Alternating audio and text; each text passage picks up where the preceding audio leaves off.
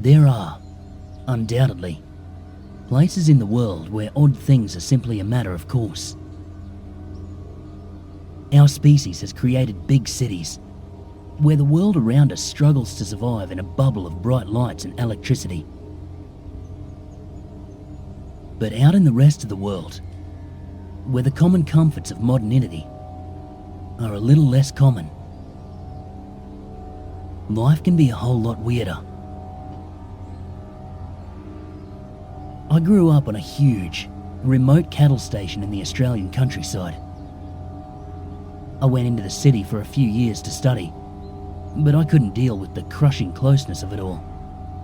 And I came back a few years ago to run the accounts and whatnot. It's not one of the really massive ones that top out at 10,000 square clicks, but we're still comfortably around the 2,500 to 3,000 mark. So there's still a hell of a lot of land to wander around. Out here, weirdness is an everyday occurrence. Sometimes it's completely explainable. Sometimes it's explainable in a way that city folk invariably scoff at, but we know to be the truth. And sometimes, we've just got nothing.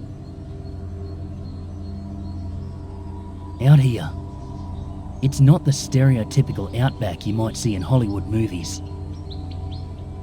We're a long way from any city, but we're far enough outside the desert that we have grass, hills, valleys, and thick pockets of bushland. Out on the far edge, you might find the tussock and sand stereotype here and there, but for the most part it's a much grassier, if not necessarily greener, version of the outback around here. That means that we get a lot more life around here than we would way out in the outback. This is all relevant to the scene, because this is wild country, older than us and never tamed. Australia is hands down the wildest place in the world. And there's a lot that goes on around here that never makes it to the ears of the people living in the cities. For a while, I didn't see the point in telling these stories. I learned very early that people tend to think you're more than a bit crazy when you talk about some of this stuff. But there's a lot to be said for the anonymity of the internet. And I do think some of these stories are worth telling. Like Bessie, the ghost of an Aboriginal woman who inhabits the gutted shell of a chapel way out in the church paddock. The story goes, she was an escaped slave who went to the priest for help, only to have him kill her while attempting to claim the reward for her capture. She protects anyone who enters the chapel, doing what the priest failed to do for her years ago. Or there's the Yowie that lives way down in Copper's Hole. He's normally friendly, but he doesn't really like dogs. So we avoid taking the cattle through Coppers unless we really have to. We do all the mustering on bikes and four-wheelers these days, but you still got dogs to round up the stragglers and keep it all moving properly. I think he must have had a run-in with some feral dogs somewhere along the way. To ease into this, I thought we'd start off with the story of the Screaming Men, which was my first really weird encounter and happened when I was a kid, about 20 years ago. Back then, we had a small army living on the station. Between Mum, Dad and the 3 kids, the 3 remaining grandparents, an uncle, 2 cousins, 2 housemaids and all the farmhands. Because we had more farmhands, Dad was able to leave much of the day-to-day stuff up to them and spend more time with us kids, which was nice. He used to take us camping in different spots on the station, sometimes fishing down by one of the rivers. Sometimes we'd have a bonfire out in one of the open paddocks. And sometimes, we'd explore places we rarely ever went.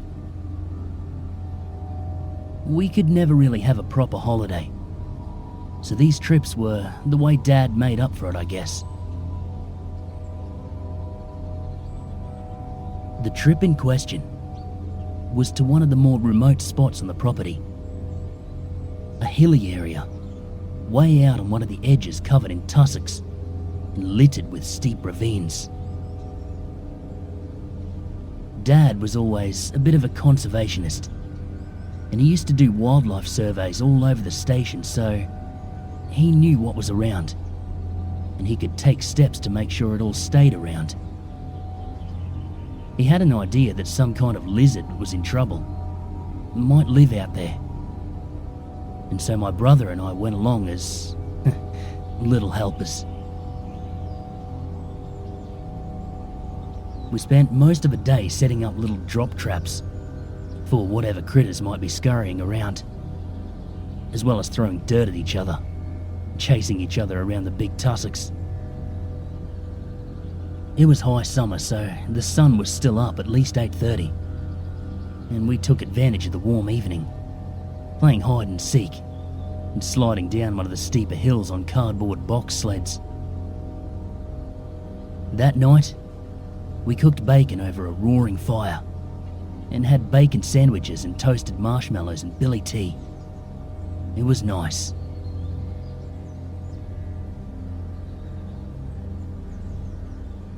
Sometime during the night, I woke up to what sounded like footsteps right outside the tent. I tried to rouse Dad, quietly, without success. So I was forced to lie there and listen. I wasn't afraid as such. There are loads of animals all over the property, and I was a country kid. So my first thought was wildlife, rather than little kid-eating monster. After a few minutes, whatever was out there obviously went away, and I dropped off to sleep again. The next day, we checked out the drop traps, which was cool for two reasonably small children. We got to play with little hopping mice and lizards and that kind of thing before we released them back into the safety of the tussock grass. There was a bit of excitement when Dad found a death adder in one of the buckets, but he did get a few of the lizards he wanted to find as well, so he was happy. Afterwards, Dad chucked us on the four-wheeler, and we headed off to explore the seemingly endless hillocks and ravines. On the surface, there wasn't a lot around, but we were curious kids, and the wombat and rabbit holes caught our interest. Then we saw a few rabbits and decided to try and hunt them, with absolutely zero success. Being the late 90s, we were a lot less coddled. Once we got into a reasonably flat section of land, Dad gave us both a go at driving the ATV for a bit, before we headed back to check the traps and note down all our little discoveries again. After another meal cooked over the fire, and an hour or so spent laughing at Dad's silly campfire songs, we decided to turn in for the night, lulled to sleep by the chirping of crickets and grasshoppers. Late in the night, I was woken again, this time with a start. I'd been kind of half awake from memory, waking from a dream, but not really waking up, when something jolted me into full consciousness. As a sleep-deprived child, it took me a few moments to work out that the world had suddenly gone completely silent, and that this was a bit strange. For some reason, I felt compelled to see what was happening. So, I quietly crawled out of the tent to take a look around. As I slipped through the flap on all fours, I noticed a chill that didn't come from the warm night air. I looked up. Maybe 10 meters from the tent, standing in a semicircle, were 6 impossibly tall figures. They almost looked like they'd been poorly molded out of clay, with no symmetry to them. Their skin was uniform grey, and their faces were entirely blank, apart from 2 burning points of violet light that I presumed to be their eyes. Then, as one, they fixed their eyes on me, and they began to scream. It was an awful, soul-chilling sound, unlike any scream I'd ever heard before. It made the air vibrate around me, simultaneously high-pitched and ragged, yet powerful and rich. It bored into me and made my head swim. Suddenly, my dad grabbed me from behind and dragged me into the tent. We couldn't really speak. He just shushed my brother and I and held us close, covering our ears as best he could. That horrendous screaming carried on for several minutes that dragged like hours, before suddenly and completely stopping, leaving me with a loud ringing in my ears. I looked at Dad, but he just shook his head and put a finger to his lips. Eventually, I fell asleep in Dad's arms, and when we woke, he bundled us into the Land Cruiser, quickly packed all our stuff, and headed back to the farm proper. He made us promise not to mention what had happened to Mum, and that was it. Until a few years later anyway, when I grew up, I got curious enough to ask him about it. He couldn't tell me a lot because that was the first time he'd ever seen the screaming figures too. But he had heard about them. The Aboriginal drovers, whose people had inhabited this area for thousands of years, they spoke about them. They called them the Screaming Men. Apparently, they come in the night and they take unsuspecting victims to the spirit world. Part spirit projection, part real being. They cannot interact with our world, but because we are connected to the spirit world, their powerful scream creates enough of a ripple in the wall between the worlds to snatch a human over to the other side. That poor soul then becomes a howling spirit, doomed to walk the space between worlds, 1 foot on either side, but never wholly within either. Because of that encounter, I've never, ever slept rough. I always make sure I have a tent or a covered swag, something to prevent the screaming men from being able to touch me directly. I've encountered them once since that night years ago, standing on a lonely hill close to the original encounter, watching me as I drove past in that same Land Cruiser. I don't know why they cross over out there specifically, but I try to avoid that area of the property as much as I can. I've seen a howling spirit once or twice, and I have no desire to find out what that existence is like. Of course, the screaming men are far from the weirdest things out here, and far from the most dangerous, come to think of it.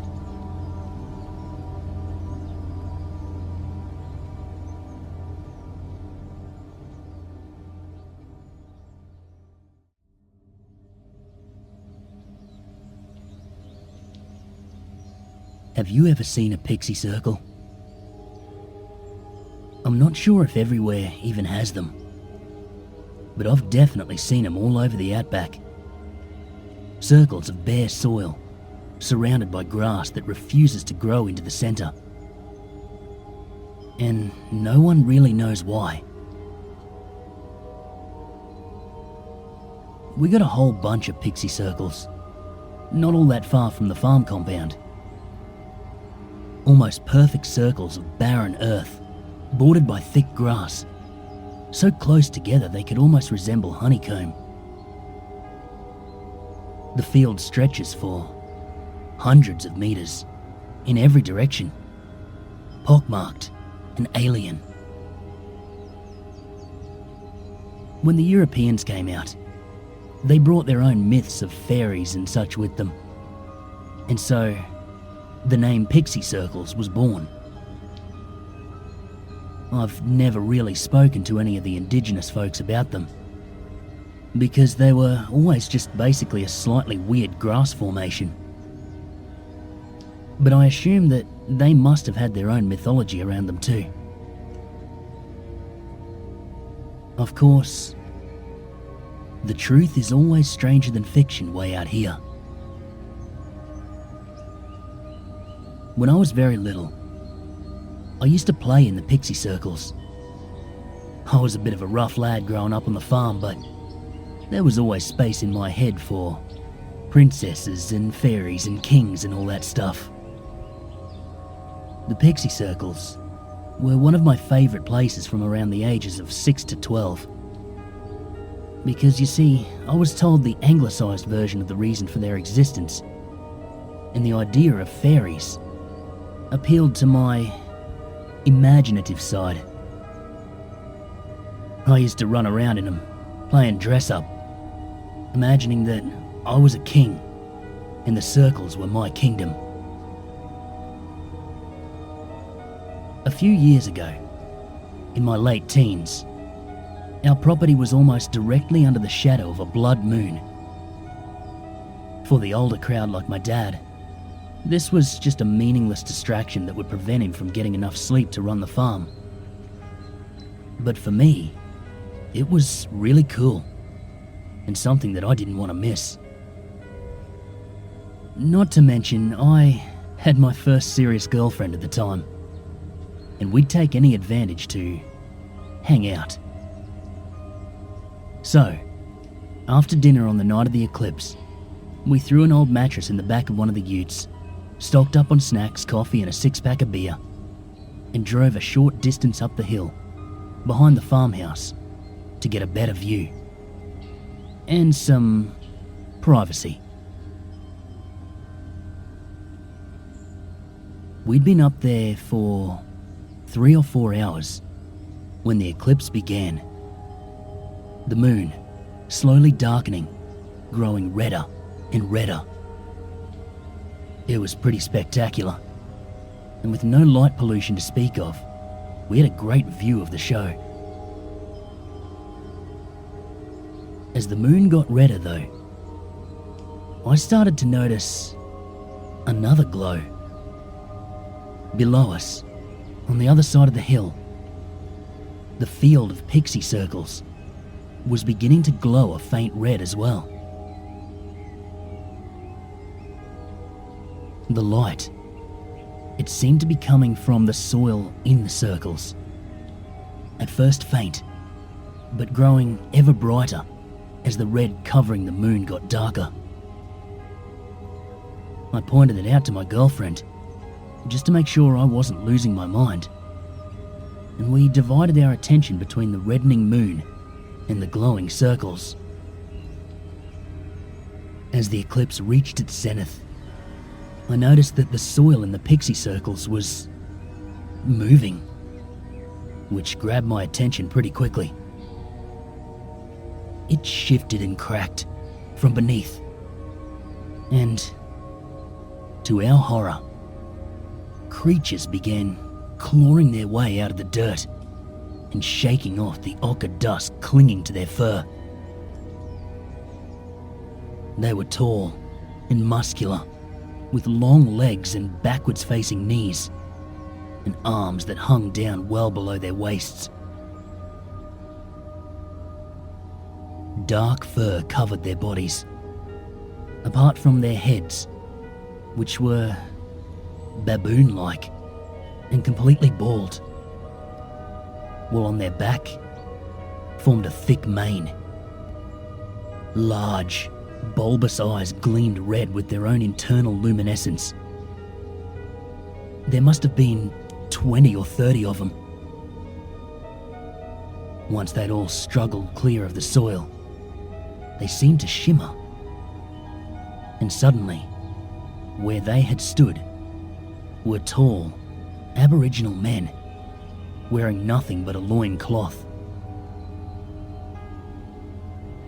As one, they turned in different directions and began walking away from the holes that they had emerged out of. Several were heading in our direction, human in every way bar the red glow emanating from their eyes.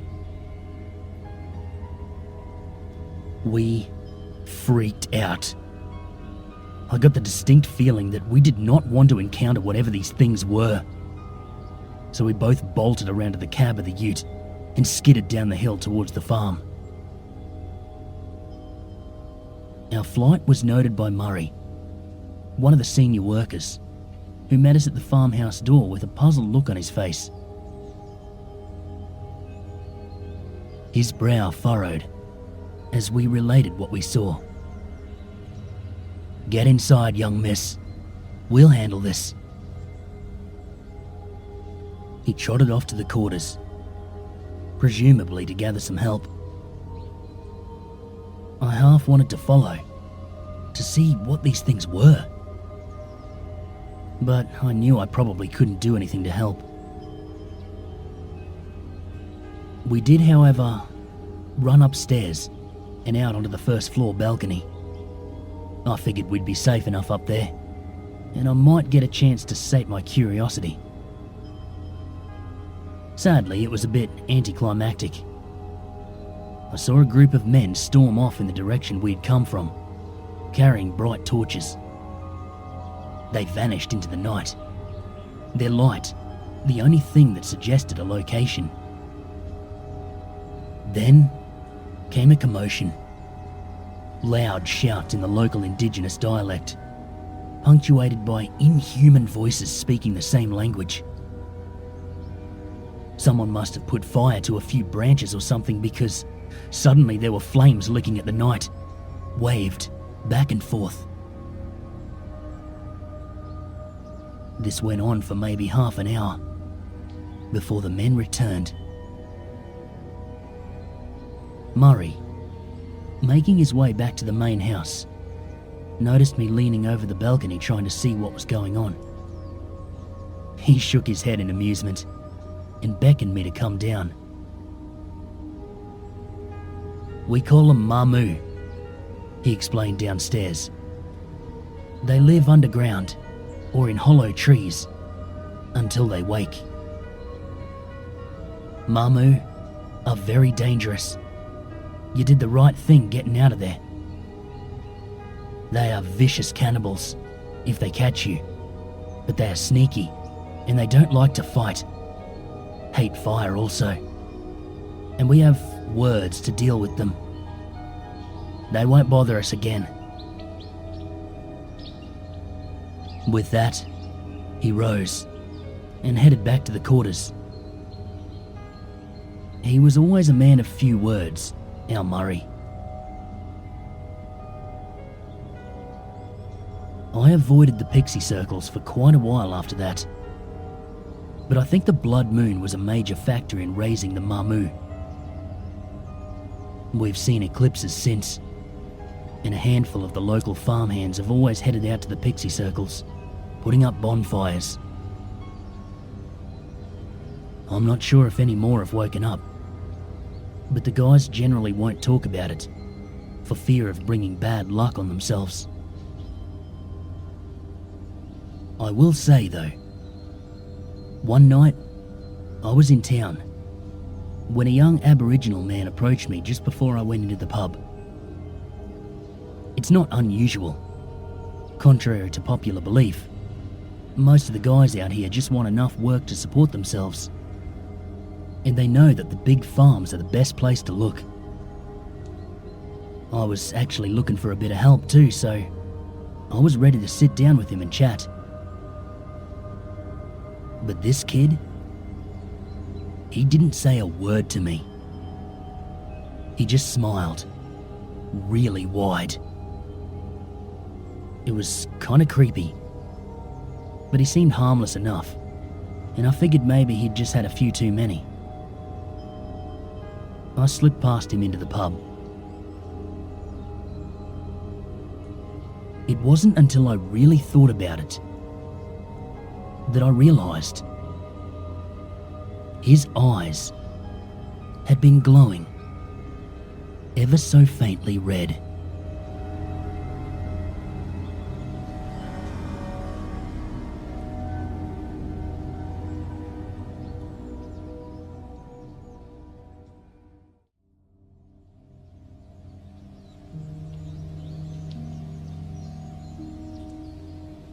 Way out in the more barren parts of the farm, there's an entity that we call Old Stone Knees.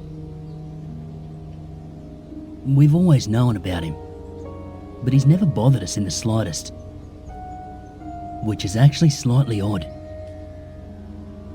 You see, Old Stone Knees is an ancient, malicious spirit. Although spirit is kind of a loose term in indigenous mythology, and doesn't necessarily mean ghost. He is definitely a corporeal being. Spirits like him are said to mostly avoid humans. However, they are fiercely territorial, and they will slit the throat of any human who comes within their space and does not leave immediately with a vicious stone blade. Not ours though. He's called Old Stone Knees thanks to his defining characteristic: stone-clad knees. When he walks, the stone on his knees rubs together, creating an awful grating sound.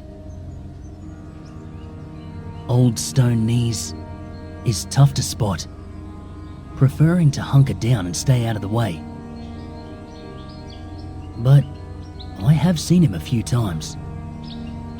Tall, with eyes like hot coals. He has the ability to match his skin to the environment, and long, long limbs. His chest looks skeletal, and his back is covered with lumps that help him to blend into the rock. We don't really know why Old Stone Knees tolerates us so well, when others of his kind can be so vicious. Some of the workers, they think that it's because my father and his father always tried to look after the land, and Old Stone Knees appreciates that. Others think that my grandfather must have done the old spirit a favour, knowingly or otherwise, to ingratiate himself and his family with the spirit. Perhaps it was something as simple as allowing Old Stone Knees to remain on the property. We'll probably never know. Whatever it was though, it must have made an impression on the wily old rock monster. Something had been killing our cattle over on that side of the farm. The cattle here are almost all partly wild. We put them in an area and leave them for a while, and then we move them. At any one time, barring a drought, we might have 15 or more large groups in various parts of the property.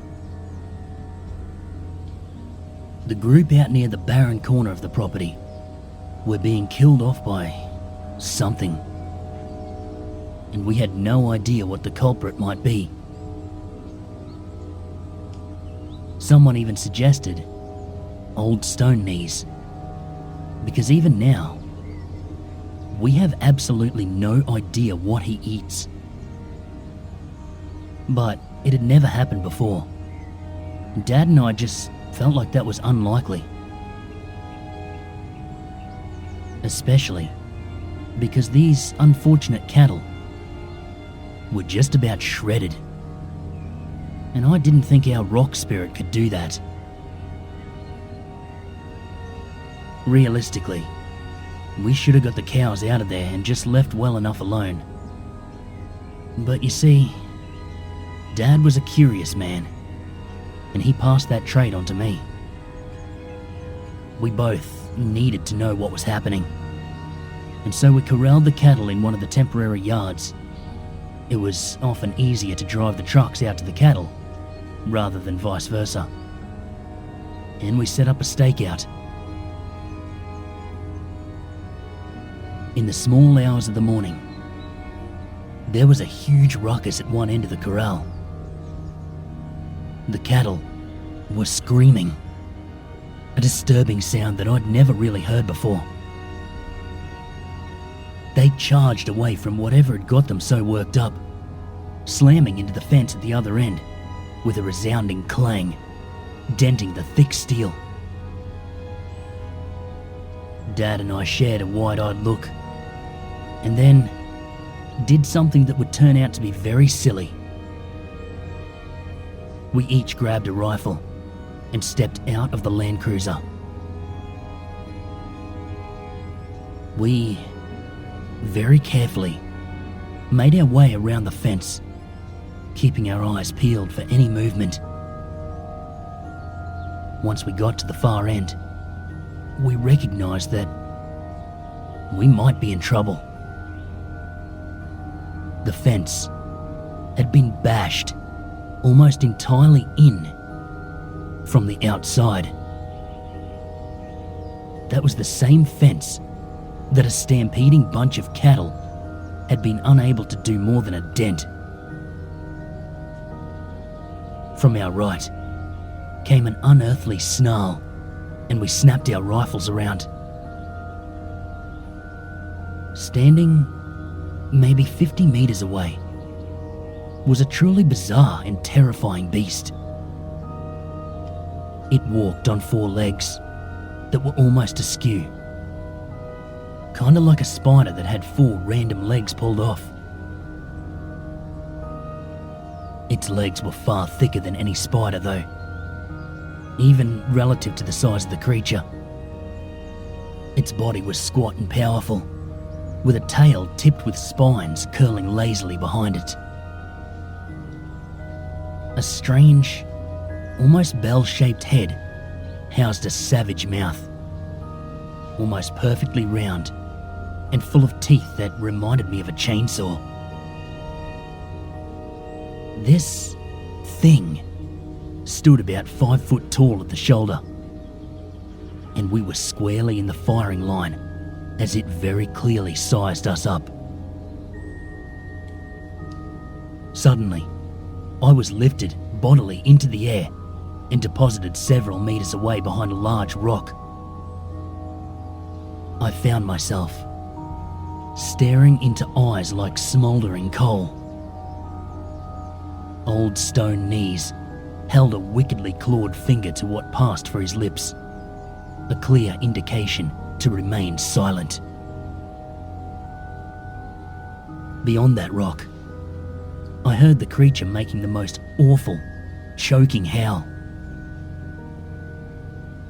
In a flash, those burning eyes were gone, as Old Stone Knees leapt gracefully over the rock. I watched him charge towards the creature, with his strange gait, knees slamming together like gunshots. He tackled it to the ground.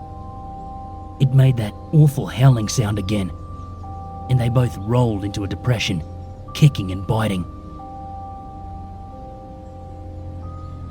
In no time at all, our stony saviour had managed to get himself directly behind the savage beast, a point where nothing but the tail could apparently get at him, and that spike-tipped tail was hardly a threat, not to a critter with skin like stone.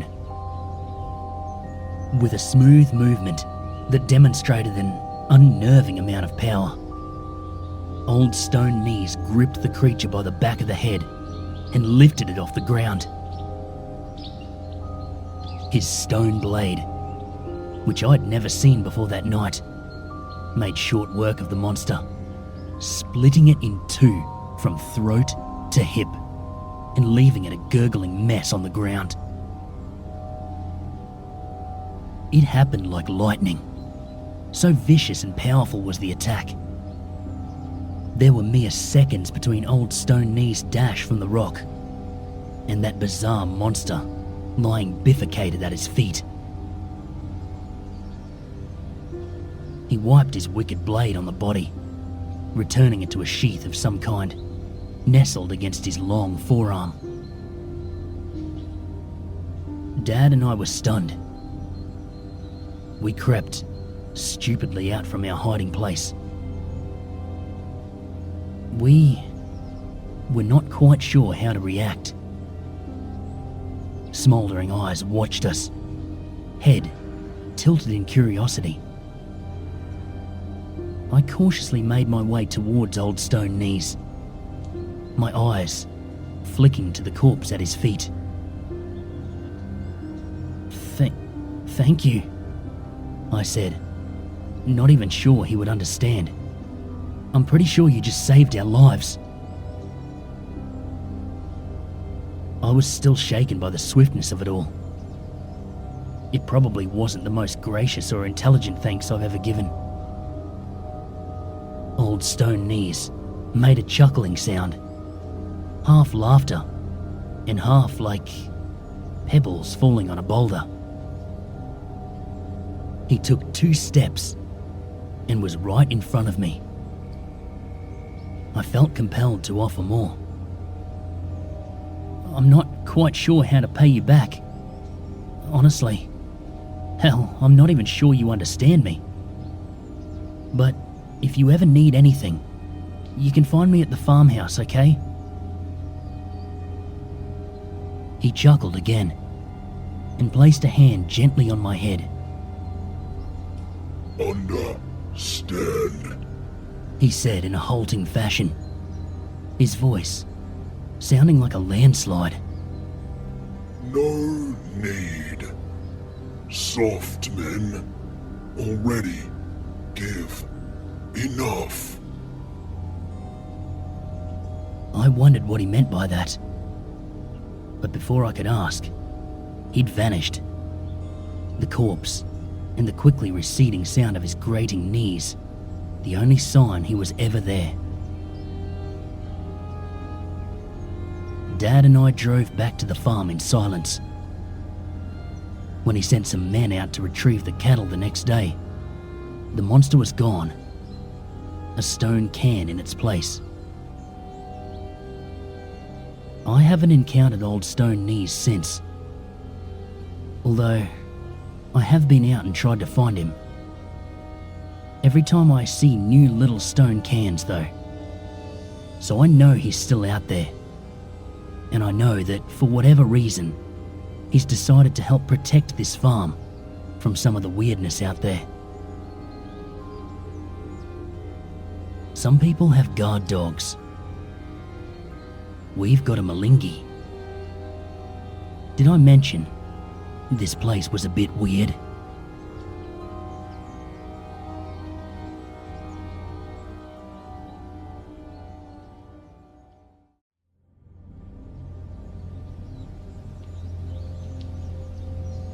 This story took place during a miserable winter. Cold and wet, and seemingly never ending.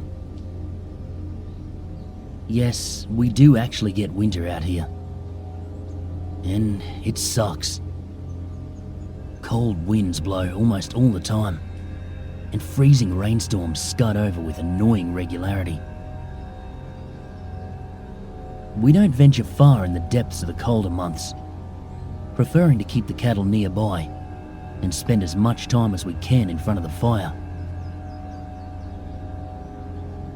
Of course, nearby is a relative term when you're talking about 2,500 square kilometres, and some of the winter paddocks are a good 15k from the house itself. Thankfully, because it's usually so green, we don't really have to hit the further paddocks more than 2 or 3 times a week. In one of these paddocks is a bleak, lonely outcrop of weather-beaten rocks. Rocks that we call the Satan Stones. They seem to sprout incongruously from the surrounding grass on top of a hill, lichen-covered and set in loose patterns. I'm not really sure where the name came from, to be honest. As far as I know, nothing had ever really happened out there. What is undeniable, though, is that the place just feels creepy. You know how you walk into a place and you get that shiver? Maybe the hairs on the back of your neck stand up. Or you get that unexplainable knot in the pit of your stomach. That's what the Satan Stones are like.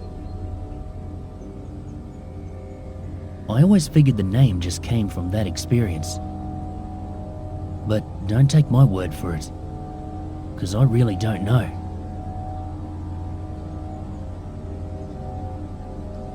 We call the paddock the stones are in Lucy's, short for Lucifers. It's one of the better winter paddocks because it catches a lot of the rain and grows good feed. One winter, 2 or 3 years back, a whole group of cows decided to calve. Because apparently the best time to do it is when the nighttime temperatures are dropping below 0.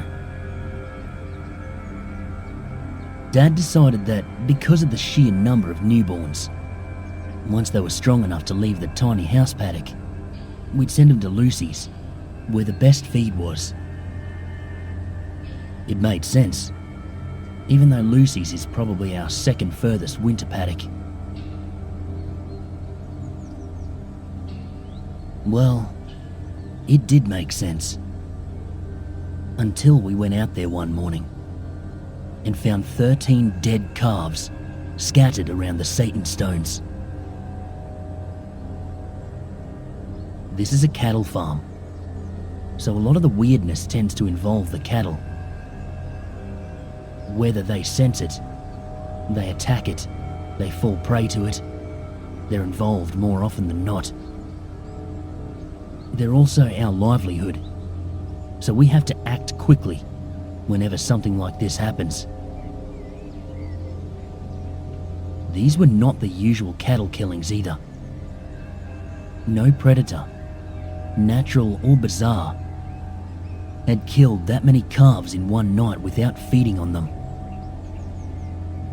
And no animal had arranged them so neatly and deliberately around the stones. All the calves had had their throats cut, tongues and eyes removed, and all were splayed out in the same position. We were puzzled, to say the least, and we knew we had to get to the bottom of it before any more cattle were lost.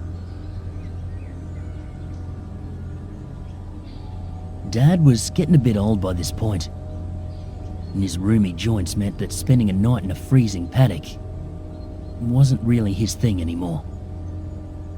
So I volunteered to hang out with a few of the workers and see what we could see.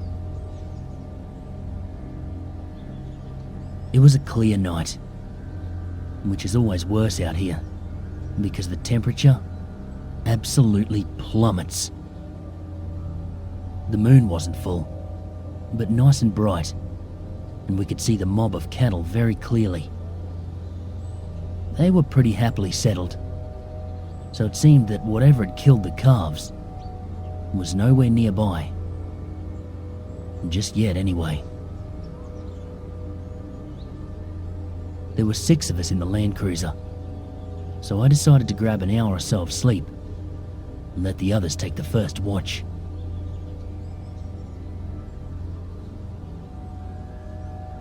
I was woken by frantic whispers and the worried lowing of the cows. A fog had drifted in, so thick that we could barely see the shapes of the cattle 10 meters from the 4-wheel drive. One of the men pointed to the left and swore, and I turned just in time to see a dark shadow flit through the fog, leaving the mist dancing in its wake. Something was definitely there. The 2 indigenous workers who had come along both whispered the same thing, their voices full of fear. Mokoi. The name was one that I knew, but that was all. The cattle became more and more panicked, but they were hemmed in by the fog and unwilling to go too far with the calves around. So, they just increased their bellowing and stamped at the ground. The weight of hundreds of terrified cattle making the 4-wheel drive tremble. That same shadow flashed through the fog again, to the right this time, the air behind it still in motion. The indigenous driver, eyes wide, quickly turned the ignition and sent 2 beams of light lancing into the thick grey night. That was enough for the cattle. Calves be damned, and they stormed off in the other direction, with their young struggling to keep up. They quickly vanished into the fog. The thunder, created by a wall of panicked flesh, reverberating through the still air.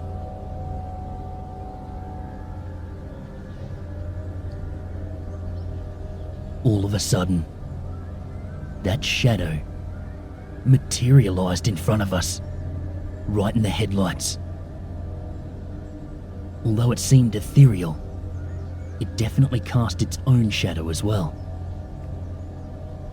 It was creating a bizarre, double shadow effect in the bright light. It seemed to pulsate for a moment, before solidifying into form. Instead of a shadow, we were now looking at a large man, over 2 meters tall and black as obsidian, with eyes that were too large for his face and somehow blacker.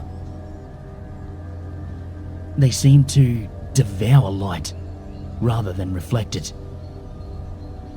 Inky pools of absolute darkness mounted on the head of the shadow.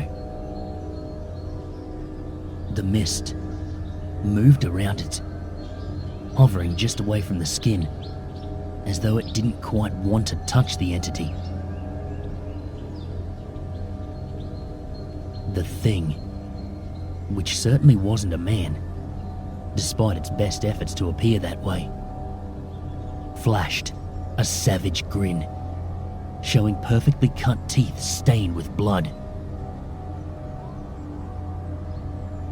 Then, it threw its head back and unleashed a shriek so hellish I felt like my ears might bleed. It was a sound of sheer rage and torment, of hatred and anguish and violence. No human being could make that kind of sound.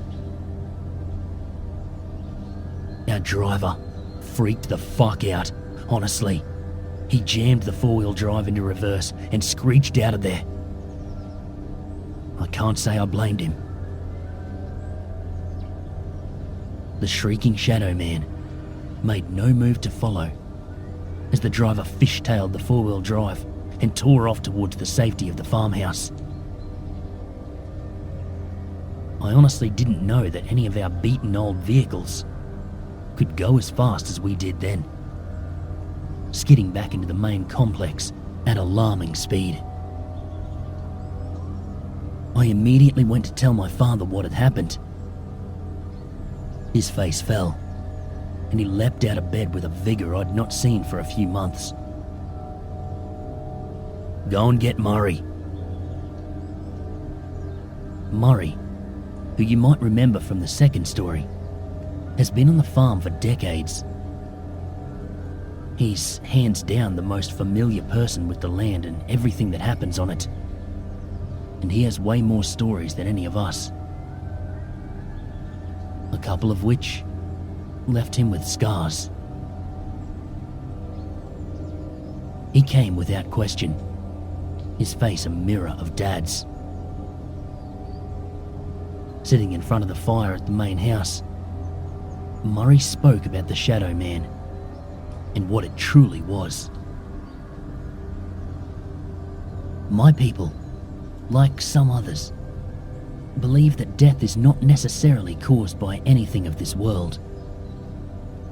It is caused by something from another world. Western people believe in the angel of death, or death as a bloke with a cloak and a scythe. Mokoi are death. They are entities of pure darkness, a source of black magic.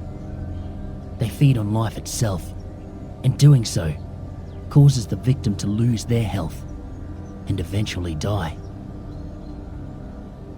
A Mokoi that's strong enough to take solid form in this world is a terribly dangerous spirit. He absently traced 2 fingers over the scar on his neck when he said this. There's not much we can do but keep it from these lands. I know a ritual that will keep it away, but I am not powerful or wise enough to banish it back to its own place. Maybe, if it can't access those stones, it might move on. What does it want with the stones and the calves? He shrugged. It kills to feed, just not on the meat. Those stones are a place of ancient magic, older than my people even. Places of power attract powerful entities. He cleared his throat. When the sun comes up, I'll get some boys together. We'll run the boundaries and perform the ritual. Probably be gone a couple of days. The ceremony will make a barrier, and the Mokoi can't come within the barrier. It's not permanent, but Mokoi are impatient, insatiable creatures. Hopefully it doesn't go anywhere else and cause problems.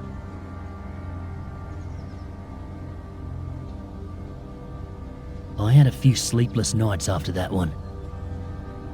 The howl of the black-eyed Mokoi echoing in my ears until Murray and his crew returned and said the job was done.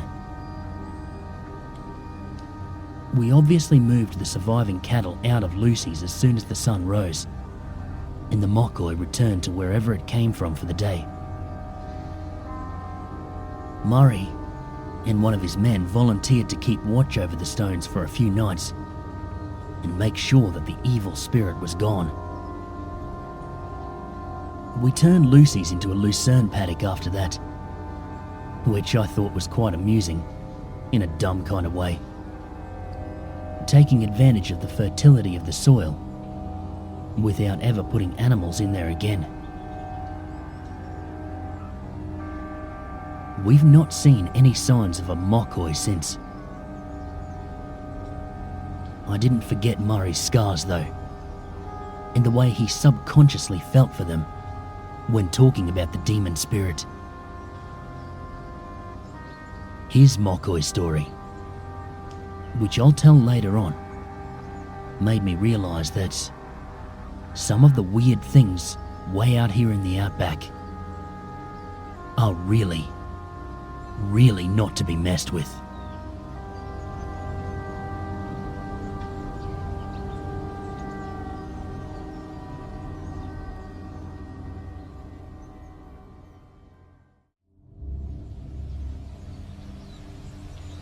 Sorry for the gap, folks. We had a cattle drive to do. Anyway, this one's a pretty recent and tragic story. One that made a big impact on the farm as a community. Way out here, we don't get a lot of tourists. There are more famous places, more noteworthy sights, than most of what you can find around our place. That said, we do get a steady trickle of backpackers. Generally the kind who have hired or bought a crappy old van and just pick a direction and start driving. Oftentimes, we put these folks up at the farm. We might even employ some of them, cash in hand, you know, for a few weeks. Works for us and for them. We get some extra labour when we need it, and they get a bit more cash to carry on their trip. It's not technically legal. But way out here, you learn to bend the rules and take any extra help you can get. I would guess we normally see 4 or 5 backpackers every month or so. 2 summers ago, we had a group of 4 Germans come through the place in a beaten old Mitsubishi van.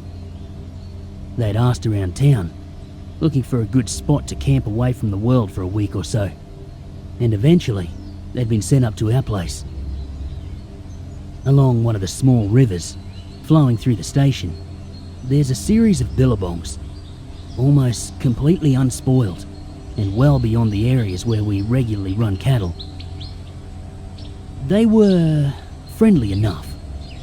2 couples around my age, and Dad loves meeting travellers, so he insisted they have lunch with us while we showed him where to go.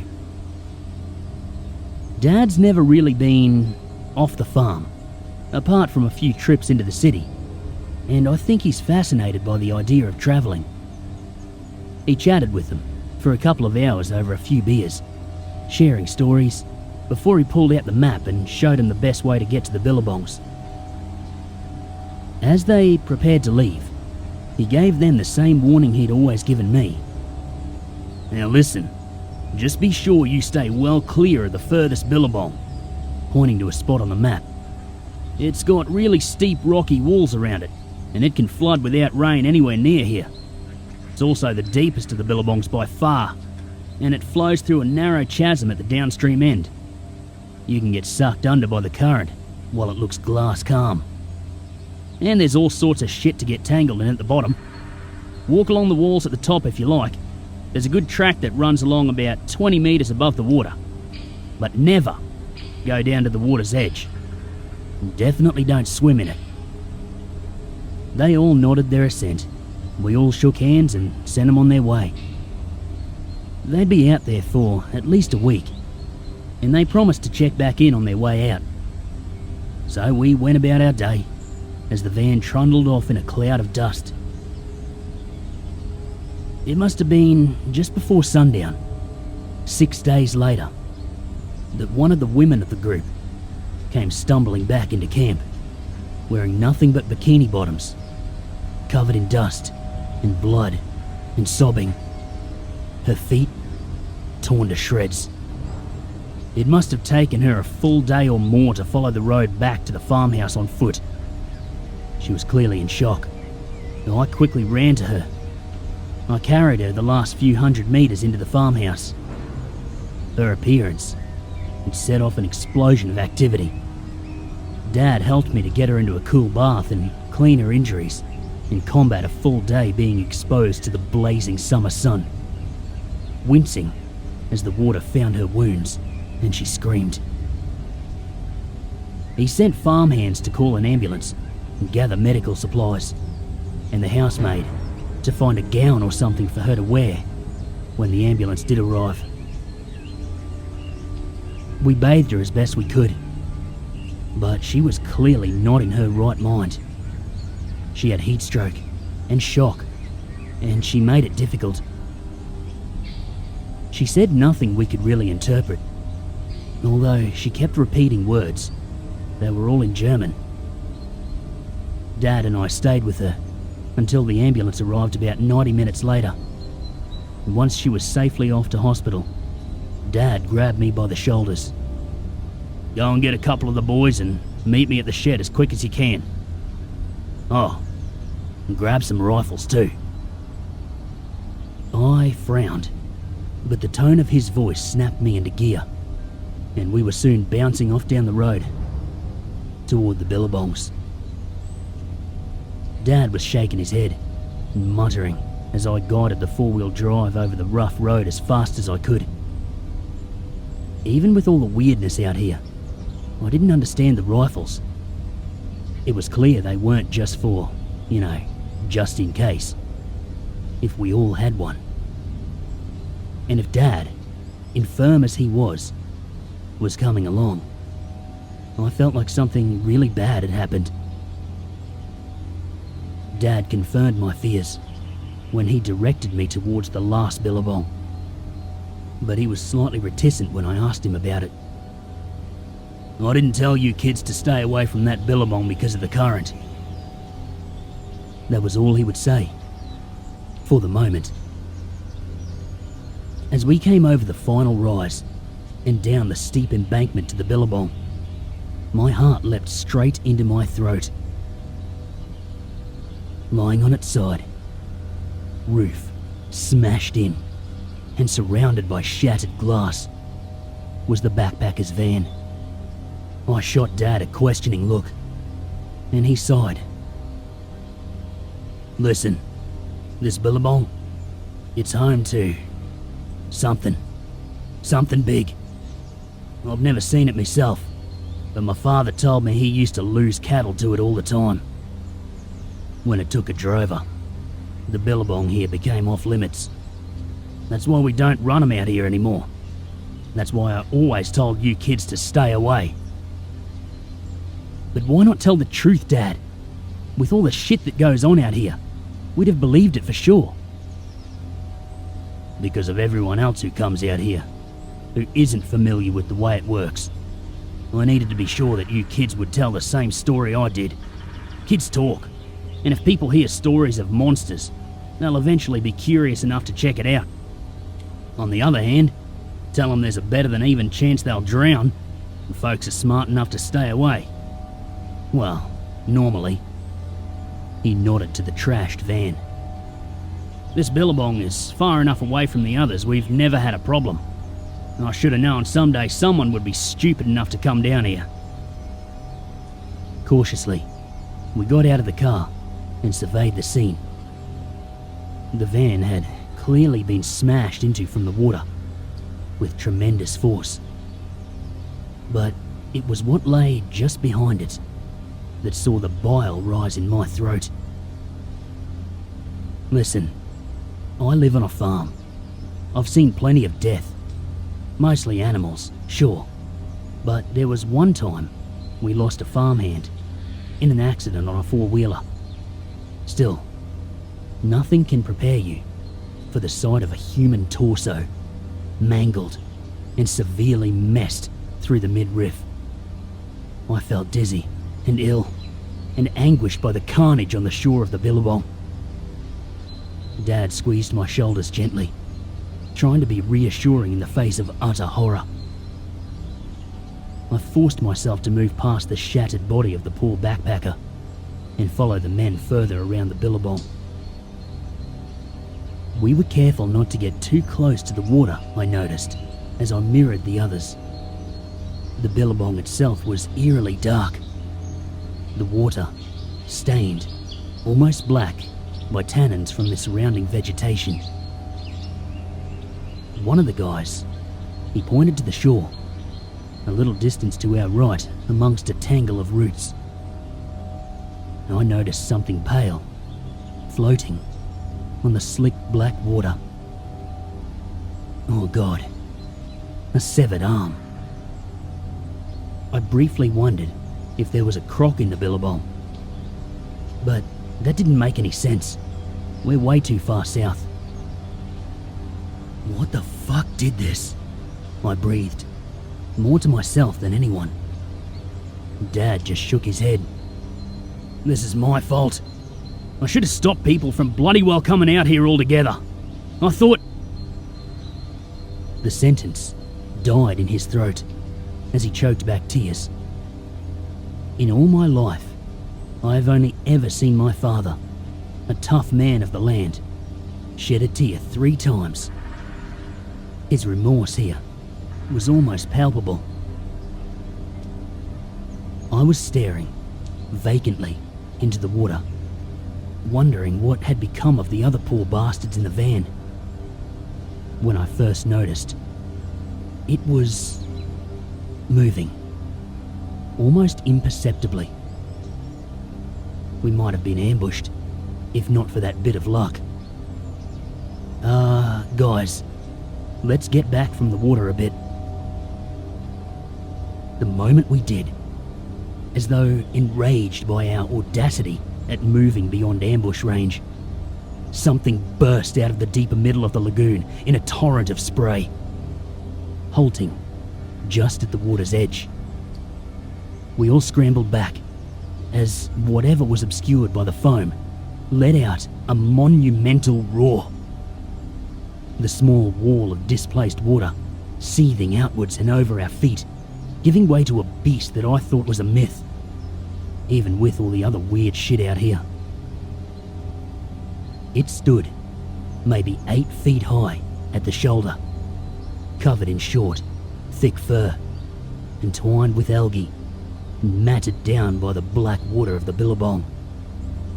The shape was reminiscent of a giant sloth, or maybe a wombat, standing on 4 legs, all muscle and sinew, thick and stocky and strong. A broad head and a snubbed face held 2 wide-set yellow eyes, while the short snout boasted 2 scimitar-like teeth sweeping from the top jaw to below the bottom. It looked right at us and bellowed again, pawing at the water in preparation for a charge. Mother of fuck! It's a dead set fucking bunyip! One of the men raised a rifle, and Dad barked a negative. That thing's built like a truck. All you'll do is piss the fucker off. Let's all slowly and quietly get back to the cruiser and just leave well enough alone, yeah? The bunyip stood there, snorting and snarling, weighing up the threat. We crept back to the car, as meekly as we could, not wanting to incur the wrath of the beast any further. It growled at us while we inched our way to the relative safety, slinking into the car and quietly shutting the doors. Then I fired it up and all hell broke loose. As the old 4-wheel drive coughed to life, a shudder went through the beast. It lowered its head and bellowed again. And then it charged. I didn't even think. I just slammed the 4-wheel drive into gear and floored it, spinning around and roaring up the embankment as quickly as the old girl would take us. The rearview mirror was filled with churning soil and water. There was a terrible crash as the bunyip smashed through the already crushed van. And then we crested the rise and caught some speed. A terrifying roar rang out from behind us, and we were clear. We didn't know what to do for a bit, just kinda floating around and digesting what had just happened. Dad got the cops out, but there wasn't much they could do. They listed the deaths as drownings. Sad that the real reason couldn't be given to the families, but it makes sense, I suppose. Like Dad said, there's always someone looking for a cheap thrill who's gonna bite off a lot more than they can chew. The one survivor didn't remember a lot about what had happened. She claimed that something had yanked her under the water, and then the next thing she remembered was the road to the farmstead. All the Billabongs are off limits to visitors these days. Now that we know for sure what's there, we can't let people go out there. As for the bunyip, it seems to keep to itself since. I don't know what riled it up so badly, but we eventually did go back out there and retrieve a few things for the families, and we were completely left alone. I did feel at one point like it was watching me, every ripple grabbing my full attention, fully expecting the appearance of the supposedly mythical animal. Someone, a few months later, they suggested dynamiting the Billabong, but Dad and I, we just couldn't do it. It went against everything we stand for in terms of conservation, and we've genuinely got no idea how the thing would react anyway. So we leave him alone. I think it's for the best.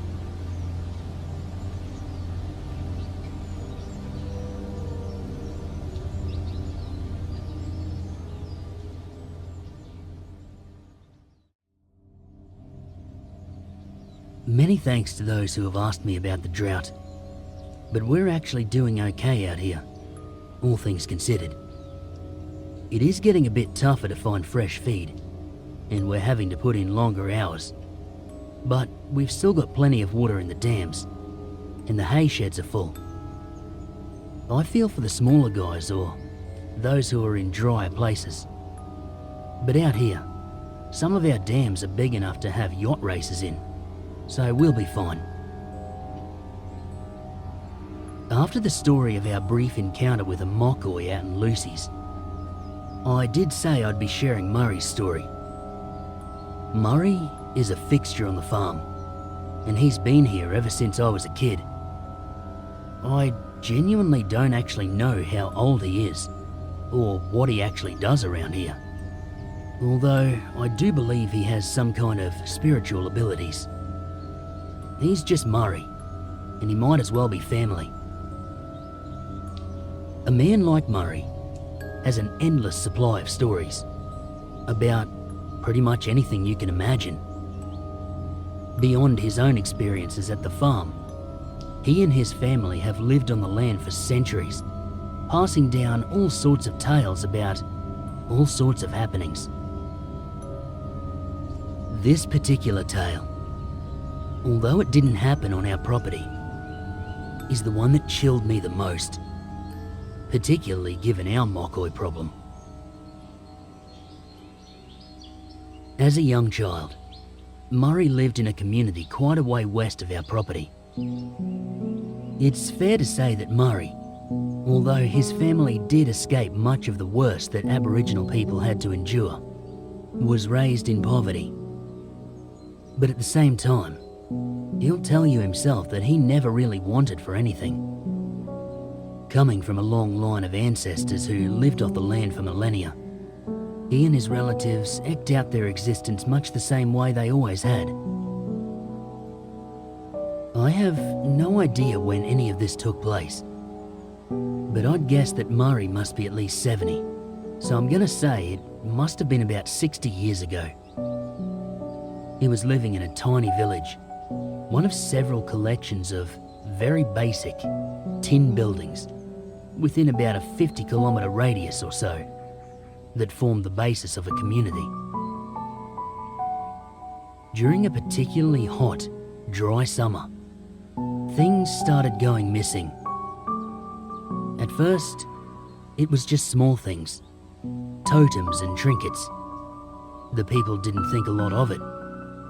They even blamed the ravens, because they're notorious for taking anything slightly shining or interesting, if the mood takes them.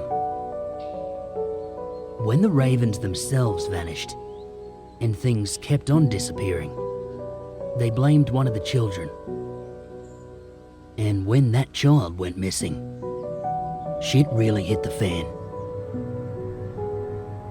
The missing child, a young boy, he wasn't found within a few days. Obviously, this was tragic and upsetting, but also confusing for the elders of the community. There were literally no predators out there at the time, before dingoes made a comeback and before feral dogs were a problem. and if he had fallen victim to a snake bite or something similar, they would have found him within a few days. It only got worse, as children in each of the other small family villages went missing over the next few weeks. 1 from each, 9 in total. The elders were terrified, conjuring up ideas of all sorts of monsters. Kids were corralled in buildings with the adults. Rituals were carried out, the works. One by one, though, remaining children began to fall sick. The illness manifested much like I would imagine many common infections do. The first symptoms were fatigue and irritability, a loss of energy and appetite, and aching in the heads, limbs and joints. From there, it got a little weirder. The kids lost a lot of weight in a short amount of time. Their eyes became roomy and opaque, and their hair began to grey and fall out. One night, Murray was sleeping in a room with 6 or 7 other kids when he awoke with a start. He couldn't say exactly what woke him, just that he felt like he needed to wake up right away. It was dark, but the light of the near full moon and the kerosene lamps on the outside walls filtered through and gave him some visibility. He couldn't work out why he had awoken. The flickering shadows all looked reasonably normal. After a moment, though, he noticed that one of the shadows was moving. At first, he thought it was a trick of the light, but the more he stared, the more the shadow moved. It was deliberate, intelligent, picking its way amongst the children before settling over one of the sick. Like a swarm, it seemed to grow, engulfing the child, before tightening like a net. Murray almost didn't dare breathe as he watched the feeble struggles of the poor child caught within that shadow as it started to crackle with what he could only describe as static electricity. Within a few minutes, it lifted and retreated back towards the corner of the room, forming into the shape of a hunched old woman. I know you see me, child. He almost jumped out of his skin at the voice that seemed to reverberate inside his head. It spoke his language, but it didn't sound human. It was simultaneously sing-song and guttural. Somehow, an odd and unnatural voice that filled him with dread. You need have no fear of me, young one. I shall feed on your brothers and sisters until they are but dust. But your essence, it is not mine to take. No, your fate lies with another, and even I dare not interfere. With that, the shadowy crone seemed to shrink to a single point before blinking out in an instant. Murray was too scared to move and too scared to sleep, waiting until the morning sun filled the room and banished the shadows before he leapt out of bed and ran to his father. Upon hearing his story, his father paled and scooped him up, hurrying to find the elders. Murray had to recount his terrifying encounter again, drawing gasps and curses from the assembled elders. He was whisked away before the elders could discuss what he had seen. But he heard them say the word Mokoi, and he knew that everyone was in grave danger. I explained briefly what Mokoi are when I told of our own encounter, but there's more to it than that. They are a force of pure evil, from a place completely outside our world. They are destructive, malevolent entities that feed on life itself. Local people call them evil spirits, but they are physical entities, ones that manifest themselves in our world, gaining strength from feeding and becoming more and more powerful. They can only appear in darkness, being from a world where there is no light and no good. You could almost say they're demons, if you're looking for a more Christian analogue. Only Mokoi are much, much worse. There was a feeling of utter, powerless terror as the day slipped away and night began to fall. This was almost the ultimate boogeyman, and no one knew whether or not the elders had any way of fighting it. When the elders finally emerged, saying they believed they had the solution, there was a collective sigh of relief. Australian Indigenous people have a vast array of rituals, spells and ceremonies aimed at different aspects of the world they inhabit. The elders believed that there was a ceremony that they could perform that would rob the Mokoi of the life essence it had already stolen, rendering it powerless and therefore vulnerable. They believed that this would buy them enough time to call a medicine man from a neighbouring community to banish the spirit once and for all.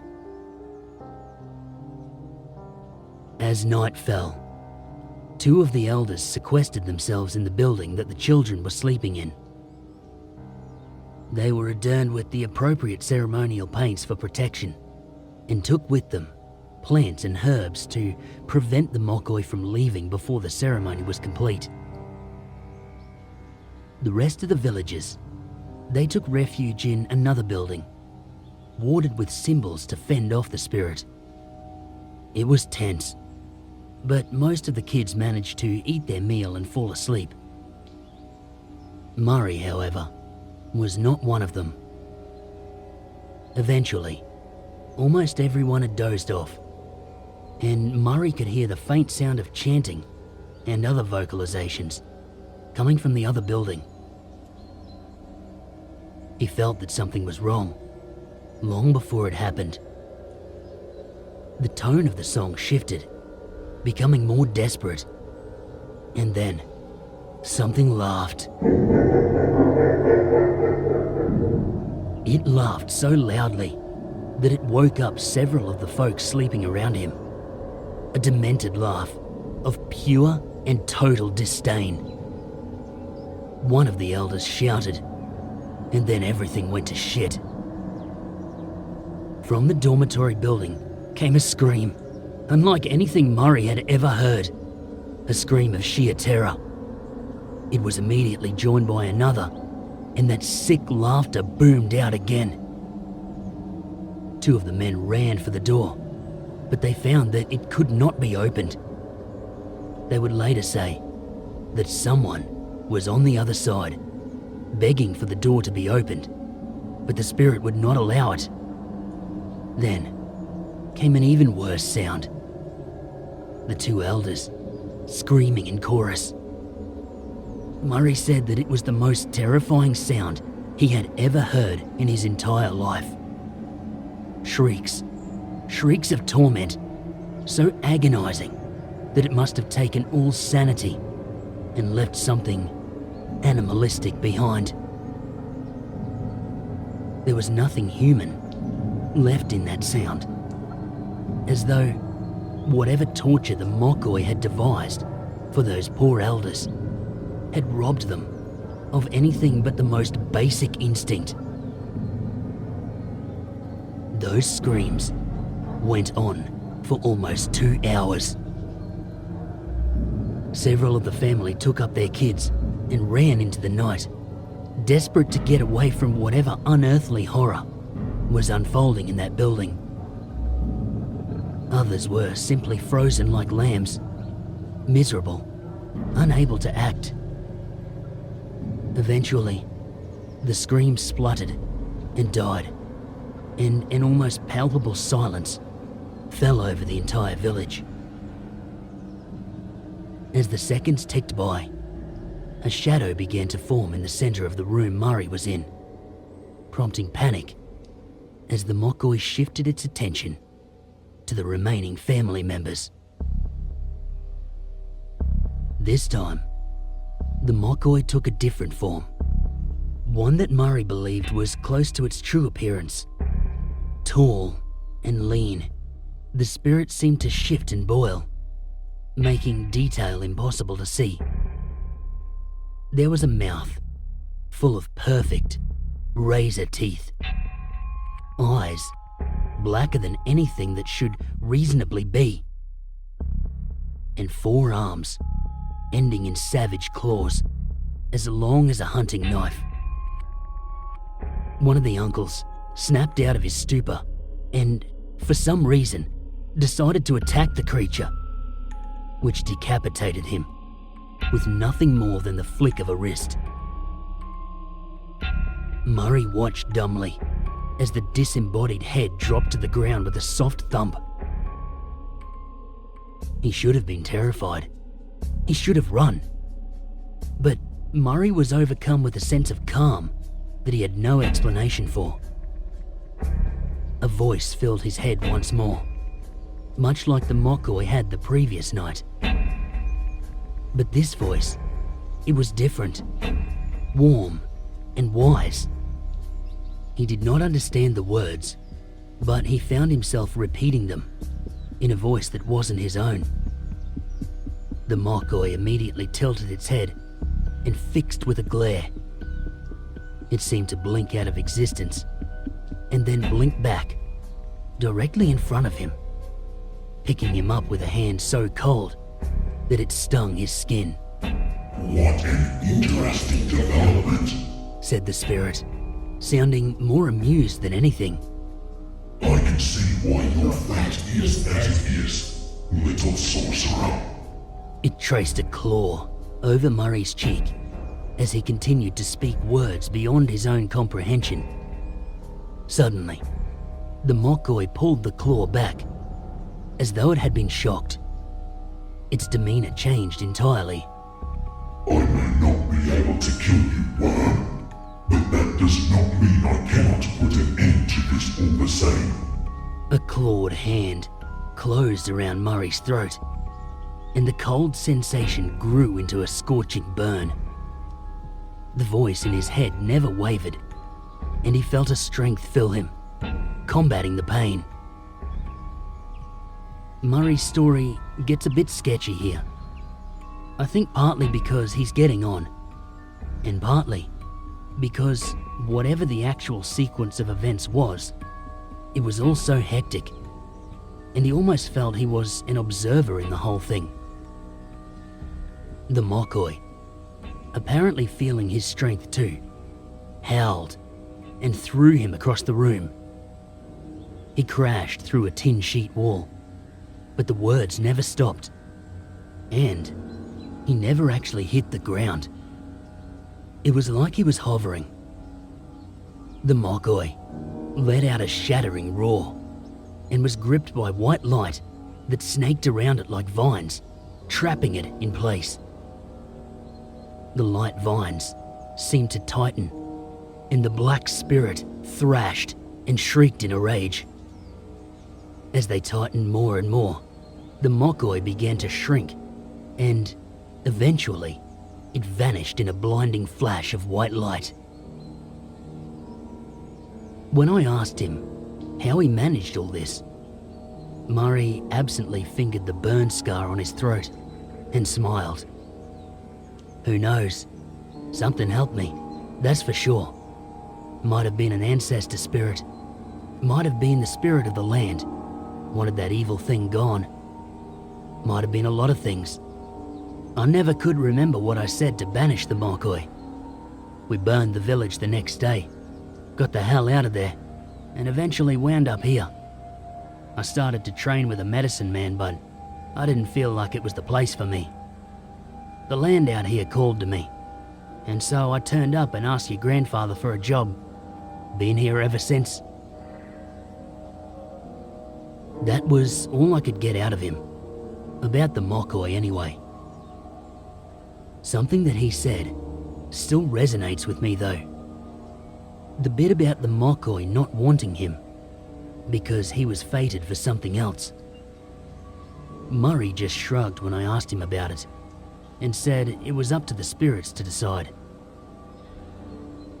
I couldn't help but wonder what a Mokoi, an entity that is essentially personified fear, would worry about so much that it didn't want to muscle in on its territory.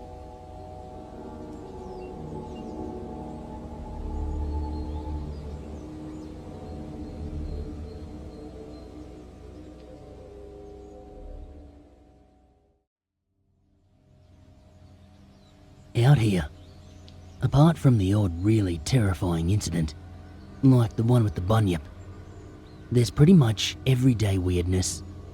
And then there's above and beyond weirdness. This one is definitely the latter. For me anyway. In the summer just gone, a man drove up, out of the blue. He looked like a city kind of guy, for the most part. Although, he clearly spent quite a bit of time outside, judging by his tan and the lines at the corner of his eyes. He introduced himself. Although, I'm not sure it's a nice thing to do to name him without consent, so for the purposes of this story, we'll just call him Jack West. Jack told us that he'd spent a lot of his life tracking down stories of the paranormal, hunting evidence of strange creatures and supernatural beings. Personally, I had always wondered why we didn't get more guys like that out here. Maybe the isolation keeps all the weirdness hemmed in. Or maybe it's just that safe bubble that people in the cities live inside. They don't hear about stuff that happens outside it, because, to them, there's nothing outside it. Trust me, this is no Skinwalker Ranch. It's just the Outback. And it's this way wherever you go, if you look hard enough. Plenty of people, they never see what's right in front of them, mind you. Anyway, we figured Jack was here because someone had finally listened to the whispers that do get out about what happens outside the places where people have driven out the rest of the world. We were only partly right. A lot of the family have no time for people like Jack. But Dad certainly does.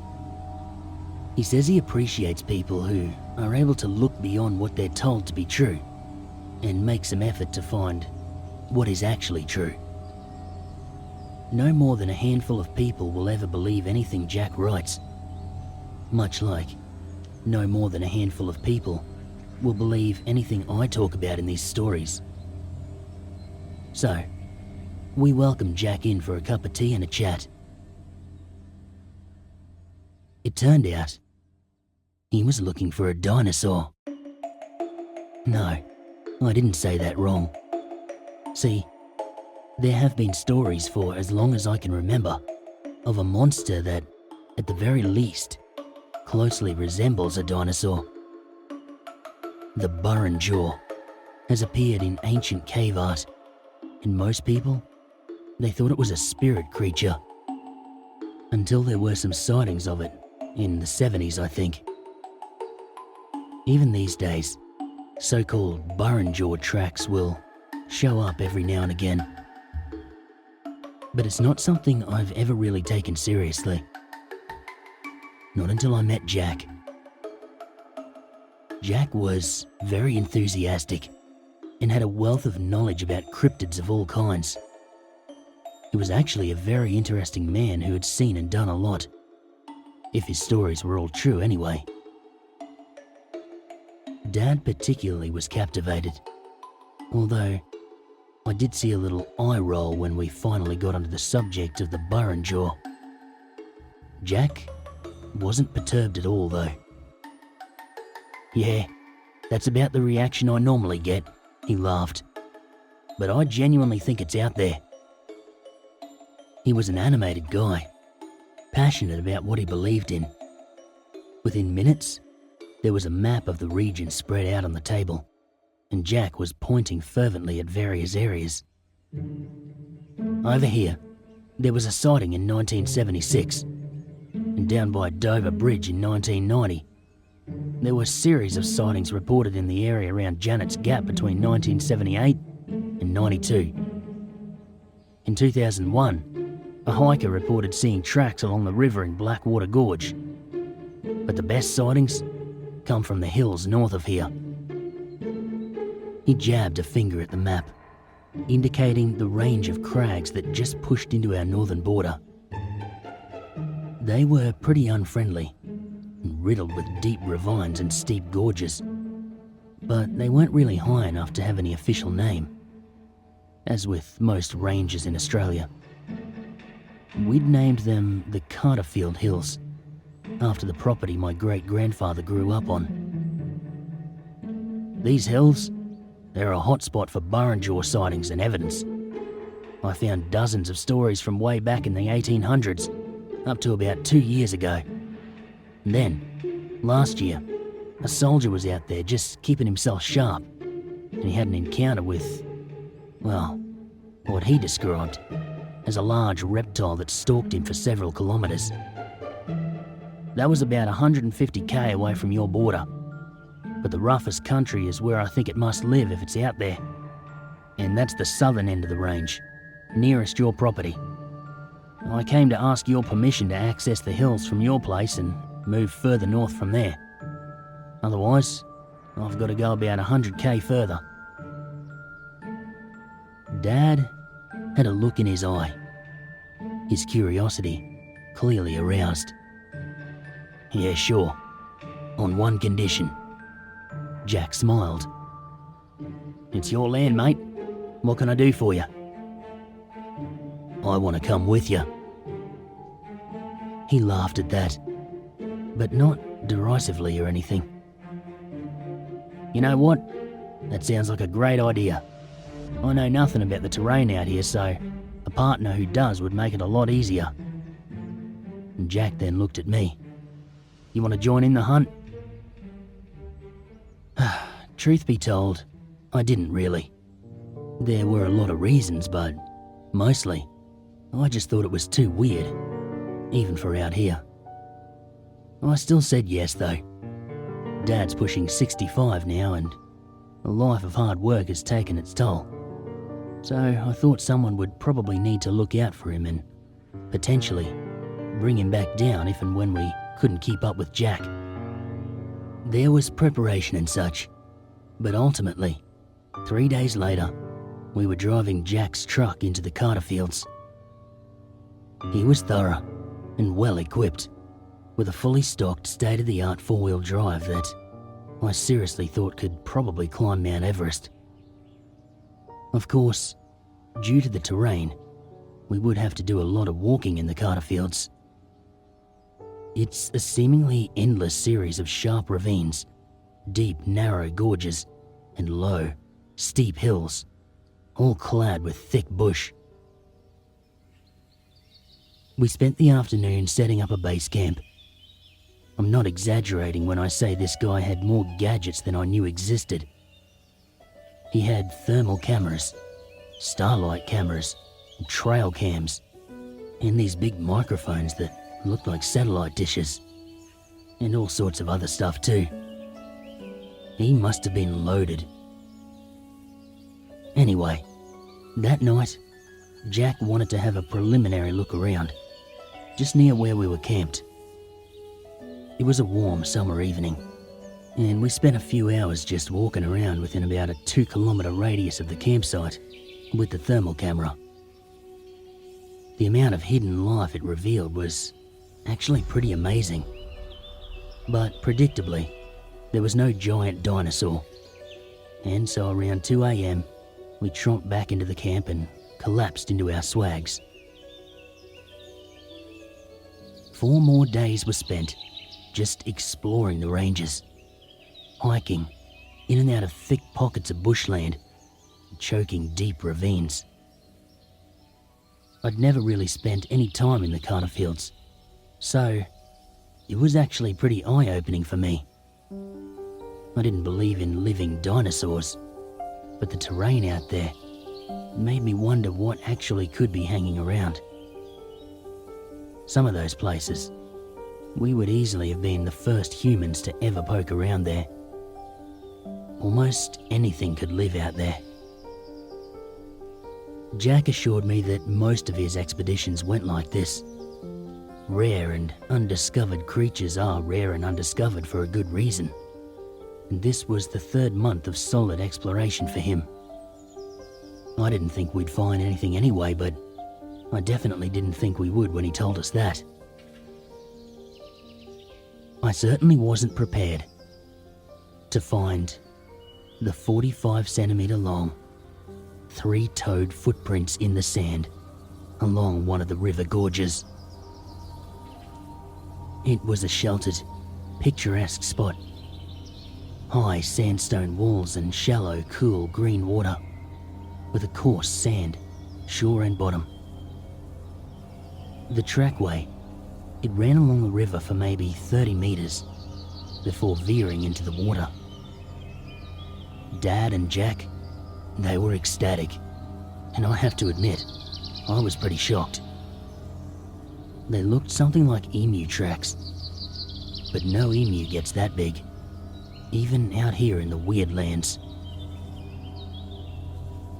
This is the part of every other strange creature story I've ever read, where the discovery can't be documented. People don't have cameras, or they mysteriously don't work, or some other fanciful thing steps in. Not here though.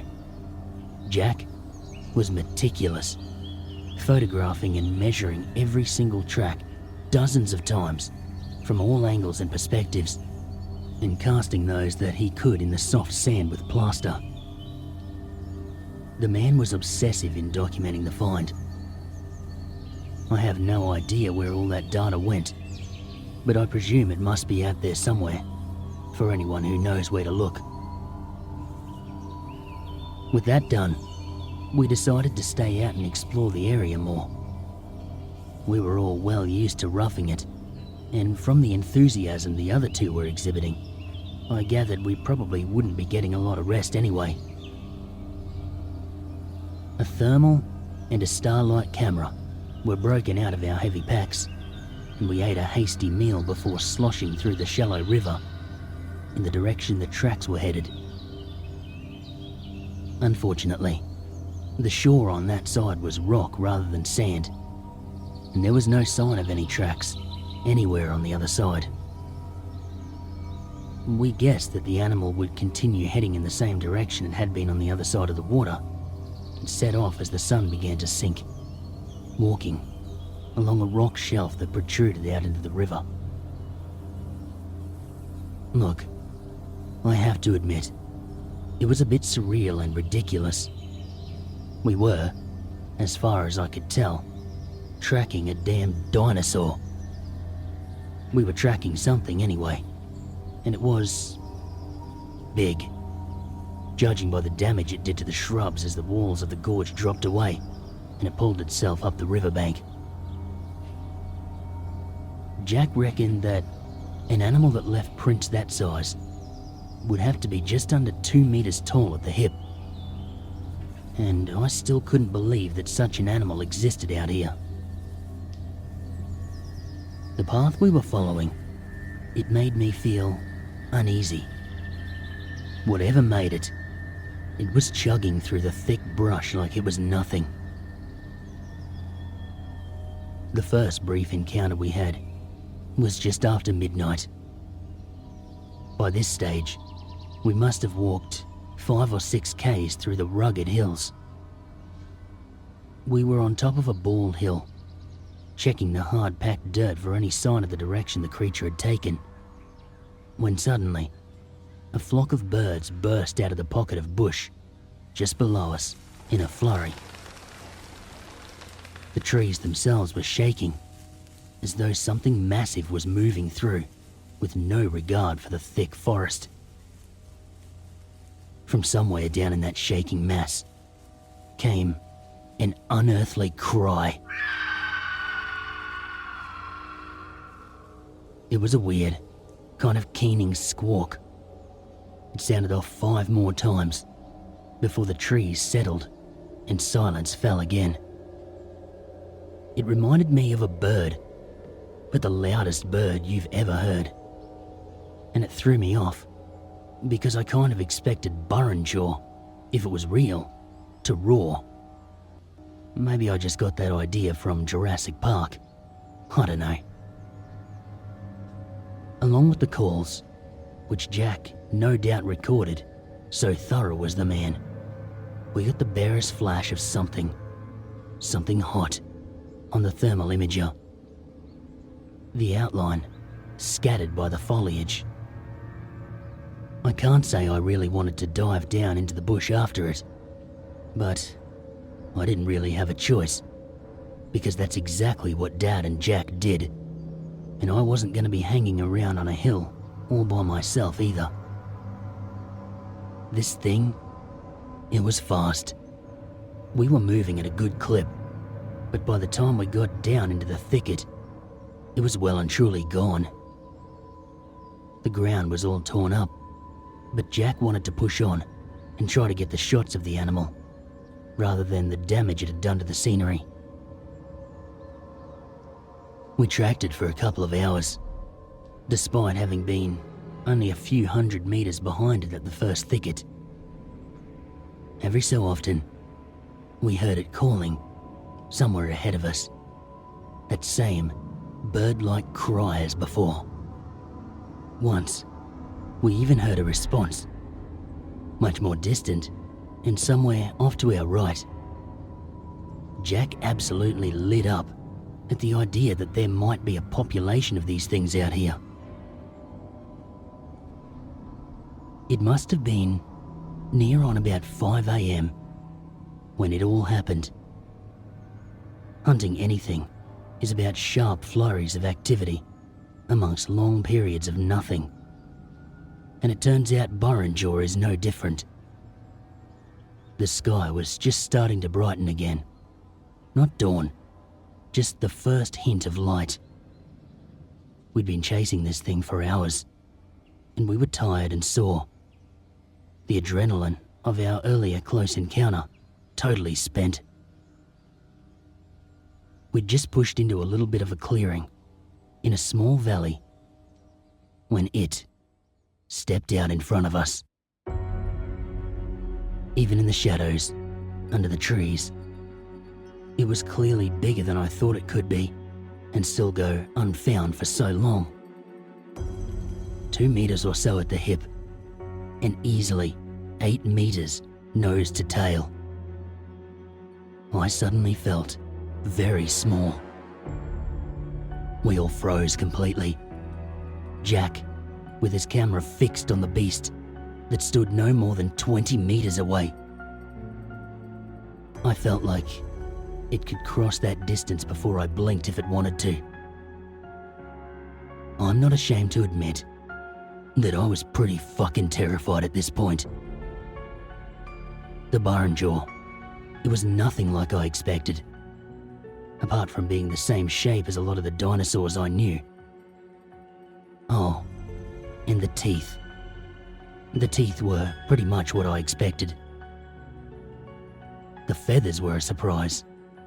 Rust-coloured and sprouting from clawed arms, as well as running all the way down the ridge of the spine from the crown of the head. An arrow-straight tail balanced the creature in a surprisingly low posture. It was lithe and agile, holding itself with all the grace of a coiled spring. Large eyes glinted with a certain intelligence as it studied us, and I was somehow aware that it knew what we were. It lowered its head and it hissed, opening that savage mouth to show off every single one of its thumb-sized teeth. And then it simply turned and walked away, completely unflustered by the act of turning its back on us. I know that's probably anticlimactic after the bunyip deaths and the Mokoi, but to me, that's one of the most disconcerting things I've ever experienced. The bunyip, it's a territorial predator, and it was just doing what territorial predators do. The Mokoi are terrifying, but they need us to have any effect or influence in our world. That Burrinjaw though, I guess it just reminds me how insignificant we are out here. It sized us up, and it found us to be completely worthless. The land doesn't care about our existence at all, much like the Burrinjaw didn't even give us a second thought. It's not our world. We have no power out here, no real control. I think it's so much scarier knowing that in the grand scheme of things, you're nothing. And that's what we are all the way out here. We're just another weird animal, competing with all the others for survival. And the land, it doesn't give a shit what happens to us either way. That's a harsh reality for those of us who depend on it for a living.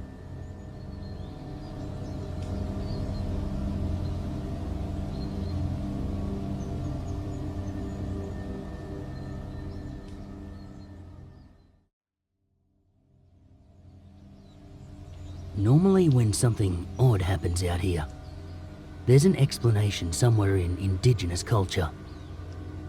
These guys are the masters of this land. There is evidence. They've been here hundreds of thousands of years, and they know everything, every little thing that goes on in this ancient country. So, when something happens that even they can't explain, that's worth talking about. We get a lot of big storms out here at certain times of the year. Early and mid-summer is good for storms, as is the start of autumn. A few years ago now, in March, we had a warning from the Bureau of Meteorology about a series of severe thunderstorms that were sweeping in from the east. They looked really nasty on the radar. Tight black masses of torrential rain and high wind lined up one behind the other like relay runners, heading straight for us.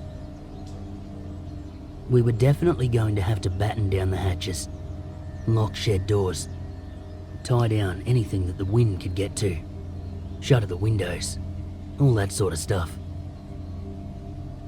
The first storm sat ugly on the horizon. Clouds so dark that they were nearly black by the time we wrapped it all up. The rumble of thunder and the smell of the rain chased us indoors, and I decided I'd grab a bottle of wine and head up to my room to relax a bit. It had been a hard few weeks, and the storms would give me a small window to chill out and recharge. My partner was away, which was a bit sad. I missed her. And there's nothing quite like spending quality time with someone you love while a big storm rages around you. Still, I love storms in general, so I was going to take my chance to enjoy a few hours downtime with a nice book, a couple of glasses of red wine, and the wild weather. I don't think I've ever really described the farmhouse, have I? It's a gorgeous old thing. An old 2-and-a-bit-story sandstone manor house. It was built around the 1800s sometime. I say 2 and a bit because it has 3 staggered levels to allow for quite a grand and airy entertaining area at the front. On the second level are the old servants' quarters, now offices and storage for all our records. And the third level is the bedrooms and whatnot. The ground floor, it has a wraparound veranda, and the third floor has a veranda all along the front where the rooms are. Being an old manor house, the rooms all have their own little ensuite and fireplace. My room is in the far corner, and I've got a glass sliding door out to the veranda and a huge window on the side wall looking out over the range. When I was younger, I covered the window with Super Jesus and Killing Heidi posters, but now I've grown to really appreciate the view. I was soaking in the bath when the first storm hit. From the instant and tremendous downpour and the howl of the wind, it sounded like a gem. Huge peals of thunder rattling the old house around me. It must have lasted about a quarter of an hour or so, and it was just starting to move off when I got out, threw on a robe, and flopped down on my bed to watch the next one roll in. It was one of the most spectacular storms that I can ever remember. A towering, white thunderhead perched on top of rolling masses of bruised clouds. Underneath was an almost constant barrage of fork lightning, setting off cracks of thunder, even louder than the previous storm. When it did hit, the rain was intense, sweeping across the compound like a curtain. For me at least, it was incredibly relaxing. That storm came and went too, and I settled in to read whatever book I was on at the time. Another storm rolled through, every bit as violent and magnificent as the last one. After a little while though, I realized that this one was hanging around for a long time. That's not really unusual in itself. It was more like one of those things that you notice after you've been lost in a book or something for a while, and eventually kind of go, hang on, is that still going? I didn't really pay any attention, content to go back to the book. A few minutes later, I was startled by a loud thump on the roof, followed up by kind of a dragging noise. It almost sounded like something had collided with the roof, maybe blown up there by the storm or something. That was enough to drag me to the window, wondering what could be blowing around out there. The rain was absolutely torrential. The wind was strong enough to whip it almost perpendicular to the ground at times, making it tough to see into the gloom. There was some stuff blowing around on the ground, but nothing that would account for the noise on the roof, which I thought must have been a tree branch or something. The wind didn't look quite strong enough to carry a branch very far, but there's a big difference between the average wind speed and the top gust in a storm. As I peered up into the angry clouds though, I did see something odd. It looked like there were shadows flitting around within the clouds, and quite a few of them. For a minute, I wondered if a flock of birds had been caught in the vortex. We get all sorts of large birds out here at various times, but these shapes, they seem to be moving of their own accord, given they were going in all directions within the cloud, and not just following the wind. They seemed alive and in control, and it must have taken enormous strength to fly against the winds in that storm. As lightning flashed around them, the shapes, they became a little more distinct.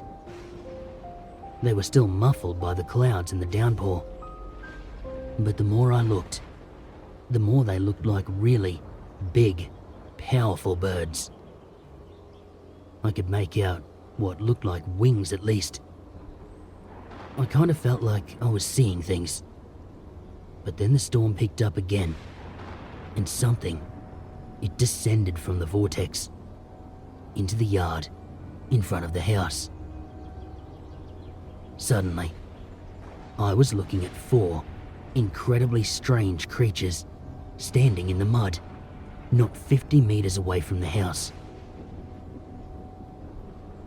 They were bizarre, walking mostly on 2 legs, but using their hands for support. In a lot of ways, they resembled a human-sized bat, but they were somehow crackling with electricity. It was as though the animals themselves were electrified, with bolts of lightning rippling over their skin and eyes that looked like balls of electric fire. Adding to the bat-like image were the wings, folds of skin that stretched between forelimb and hind limb. But I got the distinct feeling these were definitely not any kind of bat. The electricity thing for one, but they were also completely hairless, with thick, leathery skin that seemed to crack and ripple as the bolts of electricity danced over it. The head? That was all wrong too. More canine than I would expect from any kind of bat, except for maybe a flying fox. One of the monstrous beings suddenly swung its head towards me, and I froze. I wasn't sure if it could see me or not, but I knew that I must have been very visible with the light of my lamp shining behind me. We stared each other down for a few seconds before, as one, the other creatures all swung their heads towards the house in an identical motion. And suddenly, they all sprang, twisting in the air as they covered the 50 meters up onto the outside of the veranda in one smooth leap. Look, I'm not the kind of person who screams. I swear like any country boy should, and I'm just as likely to smack you in the mouth if you startle me. But having 4 man-sized monsters leap 50 meters in the blink of an eye and slam into the veranda railing, that made me scream. My cousin's husband, Andrew, came crashing into the room maybe 30 seconds later. Are you okay? Oh, what the fuck is that? 2 of the creatures had fallen heavily to the ground, but 2 were clinging to the railing, eyes like balls of lightning fixed on my room, jaws snapping silently. Andrew grabbed me as a third jumped back up off the ground, adding to the rabid gnashing of teeth. Up close, they were much larger than a man, which was working in our favor at that stage, because they were too bulky to fit between the top of the railing and the wrought ironwork below the edge of the roof. Andrew and I stumbled back out into the hall and slammed the door, almost mowing down 2 of the hands who had come running up the stairs at my outburst. "There's something outside. Get everyone away from the windows." Shouts echoed throughout the house, along with another scream or 2, as people, no doubt, saw what was outside. Doors slammed, and people ran for the second floor, where the windows were all small and shuttered. It was chaos, and amongst all that, I heard the glass in my room shatter. Instantly, something heavy crashed into the door. Andrew and I bolted downstairs, going right down to the kitchen, where we had a shotgun easily accessible. If these things were in the house, we were going to need to get them out quickly. Those teeth didn't look like they were there for show. I grabbed the shotgun, and Andrew tossed me a box of shells. We crept back up the stairs, feeling the wide eyes of the others peering out at us from the rooms on the second floor. The top floor was oddly quiet, but I could hear the floor cracking under the weight of something walking on it. At least one of them was still inside. I nearly wet myself when it slammed against my door again. They were so silent. The only sound they made were actually the sounds of the house itself as they moved around. Thank God for proper old construction. The animal, it slammed into the door again, but the sandstone walls never budged, and the heavy hard wood of the door stood firm. The rumbling thunder, loud enough to set the old house rattling, made the whole situation that much more terrifying. I had no idea if the creatures were tied to the storm or if they just travelled with it. I knew that if I wanted to be sure and get those things back out into the storm where they belonged, I had to do something crazy. I had to open the door. Andrew didn't like that idea. Andrew didn't like that idea at all. But from my point of view, I had the creature, or creatures, corralled in a room where the best and easiest path for them to take if threatened was back out the shattered sliding door. If they got through the door and into the house, we'd have a much tougher time dealing with them in a hallway where it was just as easy for them to go through us as it was to go back out the way they came. Hell, I wasn't exactly thrilled with the idea myself, but logically, it seemed like the best way. Andrew, bless his little cotton socks, volunteered to turn the handle while I stood there, ready to unload the shoddy into anything behind it.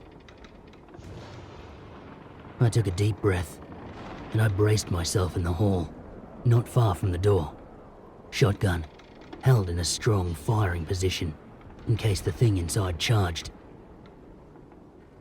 Andrew stood against the wall, hand on the doorknob, and when I was as close to ready as I was gonna get, I gave him a nod. Andrew dropped to the floor to avoid any wayward shot. There was one creature left in the room, which was surprisingly undamaged. The door was shattered and the bed flipped over, but I expected to walk into a war zone. It had its back to the door, but instantly it snapped to face me, and the second the door swung open, it fixed me with a feral gaze. Up close and personal, the head, it reminded me of a hyena. Those electric eyes bored into mine, and sparks started to jump from them as it turned on me. I swear, it gave me a voracious grin before setting for a charge. Well, shit. I actually took a step forward, which I assure you wasn't any kind of conscious bravery, and I still have no idea why I did it. The bat, hyena thing set for another leap, but I pulled the trigger before it could get that far. I blasted a shot right across its face and shoulders. The goddamn thing still didn't make a single sound, but it did recoil in obvious pain. Another shot, and it fell back against the shattered glass door, scrabbling desperately to get away, as I'd hoped. It didn't want anything to do with the person shooting it in the face, and quickly retreated outside. It opened huge, leathery wings and soared off into the storm, clearly nursing its injuries but far from seriously hurt. I reached in and slammed the door shut. I sank to the floor in a heap as the adrenaline left my body. The storms, they rolled through for a few hours after that, but we all sat in the main rooms downstairs with the curtains drawn. The next morning, I started to clean up my room, and I noticed something else strange.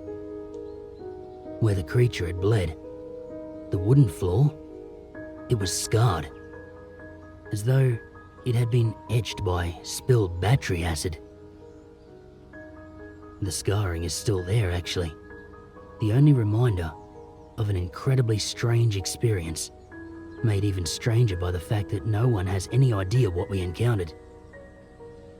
Even Murray, who I'm convinced knows something about everything, was at a complete loss. I still love storms, but I have to admit, since that night, I much prefer enjoying them under the covers, with my partner, curtains drawn. I'd rather not find out what else is up there in the clouds.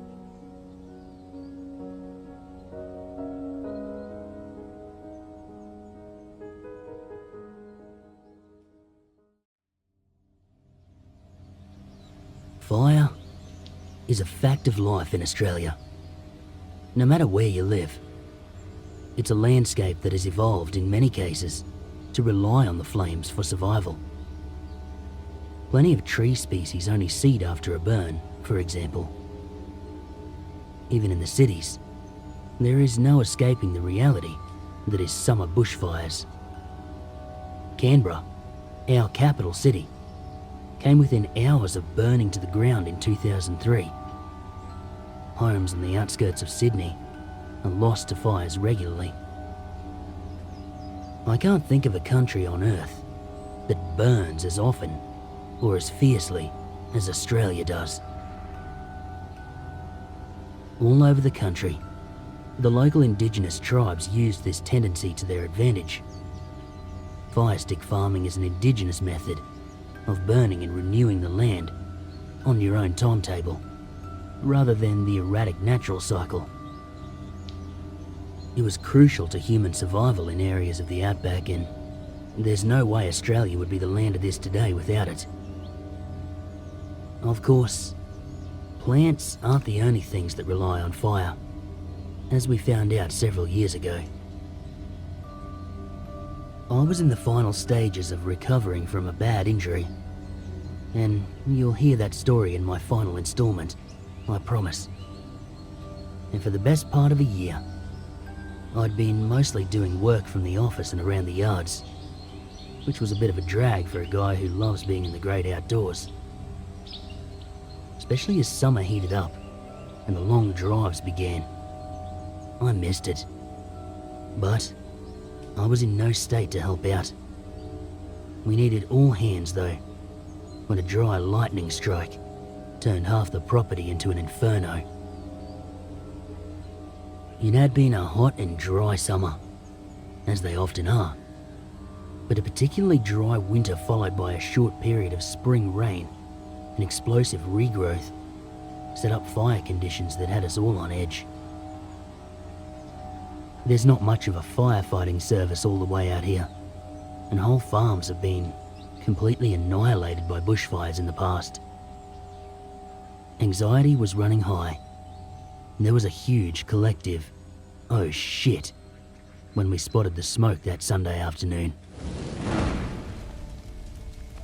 We snapped into action, pretty much from the moment we saw the smoke. But we knew we were fighting an uphill battle from the beginning. Dad had enough experience to have the old tanker and all the pumps ready to go. But it was still a decent trek out to the fire itself. And with the conditions the way they were, it had a big jump on us. Normally, I would have put myself right in the face of the fire, but for safety's sake, I was relegated to driving crews back and forth to the front. By the time we got out there that first time, the fire was already crowning in the tall eucalyptus. The dry forest, it had gone up like so much kindling.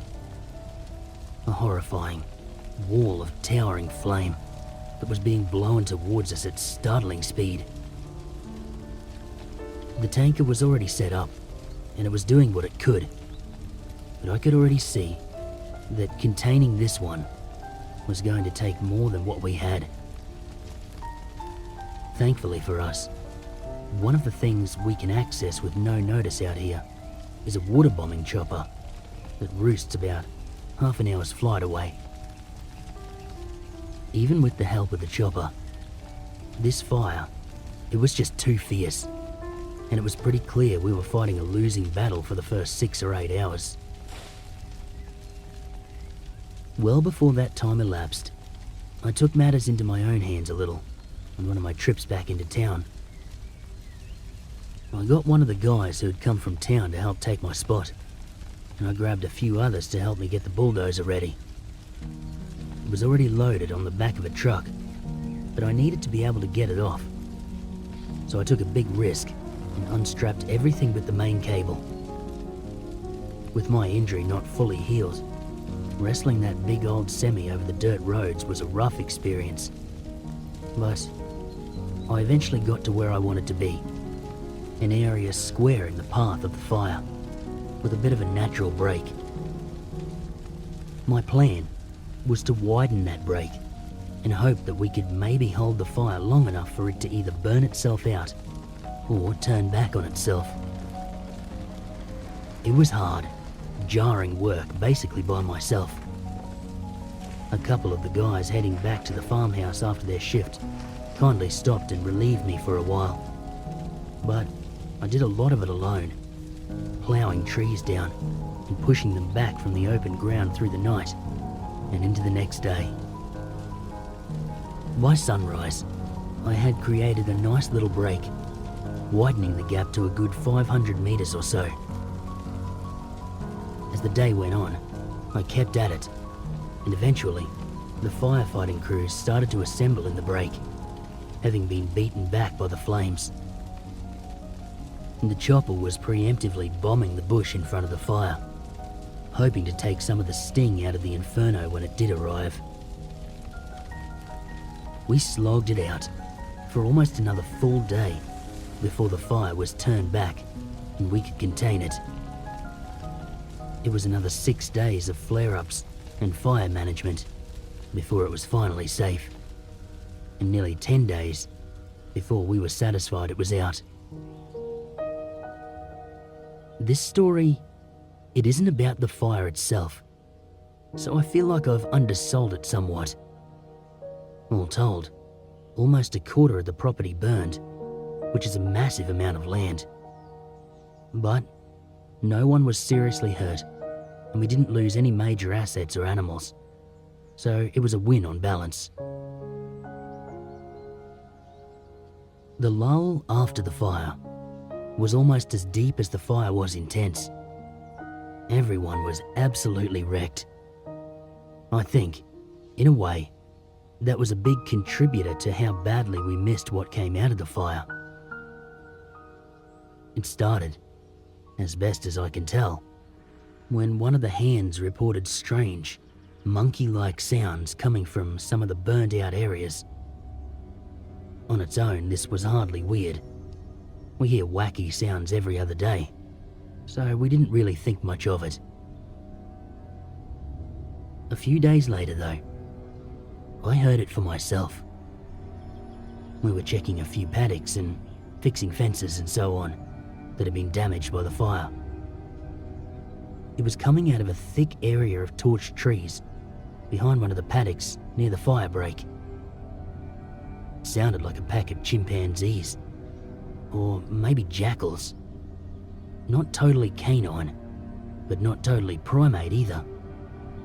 In many ways, it sounded like sounds I've heard wild dogs and even feral boars make, or near enough that I dismissed it, apart from being a little more alert.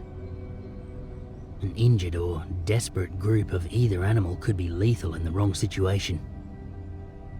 It settled down after a while though, and I got on with the job. That night, we shacked up in one of the old sandstone houses dotted around the farm. We mostly use them as storage or temporary quarters for when we're out and about, on long drives or repair jobs or whatever. I was out there with 3 others, my cousin Caitlin, and 2 farmhands, Terry and Leo. We'd finished eating, and we're just sitting around doing our own thing when, whatever the animals were, they started firing off again, startling Caitlin. "The hell is that?" I shrugged, not even lifting my head from my book. "Some animal. Heard it earlier while we were fixing the fences. Sounds like a pack of sick dogs to me. Maybe got caught in the fire." "I don't reckon that's dogs, mate," Terry replied. "Sounds bigger." Leo said something about boars, echoing the other of my early possibilities. And we didn't really give the noises a second thought after that. Caitlin was a bit curious, but I drifted off to bed well before, whatever it was, shut up and slept through anything else that might have happened. Next morning, we found the kangaroos. We all felt a bit more uneasy about what might be out there with us. They were strewn about the paddock, maybe a kilometre from the old house, and they had been completely devoured. An entire mob, reduced to nothing but bones. At first, I thought they must have succumbed to the fire, or even died before it, and been stripped by scavengers. But the orgy of flies swarming the fresh blood and gore staining the grass put paid to that idea. These roos had been killed last night. Not only had they been killed, they had been neatly stripped of all their flesh, as though set upon by thousands of piranhas. None of the known predators out here could do that to a kill, let alone 24 adult kangaroos. We all exchanged leery looks, but we got on with the job for the rest of the morning, before heading back to the house for a lunch break to avoid the hottest part of the day, which was a proper scorcher. Caitlin and I were sitting on the front patio, having a cold drink, when those same sounds kicked off, seemingly closer than ever. I scanned the land in front of the house, but I couldn't see anything that might give me a clue as to what the critters were. Still, what happened to the roos, it gnawed at the back of my mind and filled me with an off kind of feeling. Maybe we should get inside. Caitlin didn't take much convincing. Terry and Leo were stretched out on camp beds inside, having decided to grab an hour or so of sleep. And the look of frustration on their faces told me the yelping creatures had done away with that idea. They also looked puzzled when I closed the front door, deadbolting it firmly. "I've just got a bad feeling," I explained. "On the land, you've got to trust your gut. No one is going to argue with a bad feeling. They'll just rib the hell out of you if it turns out to be nothing." A flash of black out the side window just a few minutes later told me that it wasn't nothing. Something was definitely out there.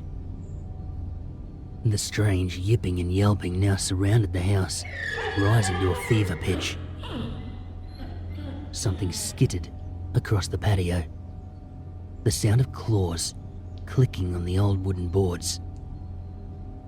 I wasn't quick enough to catch more than the barest of glimpses of it as it raced across the window, lightning fast. That was way too fast to be a dog. I nodded at Terry, who had clearly caught the same glimpse I had. Suddenly, those same claws clicked over the tin roof above our head, having either leapt up or climbed the rough sandstone wall. Yelping, yowling, and a strange chittering gave way to vicious snarls and barks. Something started scratching at the wall, as though it was trying to dig its way in. And then, Caitlin screamed. Framed in the side window was a strange beast that I didn't recognize. It was about the size of a large dog, but it lacked a tail, and it sat lower to the ground, with wide, splayed legs. It was ash black and strangely lumpy, like it was covered in thick mud that had hardened, although its skin was cracked and weeping, as though severely burned. The animal was staring at us with ravenous hunger, a look that I can only describe as rabid. Although, we're fortunate enough not to have that particular disease here in Australia, so my comparison might be a little off. Let's just say, I was grateful for the bars Dad installed on the windows. Whatever this animal was, it seemed to sense that it couldn't get in through that window, and it shot off to the left and out of view. Another quickly took its place though, snarling at us with the same rabid glare. All around the house, creatures flashed through the grass. There must have been at least 30 or 40 of the things. We were trapped, surrounded by a pack of seemingly vicious, unknown animals. Not the ideal return to work for me. They were quick and energetic, whipping around the building like a swarm of bugs, never stopping for more than a few seconds. They scratched at the walls and clawed at the roof, desperately trying to get inside and get at us. We were at the mercy of that old building, completely powerless if they managed to find a crack or a crevice that they could exploit. I just kept picturing those kangaroos, stripped entirely of their flesh. We didn't have a weapon, and even if we did, there was no way we were fighting off that many of these awful things. More than once, I had a vivid flash of our skeletons being found scattered about the house. Eventually, night set in, and it became clear that we were stuck for the long term. There was a radio out in the ute, but we had no way of retrieving it and calling for help. Hell, even if we did, it would take an army to get to us. As the hours ticked on, the creatures showed little signs of slowing, hounding and harrying at any place they thought they could break through and get at the meat, huddling on cots in the dark structure. Sleep was impossible. It sounded like a feeding frenzy on the African savannah out there. As the sun rose though, the creatures did calm down somewhat, perhaps finally starting to tire of their efforts to get a meal that had so far remained safely locked away. They didn't leave though. Some of them kept trying to get in, with a bit less vigor, while others lay about the paddock, with their eyes fixed on the house, waiting for us to come to them. For our part, there was obviously no way we were going out there. We decided to sleep in shifts while things were quieter, so we'd at least be well rested if we had to run or fight. In all honesty, the ordeal was really taking a toll on me, dragging up memories of the incident that saw me injured and in need of recovery to begin with. I was glad when the other three, clearly aware of this despite my best efforts, insisted that I be the first to get some sleep. This went on, honestly, for another 2 full days and 1 night. No help was coming, because this was the kind of job you're out on until it's done, and we weren't expected back for probably 5 or 6 days anyway. And so, we sat there, tortured by the almost constant noises from the pack of predators hanging around outside. I'll spare you the minute-by-minute details of being trapped in a small stone cottage for that long, because what is really peculiar is how it all ended. That next evening, as the sun started to set on what would be our 3rd night as meat in a puzzle trap, a storm blew in. We were all pretty worried about what that might mean for our chances. On the one hand, many animals will hide out in a storm, but on the other hand, it can whip some predators into a frenzy. Dingoes, for example, will wait out injured prey for days, unless a storm intervenes. Then, they start to panic. They panic that they might lose their meals and throw caution to the winds. For that reason, we were all glued to the windows, as the rain started to fall, and we all saw the most bizarre end to our ordeal. The moment the rain started, the animals all stopped, transfixed in the eerie light of the storm. They were literally frozen on the spot, and I briefly wondered if we'd be able to make a dash for the ute. And then, as the rain got heavier, they all started to writhe around like they were in real pain. One even dropped off the roof with a heavy thud, twisting and contorting as it did. Their strange dance, it went on for several minutes before the first of them started to split, bringing an audible gasp from the 4 random humans watching the whole thing. Their black, lumpy skin split down the back while the rain pelted down on them, revealing what looked like a thick layer of ugly pink and yellow fat. As they writhed around, the splits on their skin widened until big pieces began to drop off their bodies. It looked like the rain was dissolving them, honestly, but the truth of it was just as strange. They were shedding.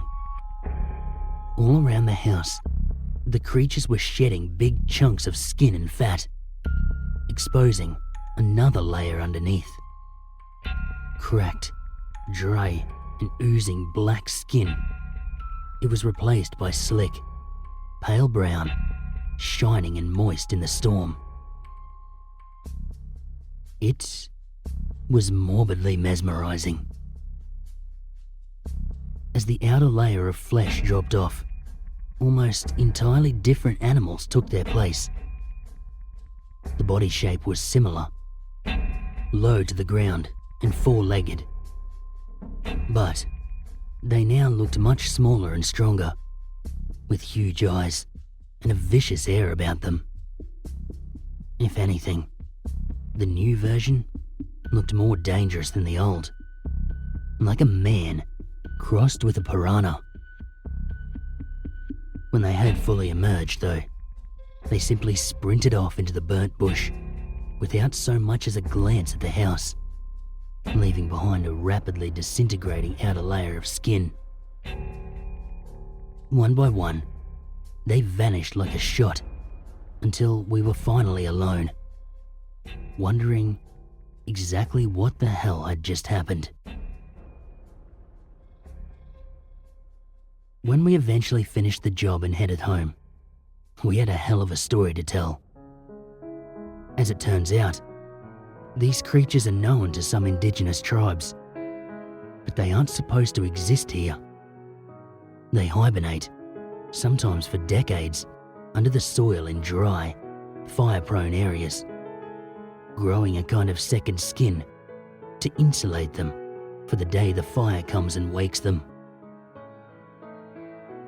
They're actually the original Yowies, the word that we now use to describe a Bigfoot-like animal, having been co-opted by white settlers some time ago. I can't say that I'm all that glad to know they're living out here. It's not like we don't have enough to worry about when bushfires hit. Now, we have to keep an eye out for vicious, reptilian land piranhas.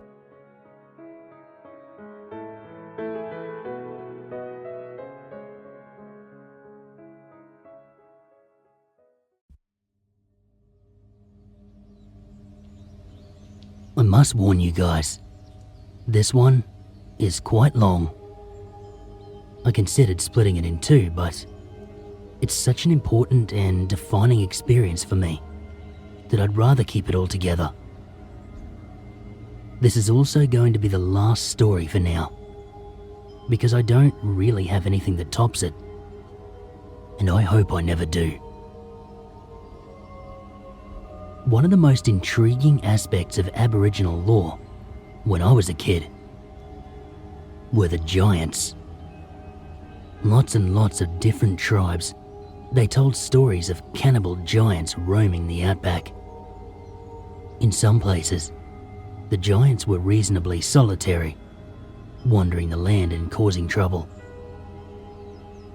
Other tribes, they told of whole groups of giants living deep in forbidden country who would kill and eat anyone who was unlucky enough to cross their path. I always wondered when I was a kid where the giants might have lived and what happened to them, because there were clearly none around anymore. I suppose they fascinated me because I equated them to the giants from Western fairy tales, beings from a more magical place. Kind of like the Pixie circles, I guess. As I grew up, though, I moved on quite a bit from all that, helped by the shape-shifting monsters that popped up out of the Pixie circles. Then, early in my 20s, not long after I returned to the farm, Dad had a handful of us go and help with a muster out on a nearby property. I'm talking nearby in Outback terms. For the record, this place was over 4 hours drive west and much deeper into the dry country. It was also much larger than our place and had a savagely wild section to the north. The reason our help was needed was that every couple of years, these guys had to basically trawl through that wild country and round up hundreds or even thousands of cattle who had wandered in and never come back out. These semi-wild cattle, they can be a nightmare to muster, but they often fetch good money at the yards because tough animals like that, they put great genes into any herd. So, once every year or two, they put out notices asking for help, pay included. We would have helped even without the money, but it was nice to get some extra income. It was a huge setup, with temporary yards and what amounted to a small village of tents set up as close to the wild country as was practical. They had a canteen and a bar, camp showers, and everything else a hard-working drover could ask for. We worked our asses off, but half the fun was what you could get up to back at camp in the evenings. Early on, I kinda hit it off with a girl named Alex. She'd come all the way from the Northern Territory in the hopes of getting a more permanent job somewhere down here. She was hard-working and a lot of fun, and we resolved to work together where we could, instead of running with the hotshot hooligans who were just in it for their reputations. Unfortunately for us, on our third day together, we found ourselves working with exactly that kind of twat. An arrogant, older bloke, called himself Dutch. Dutch wanted to head into the deep canyons, way at the back of the wild country, try and bring back cattle that could have been missed for years on end. We both thought it was a stupid idea, but unfortunately, he was functioning as our boss for the day, so we didn't have much of a say. When I say canyons, I don't mean to give the idea of something like the Grand Canyon or anything like that. Most of these are 20 to 30 meters deep at most, but they are steep, and they lie in some of the most rugged terrain I've ever seen. No doubt there would be lost cattle in there, but it was a bloody risky trip, especially given how easy it can be to tip a four-wheeler. We were both more than a little seedy when we woke at 5 a.m, but that's pretty much the status quo for this kind of endeavour. There's a lot of heat and sweat, a lot of beer to quench your thirst, and a lot of physical labour to work out of your system before your body's going to let you sleep. Dutch was probably the worst of the group anyway, nursing a huge mug of black coffee, so thick it looked as though it could choke a bunyip. We were one of the first groups to set out, and we expected to be one of the last back in. I didn't expect to be 3 days late though.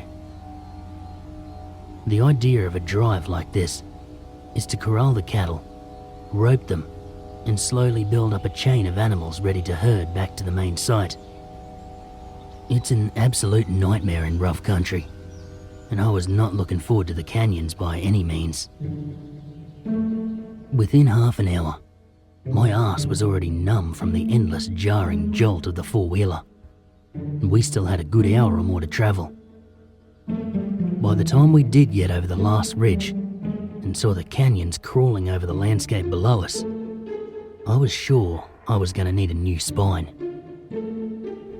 Dutch split us into pairs, and we were each tasked with searching through an area of rugged bush.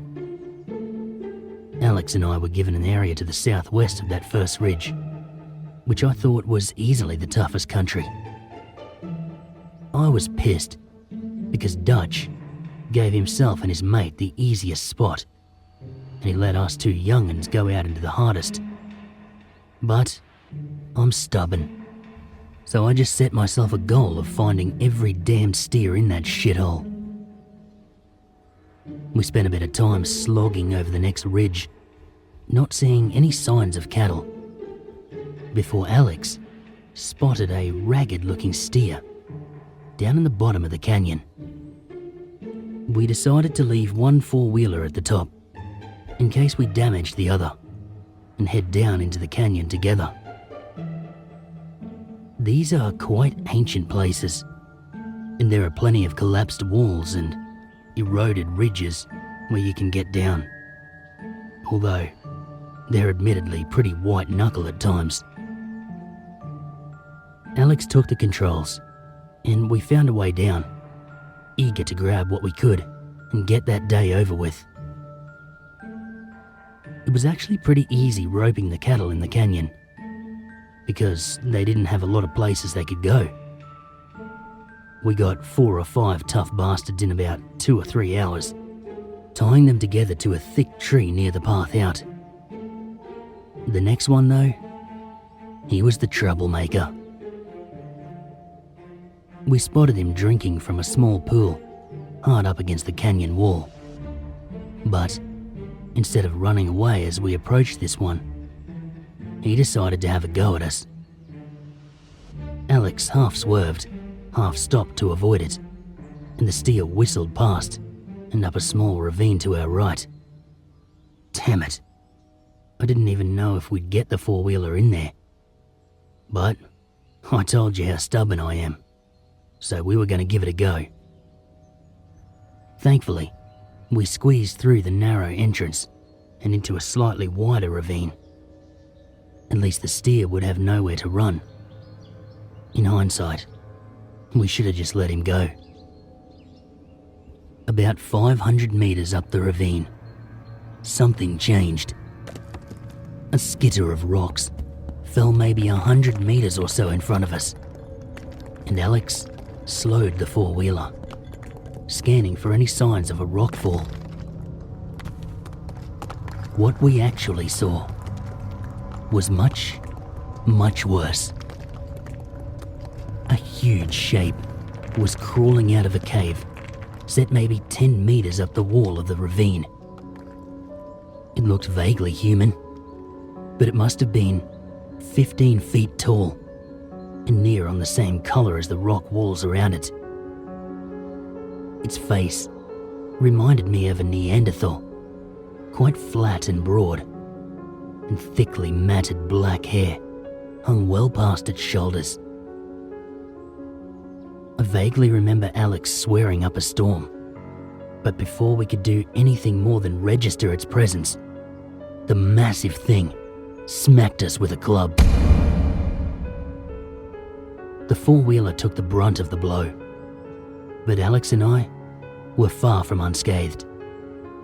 She took a dive into the hard canyon floor, and me, I found myself clinging to a rolling four-wheeler as it crunched into the rock wall. I couldn't see or hear anything, so loud was the noise in my head from the impact. Alex Alex fared a little better, rolling for a bit before coming to a gentler stop. She acted fast too, jumping almost straight up and racing back to where I lay, crumpled behind the vehicle. Fortunately, I wasn't pinned, but I knew I'd done something nasty. The giant, because that is what it had to be, let loose a horrible shout and jumped, fully onto the floor of the ravine, setting more stones loose. Alex shouted something at me that I couldn't understand as she skidded to the four-wheeler and ripped off the packs and the gun, more quick thinking that may have saved our lives. She whirled to face me as the giant shouted again and took a huge stride towards us, and I noticed she was pointing somewhere to my right. A crack. There was a crack in the rock, easily wide enough for us, but not wide enough for the giant. Maybe 5 meters away from where I lay. My heart sank as quickly as I saw it though, because there was no way I was getting to it. I was dead. Alex fired off a shot, having freed the rifle, and the giant faltered. Was it enough? I tried to push myself towards the gap and had to bite back a scream as fire shot through my leg. Alex saw this though, and with a huge leap, she was at my side, hands under my arms, dragging me bodily to safety. The crack was cozy, to put it politely, but it did widen into something that could be called a cave after a meter or two. Even so, it felt like hours before we were safely locked inside, especially when the giant started smashing against the rock in an effort to get to us. After a while, it seemed to give up, and we could finally take stock. My leg became agonizing as the adrenaline slowly started to wear off. My hip and shoulder ached where I hit the wall, and my chest wasn't a whole lot better. Alex was grim as she assessed the damage to my leg. Compound fracture, with a good shard of bone sticking through the skin. Not a great bit of news, deep in the outback, with a giant hanging around outside. For her part, it seemed that Alex had broken an arm and dislocated her shoulder, and she'd done something to her back. We were in the very deepest shit. We had food and water, but shock and infection will kill you a hell of a lot faster than starvation. Outside, we could clearly hear the giant walking around. It seemed like it was talking, but the language was muffled and indecipherable. Slowly but surely, darkness began to fall, and proper fear set in. Neither of us wanted to show it, but we were bloody terrified. Despite her own injuries, Alex wrapped her arms around me as best she could in an effort to stave off the chill. But it was set to be a long night. All night, we could hear the giant moving around outside. In fact, it seemed as though there was more than one of them, with at least 3 different voices speaking out as we huddled together in the pitch black cave. That one night felt like it dragged on for a month. Between the fear and the burning pain in my smashed leg, I jumped at every sound, which I actually think might have helped me get through the worst of it, because I'm not sure if I'd have woken up if I went to sleep at that point. Eventually, the sun started to rise, and the pain in my leg dulled from sheer fire to a throbbing ache that was somewhat more manageable. Alex was not in much better shape, but we knew we had to move somehow. because she had working legs, she volunteered to take a quick look outside, and she came back ashen. "There's 4 of the fuckers," she said quietly. "They're all sat about 100 meters left of here. They've dragged the 4-wheeler a bit further up the canyon. I'm 100% sure it's fucked, but we're no hope of getting to it and finding out for sure." Not good news then. "I'm going to sit near the mouth of the cave and watch them. They've got to leave at some point, right? Maybe we can make some kind of move when they do." I looked at my leg with a sense of despair, but Alex squeezed my shoulder. "We'll get out of here." I couldn't really see her where I was, so I was left alone for much of the day, aside from when she popped in to check on me. She was clearly struggling herself, so we both tried to give each other the strength to keep going. I think if either of us had been alone out there, we would not have made it. Every so often, I could hear the giants shifting and talking. After a few hours, it almost seemed like they might be moving off. I called out softly to Alex, but got no response, and I assumed she couldn't hear me. That crazy girl, though, came back to our little chamber maybe 10 minutes later, with some thick branches and a crazy look in her eye. "They moved a few 100 meters further up the canyon, so I thought I might be able to get you a splint." I had to struggle so hard not to scream as she splinted my busted leg as best she could in the confined space. She clearly felt awful about it, but at one point, I just gritted my teeth and I said to her, "There's nothing you can do to stop this from hurting, so just get it the fuck over with. I'll be fine." Fine was probably an exaggeration, but we did get a splint happening. Unfortunately, the giants had gone pretty much nowhere, and so another night in the cave beckoned. We ate what we could from the packs, and drank a little water before it got too dark to see. And then, we settled in, trying to keep each other warm enough to make it through the night. I think we both even got a few minutes of sleep here and there, which made the night go a lot faster. I was woken by the sound of huge footsteps, and Alex rushing to the mouth of the cave again. This time, she returned quickly, her eyes wild. "They've gone. I just saw them walk past and head right up to the end of the canyon, away from the entrance." I grabbed a pack and the rifle, which I was planning on using as a walking stick as much as anything, and I tried to struggle to my feet. We had maybe a small window to get back to the main canyon, where I thought we'd be safe during the day, at least because we'd seen no sign of anything but cattle. That meant about a 700-meter dash with a broken leg and God knows what else to try and avoid the giants. That's without even considering the long walk and climb back to the other 4-wheeler. Not good odds, but we might not get another chance. Getting to my feet was incredibly painful, but I managed it in the end.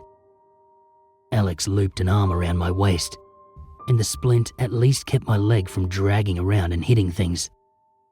I threw my arm over her shoulders, and we set off, achingly slow and agonizing for the both of us. I instantly knew that Alex was worse off than she was letting on, and I did my best not to rely on her too much, using her to steady my progress more than anything else. It must have taken us almost 10 minutes to go the first 100 meters, but we did get into something of a rhythm, and miraculously, half an hour later, we were only about 50 meters from the ravine entrance. The problem was, we were going to have to climb over a couple of rocks to get out. Normally it wouldn't be a problem, but in our state, those few rocks looked like Kosciuszko. I almost collapsed at the thought of it, my body already near its limit. And then, from behind us, came an awful shout. At least one of the giants was nearby. I couldn't even turn to look. I just threw myself forward, leg be damned, into the gap between two of the fallen rocks, and I dragged Alex with me. It was hardly a hiding place at all, but it was the only thing I could see that might save us. I managed to pivot myself, just enough that I could see down the length of the canyon, where one of the giants stood, tall and menacing. This one, it was even larger than the first one we encountered, probably 18 feet at the head, and it seemed to be looking straight towards us. As though confirming my fear, the monster started moving swiftly in our direction, huge feet slapping the ground as it did. I briefly considered taking a shot at it to try and startle it to retreat, but I realized that if I didn't push it back, we would be dead before I could take a second. At least, if we slithered as far as we could into the rocks, we might be able to stay hidden. This thing, it covered the distance in no time at all, and shortly, it was standing directly above us. I mean that literally. It was directly over the top of us, almost straddling the rock we were hiding behind. All it had to do was look down, and we were finished. Somehow, by some unbelievable stroke of luck, it never did.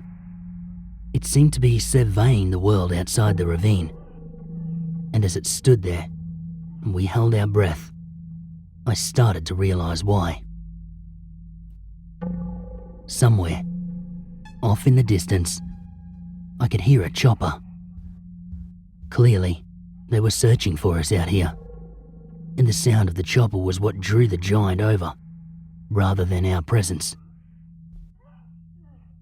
As the sound of the chopper faded, the creature gave a deep huff and whirled about, heading back up the ravine. I watched it until it disappeared around the bend before I allowed myself to breathe again. We gave it another couple of minutes before we dared to move. I think we were both encouraged by the sound of the chopper, because we managed the small rock pile with much less trouble than I expected.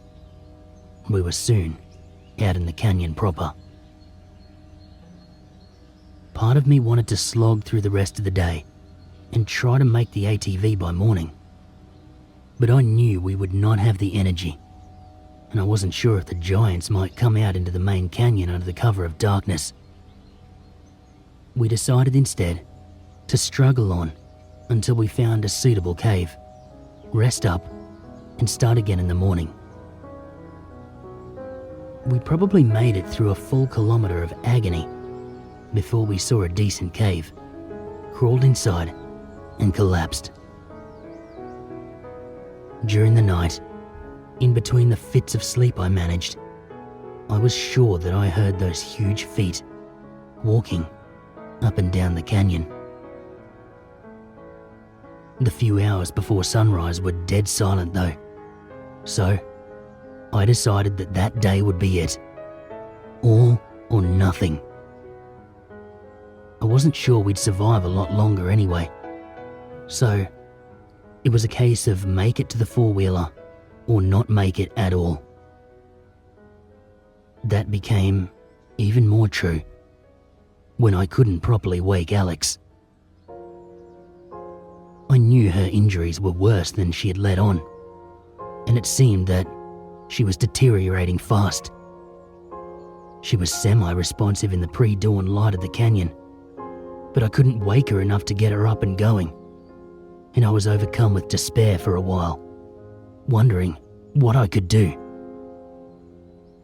There was no way that I was going to leave her there in that state, when there was no guarantee I'd get help in time. I had to be tough. I rolled her onto her front as gently as I could.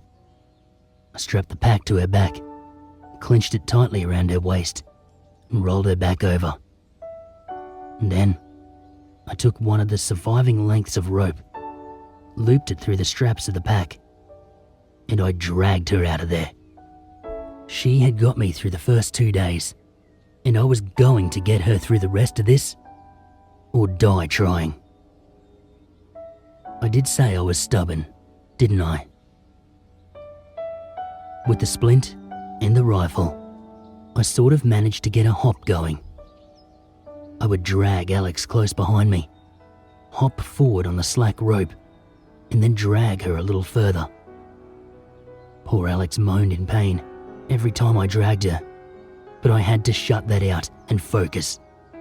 Hop, drag, hop, drag, hop, drag. It was agony, but I went into some kind of metronomic mode where I could focus on nothing but the rhythm. Hop, drag, hop, drag. I also noticed that we were not as far from the rock slide as I'd thought, which gave me hope. Hop, drag, hop, drag, hop, drag. The sun got higher, and I began to fade dramatically. But I had decided I was either going to make it out or die. So I drank what water we had left, and I pushed on. I almost fell over when I reached the foot of the fall because I was so focused on just moving forward. I nearly hopped straight into the rocks. I honestly don't think I would have been able to get back up if I did fall. And I had another problem anyway. How the hell do you clamber up a rock wall with an unconscious drover and a broken leg? I could see the ATV 10 meters or so above me, but it might as well have been in New Zealand. I wanted to cry, just from the sheer exertion of it all. I couldn't see a way up, even though the section wasn't horribly steep. If I had 2 legs, I could have dragged Alex up, but on one leg, I just couldn't do it. All of a sudden though, I noticed an area 50 meters or so further down the canyon that looked manageable. It was just as steep, but it was quite solid and, importantly, free of loose rock. Of course, I couldn't hop up a steep incline. I was going to have to crawl. When I got there, the sun was maybe 2 hours away from setting. I looped the rope around myself, knotted it far too tightly, strapped the rifle to my back, and started dragging us up the slope. I don't remember a lot about that ascent. It was only about 50 meters in total, but I feel like I blacked out or something. I know the pain was excruciating, and I know the rope cut into me so bad I have scars. But the next thing I really remember was hearing a loud bellow from down the canyon as I dragged myself over the top. The sun was well and truly setting, and even mostly delirious, I remembered the giants. I thought one must have spotted our climb, especially when I rolled onto my back and saw the fucking thing 500 meters away. It clearly saw us this time too, judging by how agitated it was. It kept twitching, almost as though it wanted to charge at us. but at the same time, couldn't seem to find the courage. I'm not sure why it didn't. My theory is that they won't leave the canyon, at least not in the light. They must be incredibly secretive to be so large, so aggressive, and so well hidden. Whatever the reason, this thing just stood there, snarling at me, as I hop-dragged Alex to the ATV. I stripped the pack off of her, chucked it on the back, and somehow managed to get her seated in front of me so that I could hold her onto the bike while I was driving. It was pretty awkward with my leg how it was, but after the day I'd just had, I was going to make it work, even if Alex did slump dangerously far forward at times. The sound of that four-wheeler starting was the best thing that I've ever heard. I was barely able to keep my eyes open, so I just nursed it along the ridge, tracking back in the direction of camp through the easiest terrain rather than the fastest route. With every jolt, blackness swam at the edges of my sight. To this day, I have no idea how I stayed conscious long enough to run into the search party. But when I saw the lights of the Land Cruiser come chugging slowly out of the brush, I was delirious with joy. I managed to bring the ATV to a stop before I blacked out entirely. I woke up in hospital, in a major capital city 2 days later. We had both been airlifted there within a few hours of being discovered, thanks to the station's own choppers and the Royal Flying Doctors. I had the broken leg, 2 broken ribs, a busted AC joint, and a fracture on the point of my hip. But they managed to save the leg, despite the beating I gave it. Alex was still out when I woke up. To this day, I have no idea how she got through it as well as she did for those first 2 days. She wound up with a displaced fracture of the shoulder, a broken forearm, a fractured scapula, 3 fractured vertebrae, 4 broken ribs, and a punctured lung with associated internal bleeding. For her to manage the way she did immediately after the attack is still absolutely mind-blowing to me. I've never been back to that station. The owners are close friends and we see them fairly often. They feel terrible about what happened, but I just blame that idiot Dutch for messing with land he shouldn't have messed with. The whole area is totally off limits now, and only the landowner has even been out there in the intervening years. He confided in me that he saw a giant from the top of the canyon after Dad told him my story, and he's never been back since. Alex and I, we both healed. My leg is full of titanium, and it still gives me a bit of grief here and there, and her shoulder will never be the same. But we healed. Dad was so grateful to Alex that he gave her a job for life, whether he could afford to or not, and took her under our roof for recovery. The partner I mentioned being away during the storm incident? Meet Alex. Almost 10 years later, and I'm pretty sure we're in it for life, especially after what we went through together. I told you, it was a defining experience. I want to thank everyone who has listened to my stories, sincerely. It's been great having somewhere to put all this stuff. I promise that if anything else comes up in future that's worth retelling, you guys will be the first to know. I do have some news though. Remember Jack, the dinosaur hunter? We still chat every so often. And when I told him about my stories on here, he expressed an interest in maybe sharing some of the stuff he's experienced, hunting monsters all over the world. I'm not sure when or if that'll happen, but I'm definitely interested in hearing it. Until then, I've got a farm to run.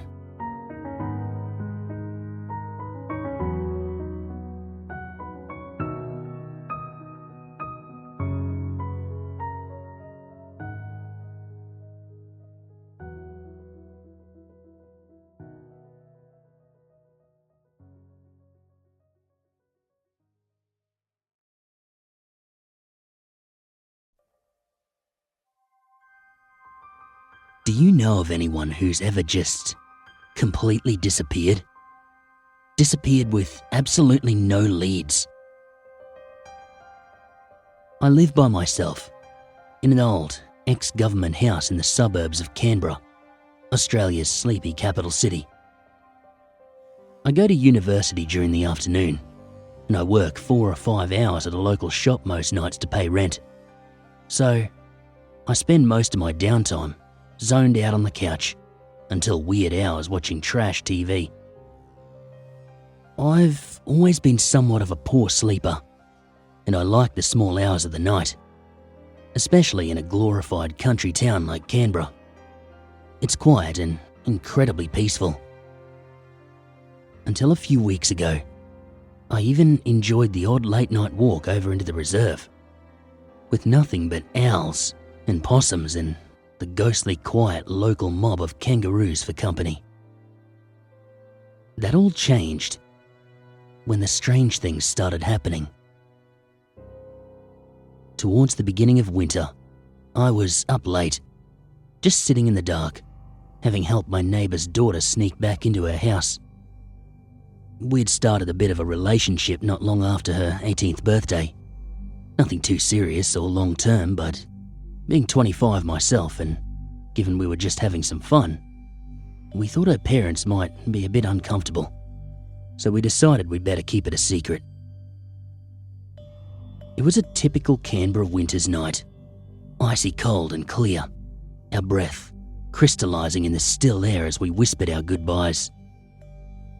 I briefly contemplated going for a walk, but the chill seeping through my clothes quickly dissuaded me, and I decided to go watch a movie under the warm pile of blankets on my couch.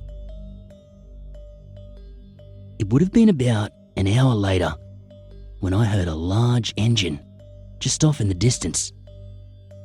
It's not totally out of the ordinary. I'm not close to the main road, but close enough that on still nights I can sometimes hear the trucks bringing supermarket deliveries down from Sydney. Canberra is a big enough town that people are driving around all the time. What was kinda weird was the whirring, swishing sound that accompanied the rumbling engine. Looking out the window, I saw the orange flashing lights come around the corner, and I realised it was a street sweeper. That did strike me as a bit odd. We do have street sweepers going around, but because of penalty rates and so on, they normally don't run outside of normal business hours, except right in the centre of town where all the public service offices are. Councils love to cut costs all over the world, and it's no different here. Still, I figured they were just making up for lost time or something. The truck quickly turned around the cul-de-sac and trundled off into the night, and I honestly didn't think about it again. A couple of weeks went by pretty normally. I had a whole bunch of essays to do, and I was running pretty late on all of them. Brittany had had a fight with her parents and had come over for a drink or two and to blow off some steam, so to speak. She decided to crash rather than heading home, so she was asleep in my bed while I plugged away stubbornly at an essay about media law that was slowly defeating me. I was just thinking about going to bed myself when I heard it again. The street sweeper. This time, I definitely thought it was odd. This is a suburban cul-de-sac. That first street sweeper was the first one I'd seen in about a year, and the second in my 3 years in this house. Why would there be two in just over a fortnight? I cracked the blinds just enough to look out. more curious than anything. And I saw it, coming to a stop in front of Brittany's place. There's just one sole, feeble streetlight in the cul-de-sac, which I think must be about 30 years old, so dull is the light it provides. This makes it tough to see much that goes on at night, but I could still see a silhouette of a man getting out of the truck and making his way around the back.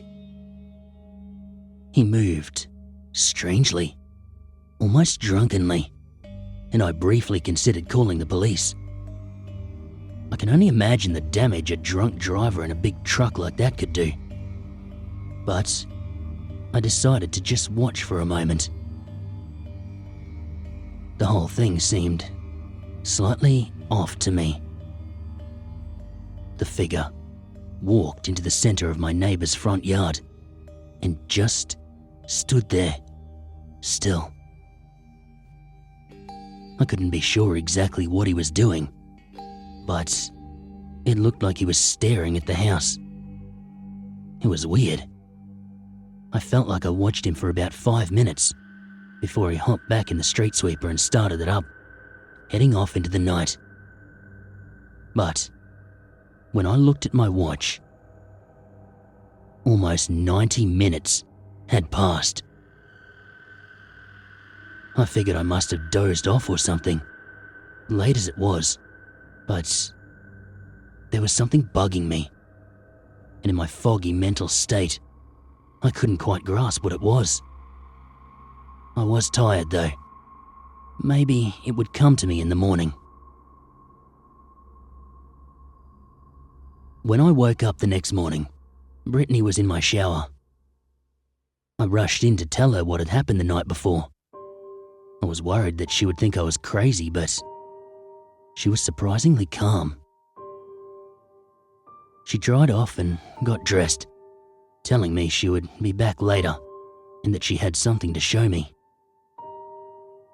As she left, I remembered the feeling I had the night before. The feeling that I was missing something. And then it hit me, like a bolt of lightning. It was still freezing cold in Canberra, well below zero at night. When I went for my rare winter walks late at night, my breath billowed around me like smoke from a cigarette. I didn't see that with the figure from the truck. In fact, it was like they weren't breathing at all. But that was impossible, surely. While I waited for Brittany to come back, I decided to call the local council. I thought if I complained about the noise of the truck so late at night, I might get it stopped. Or, at the very least, get some answers. Everything about this situation was starting to feel really strange. And it only got stranger when I called the local council number. They told me, in no uncertain terms, that there were no street sweepers working at that time, and that they had not operated suburban street sweepers late at night for many years. They also said that none had been out of the depot, which left my head spinning a little. I knew what I saw, but they were telling me I couldn't have seen it. Was there some muppet with a privately owned truck running around Canberra and standing in front yards like a weirdo? None of this made sense. Then Brittany came back over and showed me the letters. There were 6 of them in total. They were all just an image, stuck to an A4 piece of white paper crudely, as though a child had glued it on there during preschool class. They looked like they were cut out of a newspaper, but they certainly weren't from any of the local papers. And they were far too violent. They showed robed figures, clearly dead, with faces frozen in agony and all sorts of horrific injuries. One of them showed a robed body crumpled in a pool of blood, head mounted on a spike, sticking out of its chest. Another body was curled up like a spider, smashed horrifically. They looked grainy enough to have been computer generated and then touched up to cover it, which Brittany explained was what her dad thought of them. But me? I wasn't so sure. They almost looked like stills from a bad security camera. Although, maybe that was the point. I eventually decided that I needed to tell her parents about the figure on the lawn. She agreed. She had already covered for her whereabouts by saying she'd gone to a friend's, and her parents were much more trusting than mine at the same age. So, we chatted on the lawn for a bit, made a big show of just being neighbourly, and she took me over to have a chat with her old man. I told him the basics of what I'd seen, and he called the police pretty much straight away. They came in the evening and chatted to everyone, but there wasn't a whole lot they could do, and the neighbours have security shutters on all their windows, so they weren't overly fussed about someone being weird out the front when they were all locked up inside. I told Brittany she shouldn't sneak around at night anymore, but beyond that, it seemed like there wasn't much else to be done. Of course, I was invested in the mystery now. I couldn't work out what the whole street sweeper thing was about, or where the creepy letters fit in, if they were even connected. I started staying awake, looking for it, sacrificing sleep and school for weeks before anything happened. The weather warmed up, and Brittany had started crashing at my place more, as much to take advantage of my aircon as anything else. I've never been under any illusions, for the record. We get along great, but our relationship is one of convenience more than anything else. So if she wants to use me for my aircon, that's fine with me. It turned out to be a great decision, regardless of her motives. For about a week, I saw that truck every night. It was strange. It just drove in and out of the street, like it had the first time. I called the police the second night, and the third, but it was long gone before they got there. And the fourth night, they didn't even bother coming out. Then, after 6 nights, it stopped again. The figure got out, walking oddly, and stared at the house. I woke Brittany up, and we briefly debated confronting whoever it was. But the feeling that something was wrong was too great. It was like the air was charged and ready to blow. There was a foul feeling hanging over the street, like a stagnancy or a sense of decay. We were both seized by a gut-wrenching sense of dread, and Brittany was so affected that she turned away and sat below the window with her back to the wall. I think she retched a bit, but me, I was transfixed. The figure never looked at me, but I felt like I was being watched from all angles, like millions of eyes were boring right into the core of my being. Then, as quickly as it started, it stopped. The figure got back in the truck and pulled away. Brittany insisted that I run straight over and tell her dad. I wasn't really keen on going out in the dark, if I'm honest, but I did it.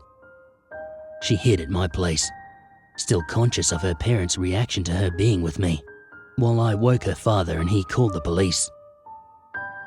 This time, they came out almost as soon as we hung up the phone. They took statements, but the truck and its creepy driver were long gone. Searching the lawn, though, they did find something strange. Precisely where the figure was standing, there was about 1 meter of totally dead grass. The next day was mayhem. I could hear Brittany's parents having it out half the afternoon. It seemed like her mum wanted to get out of town for a while, but her dad thought that was an overreaction. Brittany came around during the fight, clearly shaken by the whole situation. Despite our shallow relationship, she just wanted me to comfort her. She went home before the sunset, and this time, the police had a car out the front of her house. But nothing happened. In fact, nothing happened for the whole week, or the next 2. After the first few nights, the cops couldn't justify the car, but they kept patrolling the suburb as often as they could. It looked like everything might have blown over. We couldn't have been more wrong, unfortunately. Last month, it happened. It was a hot night, storms crackling to the east, promising to crash through and cool everything off, but never delivering. I was tossing and turning underneath the aircon, window cracked open and Brittany sleeping beside me. That was when I felt it again. That awful, creeping dread, twisting its way deep into my gut. I was already sweating, but now it became a clammy sweat.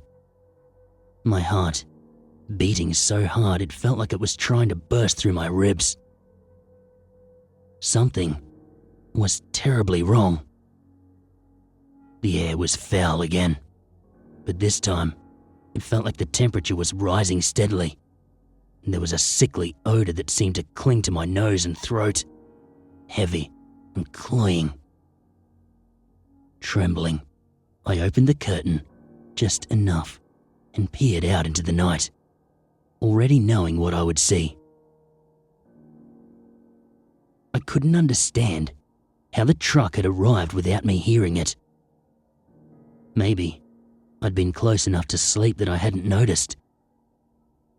The figure was standing on the lawn, same as the other nights. But this time, something was different. It was like its whole body was vibrating. Its outline, somehow hazy and indistinct. It looked like a heat haze, but it was just isolated to the figure. From my room, with the light behind it a bit more, I could see that the figure was entirely black and seemed to lack a form. I couldn't really comprehend what I was seeing, and in an instant, it shifted or something, moving closer to the house for the first time. It covered 20 meters without ever looking like it moved. After it did, there was a sound, low at first, but steadily building. It was like a hum, but deep and low. It built and built until I thought my head was going to burst and my vision swam. Black dots danced in front of my eyes, and then, with a blinding flash like lightning, it stopped. I had sunk to my knees below the windowsill, and I fought a wave of nausea and vertigo to drag myself upright.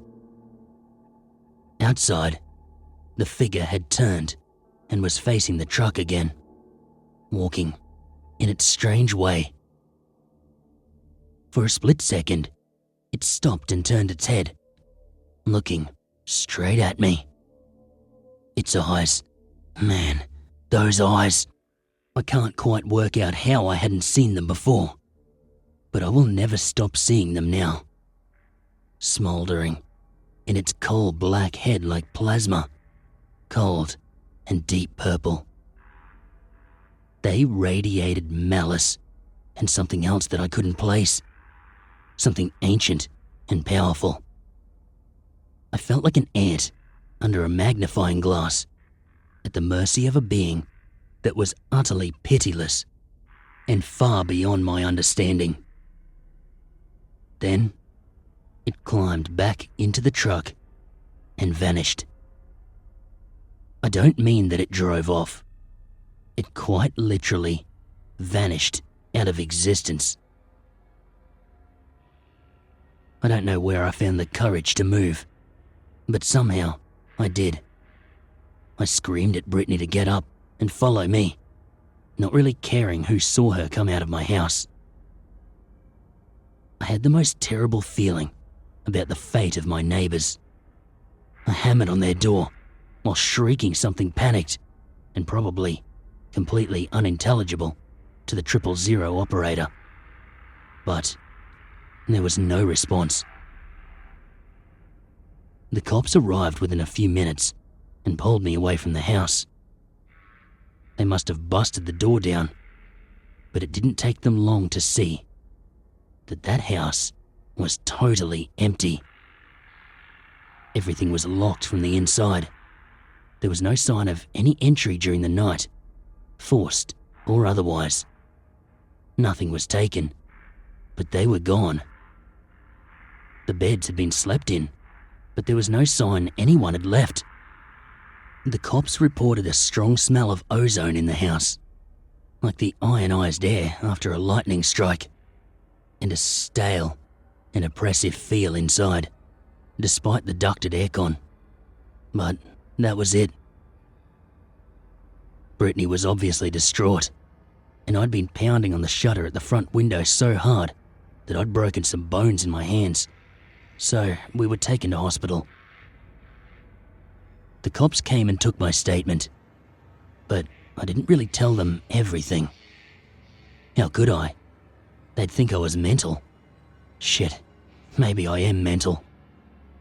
They've been looking for the truck ever since, without luck. The leading theory is that both my neighbours saw the truck that night and shot through, having become increasingly panicked by the continued harassment. Realistically, even the officers who attended have told me that that's the police equivalent of shrugging and saying, well, I have no idea. Brittany lives with me now, for the moment. She won't even go in that house, and I can't say I blame her. There's a feeling in a place, even when no one's there, that tells you it's someone's home. That feeling is completely gone. Some relatives came by and brought her stuff over, but since then, it's been pretty much abandoned, empty and hollow. I did do some research on the internet, but I couldn't find anything about anything like this. Plenty of people vanishing without a trace or a cause, but nothing that fits. Maybe putting this out there will help someone. If that's what brings you here, if you're seeing the street sweeper or getting the letters, then my advice, of course, is to run. Just run and don't look back. It has to be better to be genuinely missing than whatever that terrible being has in store for you.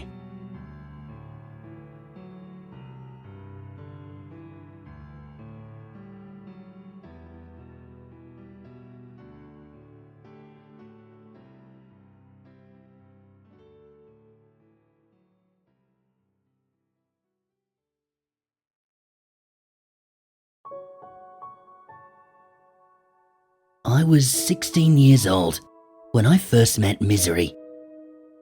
Although I didn't know her by that name at the time, of course. Her name was Shannon, and she was everything a teenager just working out who he was and where he was going in life could possibly want. We were infatuated with each other, as only young lovers can be. We were certain it would last forever. Unfortunately, such thoughts at that age are rarely true, and we certainly didn't buck that trend. Our love wilted and decayed, and we fell spectacularly apart as teenagers do. I took it hard, partly because I was so naive, and partly because I really had loved her. For several years, I kept to myself, withdrawing from the world as much as I could. I trudged through life, bearing the pain of a teenage breakup like a cross. My friends and family thought it was a ridiculous overreaction, but they didn't know what I was feeling. Was heartache supposed to feel like this? I was just a kid. I assumed it was. Around my 21st birthday, my grandfather passed away, and much to the immense surprise of my entire family, left his large old house in inner Sydney to me. There was a bit of a legal fuss, because the place was worth a lot of money, and some of his children felt they deserved it, despite years of pretending the man didn't exist. But in the end, it was all ratified and I moved in right away. It was a relief in many ways, because this was a time when housing was quite out of reach for most people. But I couldn't shake the nagging sense that there was something more to my grandfather leaving the house to me. He never explained it to anyone. All that he left me was an envelope containing a piece of paper on which he'd written 6 numbers. Try as I might, I couldn't work out what they meant, and over time, I simply forgot about them. I moved on from Shannon though. In fact, I found myself a new girlfriend every few months or so, despite my intentions to steer clear of romance after every breakup. Every relationship was a whirlwind, passionate, intense, with an immensely bitter end. It was as though they all ran to a pattern, and try as I might, I couldn't escape that cycle. I was always in pain, but I had to force it down and move on, as life, it seemed, careened off into the future, with or without my consent. Now, this is the part of the story where things get quite a bit stranger. By this stage, I had a regal, if slightly run down, old house and a reasonable career. But loneliness began to eat away at me. My repeated flings gave me no real satisfaction. The clock was ticking. I felt the need to settle down, start a family, the same way all my friends were. And as if life took pity on me and finally decided to grant me a boon, I met my Anna. The first time I ever saw her, she was instantly familiar, as though I'd known her for years. She made me feel completely comfortable and confident, like my pain and my melancholy could all just melt away and be replaced entirely by her. We were married within 2 years, and I'd never felt as good as I did then. Anna was everything I could have ever dreamed of. She lit up my life. Even the drafty old house in Paddington seemed lighter and warmer with her around. And when she told me she was pregnant, any pain I had left was forgotten in that one ecstatic moment. But pain never truly leaves us, and as with everything else in my life, my happiness was short-lived. My beautiful Anna had miscarried. We were shattered, and slowly but surely, our perfect marriage fell apart. Our pain made us distant and withdrawn. We were powerless to address the problems in the face of our suffering. I woke up one morning, and she had simply left, without even a goodbye. I flew into a rage, driven by anguish and loss that I had bottled up for so long. I shattered mirrors, I smashed furniture, and I tore portraits off the wall. Years and years of pent-up emotions exploded in a blinding fit of violence. And when I was spent, I lay on the floor for almost 2 days, exhausted, broken. With Anna gone, and in the wake of my outburst, the old house took on a sinister air. A sense of finality fell over the place, and I began to notice the structure beneath the veneer. It was as though I had been blinded to the state of the house, and now that I'd cracked and lost everything, I could see it for what it was. It was a monument to decay, a crumbling edifice filled with loneliness and pain. Where I had seen light, I now saw shadows and darkness, shifting with a living, malevolent intent. The house whispered to me, in tongues I could not understand, mocking my agony, my shame. When I finally gained the courage and the strength to move again, many hours later, I found the safe. It had been hidden behind a portrait that I'd never bothered to move. An imposing painting of some ancestor or another. Almost instinctively, I entered the numbers I'd found in the envelope my grandfather left me, and the door opened with a tortured scream. Inside was a yellow diary, thick with well-worn pages.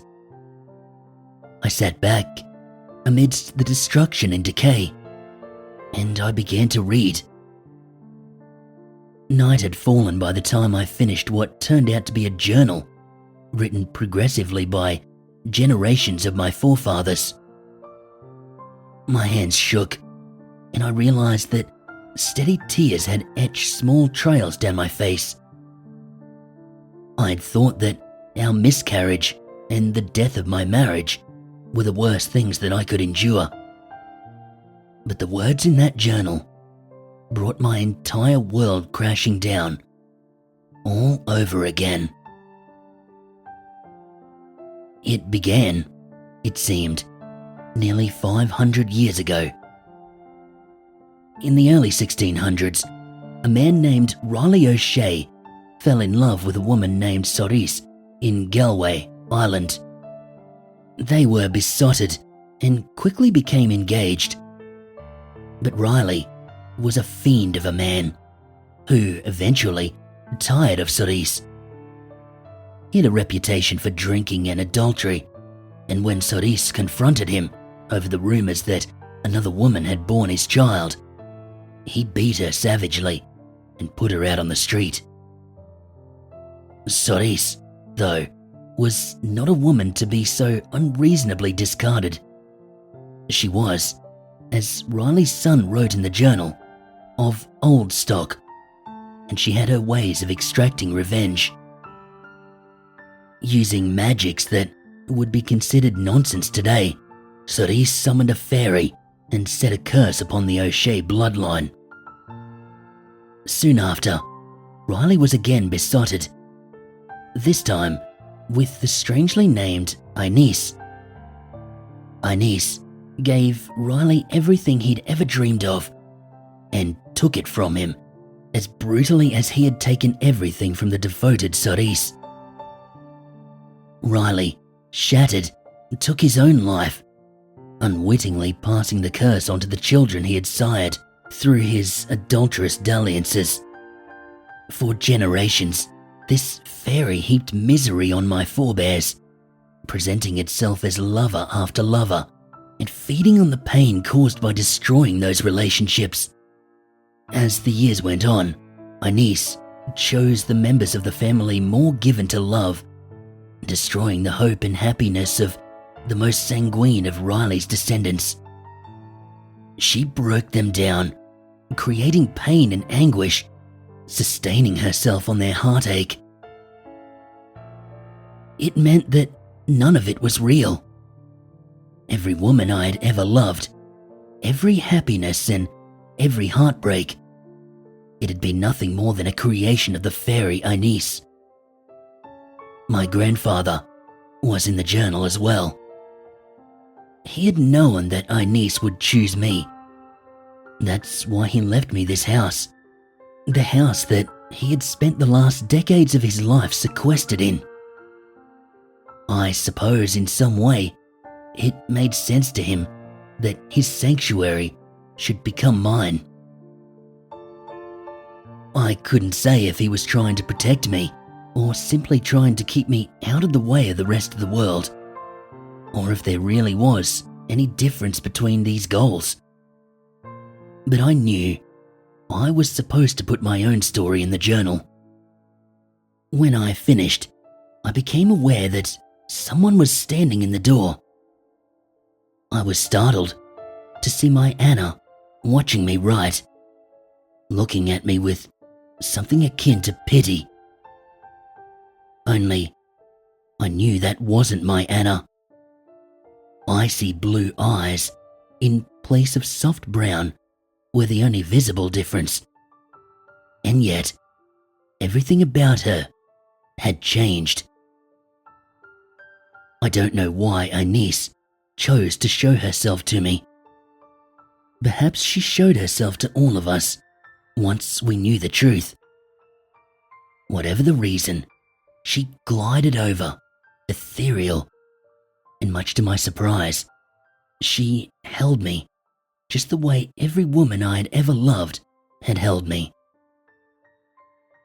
I knew now why they had all seemed so perfect, so familiar. They had all been Inez, fulfilling the duty that she was bound to fulfill. And it did seem as though she only did it because she was bound to.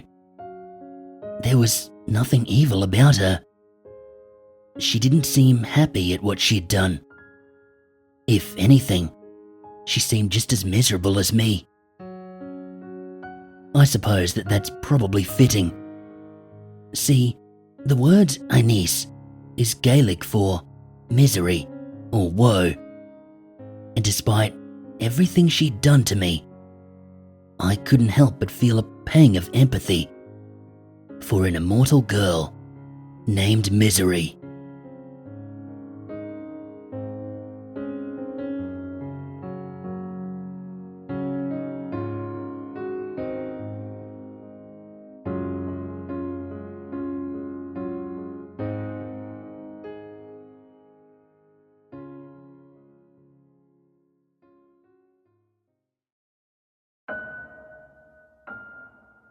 The last thing I remember before about 2 days ago is this sound, like thunder.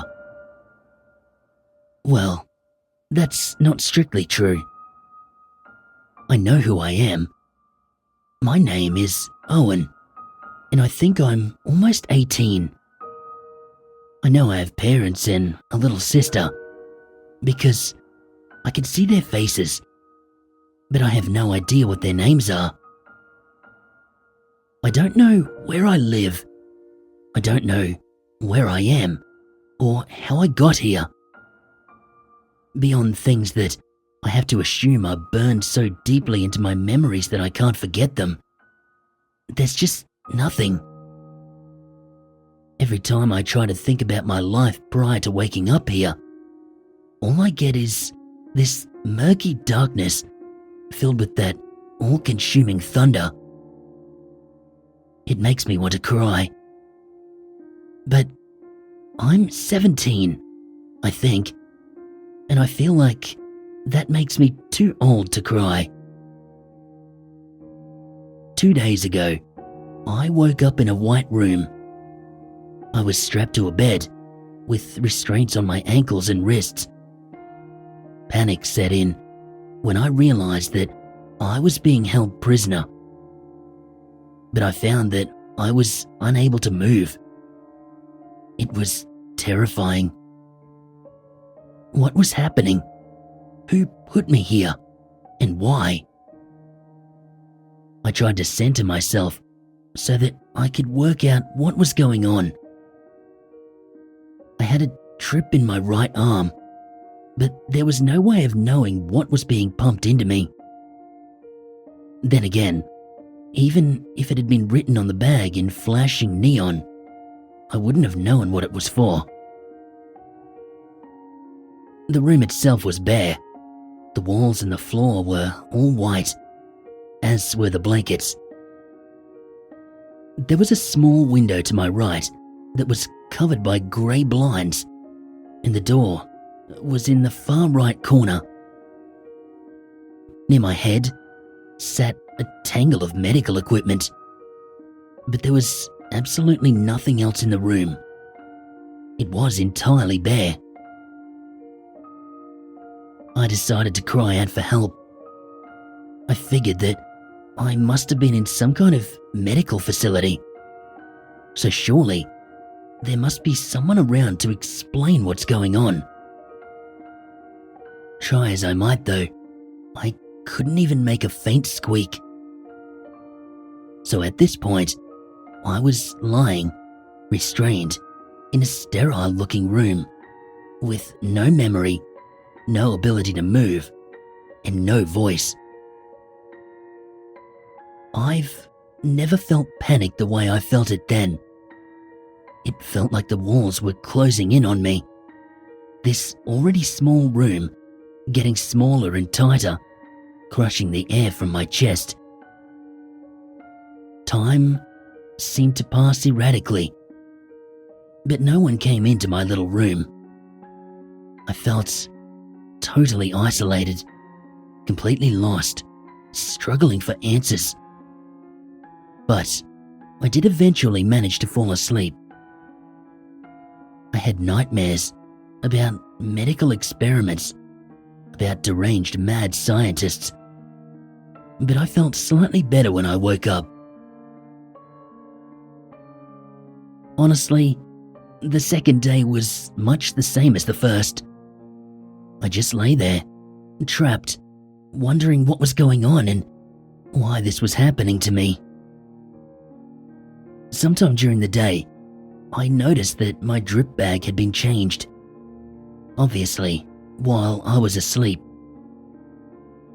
That gave me some comfort in a strange way, knowing that at least I wasn't completely alone. This morning, though, it all changed. You'll understand that my sense of time is pretty messed up. Being in here without anything to judge it by, it's hard for me to say how long I lay here before the doctor came in. But he did, and if I could have jumped in fright, I would have.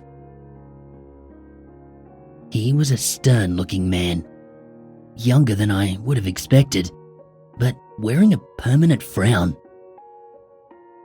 I tried desperately to get his attention, but I couldn't move, anything except my eyes.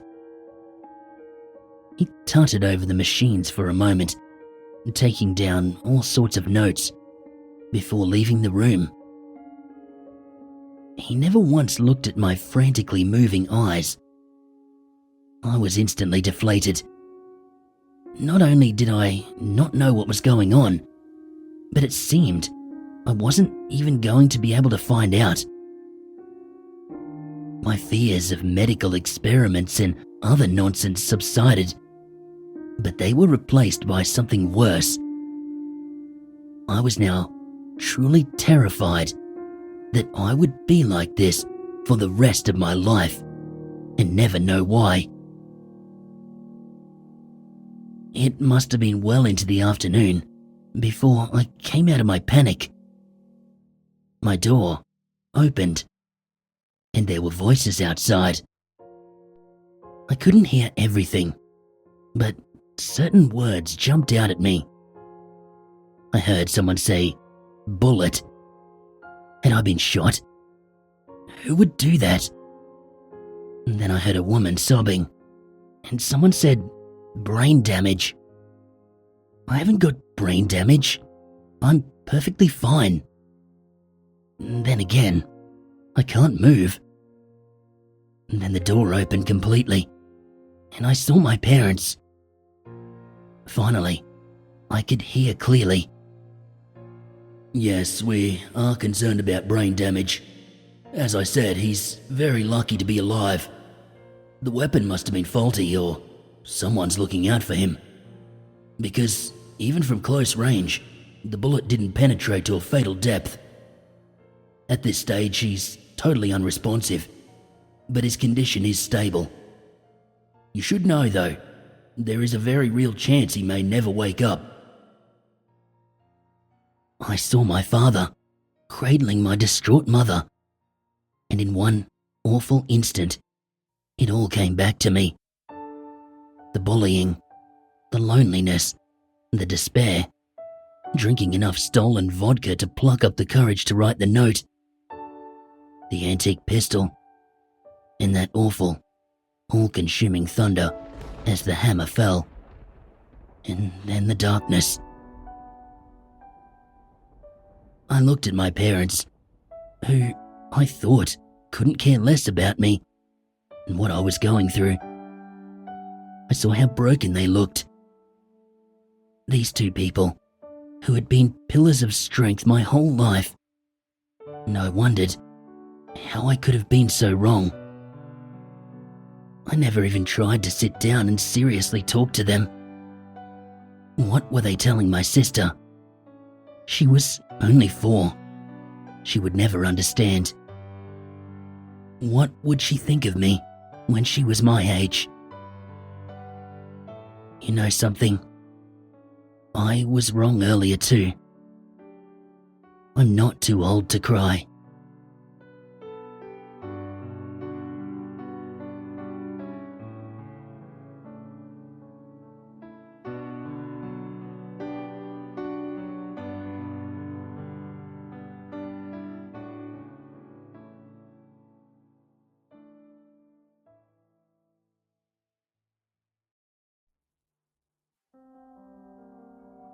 Over the last couple of weeks, my tiny little hometown was on the brink of disaster. If you're Australian, you've probably seen us on the news. The small towns on the New South Wales south coast, ravaged by bushfires. They say almost 100 houses were lost, and although mine was thankfully not one of them, plenty of my mates are facing up to 18 months in temporary accommodation. These people have lost everything, thanks to allegedly something as simple as a faulty power line. Well, that's the explanation that they've given us. Honestly, it might be true. I'm not a fire investigator. But I did see something. Something that makes me question the official line. The fire had been a worry for a couple of days before it really kicked off. Smouldering, barely contained in the hills like a snake, waiting for exactly the right moment to strike. And when it did strike, holy shit did it do a proper job. It roared down on the tiny little town with the ferocity of Armageddon itself. There was quite literally nothing that most of us could do but get the heck out of there and hope we'd have a town to come back to. Unfortunately for me, I couldn't run. I could get out of the town, sure, but there was a problem. My girlfriend's parents live in the hills, right in the path of one of the ferocious rivers of flame which were now pouring down on my home. And they are stubborn old bastards. They've lived in that place their whole lives, so they weren't going to let it go up in smoke, not without damn near dying to save it. Which is how I found myself in the path of certain death, wrapped in far too many layers of clothes, waving a garden hose at hell itself. When we first got to the in-laws' place, all was quiet. They've weathered a few fires, so the house itself was well prepared, and they live on the other side of town from the first point of impact, so the fire was still kilometres away. The signs were all there though. Thick smoke was creeping out of the bush, murky, smoky fingers reaching into every nook and cranny of the property. We didn't speak, the air thick with tension and fear. We just got about our business, filling everything we could with water and making sure the pumps were positioned in the right places and in good working order.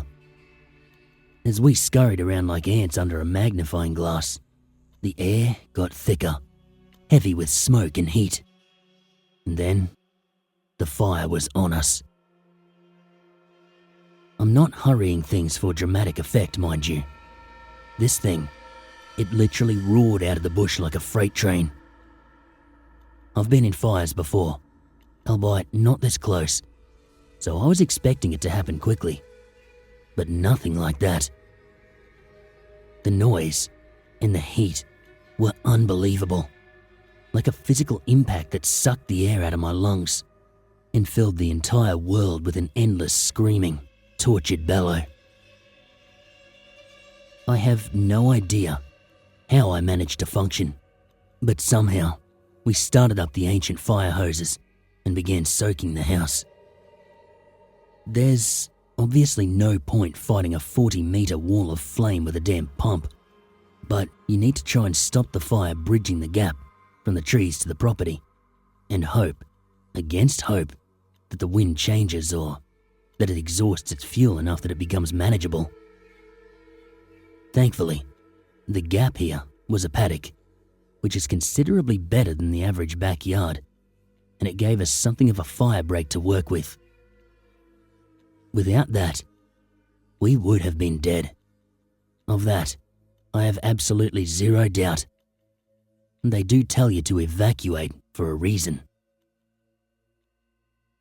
As terrifying as all this was, I began to realize something peculiar. The fire. It didn't look right. It didn't act the way a fire should. We were fighting ourselves to a standstill, but the fire, it never jumped. The wind was steady, and the temperature was soaring. There was theoretically nothing but our own grit stopping the flames from taking the house. I could even have believed that, because fire behaves in peculiar ways. I've lost count of the reports I've seen of the news, of entire streets going up, except for one house, with no logical explanation as to why that sole structure was spared. I didn't have a chance then to really think about it, because both pumps died. It was like something killed them off. They both spluttered out and stopped at exactly the same time. With no way to get the water out of the dams, we were suddenly in even more trouble. There was no reason for the pumps to die. They were very well kept and maintained. But maybe all the smoke got to the motors. I don't know. All I knew is that we were in deep, deep trouble. Look, we were stupid. I know that. We did just about everything wrong, starting with not just getting the hell out of there. But I can imagine how hard it is to abandon a lifetime of memories, and I wasn't going to let people who were essentially my family stand on their own. Of course, I hadn't planned on sitting neck deep in a dam while an orgy of fire raged all around me. We had sprinted for the dams when the pumps went out, and as if on cue, the fire had reared up and swelled to a massive height the instant they sputtered and died, now towering over the 2-story farmhouse. If I wasn't flash-dried within an inch of desiccation by the flames already, I'd have probably wet myself. It was the single most terrifying moment of my entire life. Well, the single most terrifying until a few minutes later anyway. If you've never heard a bushfire, it's a sound that is almost indescribable. The crackling, popping roar is probably to be expected, but the screaming of sap and water boiling out of living trees, that's genuinely ghoulish. So there I was, sitting in a dam, surrounded by bellowing flame and the deathly screeches of thousands of trees, now certain of my impending death, when all of a sudden I started to hear the whispers. Honestly, at that point I thought I was dying. Oxygen deprivation slowly but surely stealing my sanity before it snuffed me out. But it kept on getting louder. Whispered voices swirled with the smoke, speaking a clear, if somewhat unrecognizable, language. The whispers were throaty, almost growling and utterly sinister. They rose to an almost deafening crescendo, drowning out the almost human screams emanating from the constantly exploding trees. I was surrounded by the voices of 1,000 demons, detached, disembodied, and all the more frightening for it. I started ducking my head under the dam, both to escape the infernal heat and try to drown out the voices. But they came through, loud and clear, even in the murky, ash-coated water. It was like they were a part of the fabric of the world around me, present no matter what I did. As they reached a level that made my ears throb in protests, it was then I noticed the eyes. I'm honestly not sure if I hadn't seen them or if they'd just appeared, but all around me were pairs of deep, black orbs that seemed to be composed of thick smoke. You might think that I just saw smoke. My brain, traumatized and terrified, created the image of eyes in the wisps and whirls that flitted between the flames. But the smoke from a bushfire, it's never black. These orbs were as dark as the night sky. What's more, I noticed that each pair of orbs was attached to a tall pillar of flame, stoic and unflinching amongst the chaos of the fire. Hell, they might not have been eyes, but they sure looked like them, stuck on top of tall beings made entirely of fire, and every single one focused solely on me. The voices, now managing to sound like a sonic boom while still maintaining their whispering quality, turning into a sickening bellow that I quickly realized was laughter. I saw an image that I can't fully describe. A ruined world, desolate and ashen, flashed in front of my eyes. And then, the fire that had raged so violently snuffed out entirely. The bush around the paddock was still burning, mind you, but the fire that I felt sure was going to kill me, that loomed over the dam, almost within touching distance, was gone in an instant. That just does not happen. The surface of the dam was thick with ash and muck, and I didn't much feel like hanging around, so I dragged myself onto the muddy shore and passed out. I spent a few days in hospital, mostly for dehydration and shock. It seems that I was the only one to see or hear anything unusual, apart from the sudden and inexplicable death of a raging inferno. Our car and everything in it was gone, reduced to a twisted shell of hot metal by the fire. The house we fought so hard to defend was, miraculously, still standing, albeit a little singed around the edges. In fact, I'd have passed the whole thing off as the spasms of a delirious mind, if not for what I saw a few days ago, when I headed back to the property. The grass that had been completely smothered by the fire that we all saw burn when we were forced into the dam, was green and healthy. It looked as though the fire had skirted the property entirely, but we all knew that hadn't been the case. The others thought it was strange, but they hadn't seen what I had, so they were happy to pass it off as some freak of nature. I might almost have believed them if I hadn't gone over to the dam that saved my life. Burned into the grass alongside the dam, clear as day, was a symbol. It was about 10 meters tall, half the length of the dam, and several meters wide. I've never seen anything like it before. This thing looked a bit like a cross, but with an X radiating from the center point. I shuddered, suddenly recalling that awful image of destruction that had flashed in my mind before the fire died down.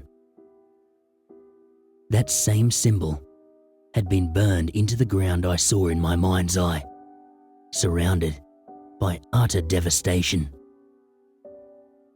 As I shivered in horror, carried gently on the wind and accompanied by the smell of damp ash, I could swear I heard the faintest, growling note of nauseating laughter.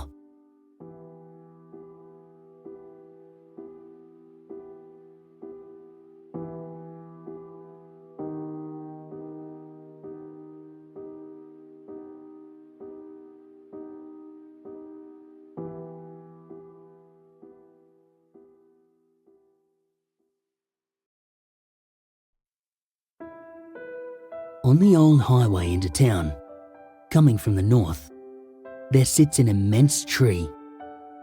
It's a genuine behemoth, an ancient eucalypt several meters wide that survived the march of progress by pure chance. It had the good fortune to have sprouted something like 50 centimeters outside the mandatory clearway off the side of the road. This near, immovable monument to a time before humans and roads is known locally as the Dying Tree. If you ever come out this way and you bother to look closely at the tree, you will notice that it bears a horrible scar, the sole remaining reminder of an awful event many years ago. My parents, they were children at the time, but they remember the night it happened as vividly as they do the birth of their children. Tragedy always strikes deeper in a small town, I suppose. It was a magic summer's day, and a bunch of local kids had spent it partying out at the river, a rather ambitious name for the larger of the small creeks that run close to town. Most of them, they had left as the sun began its slow march towards the night.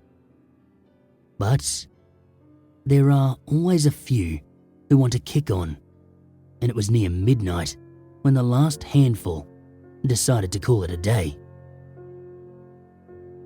They hit the trifecta, these poor kids.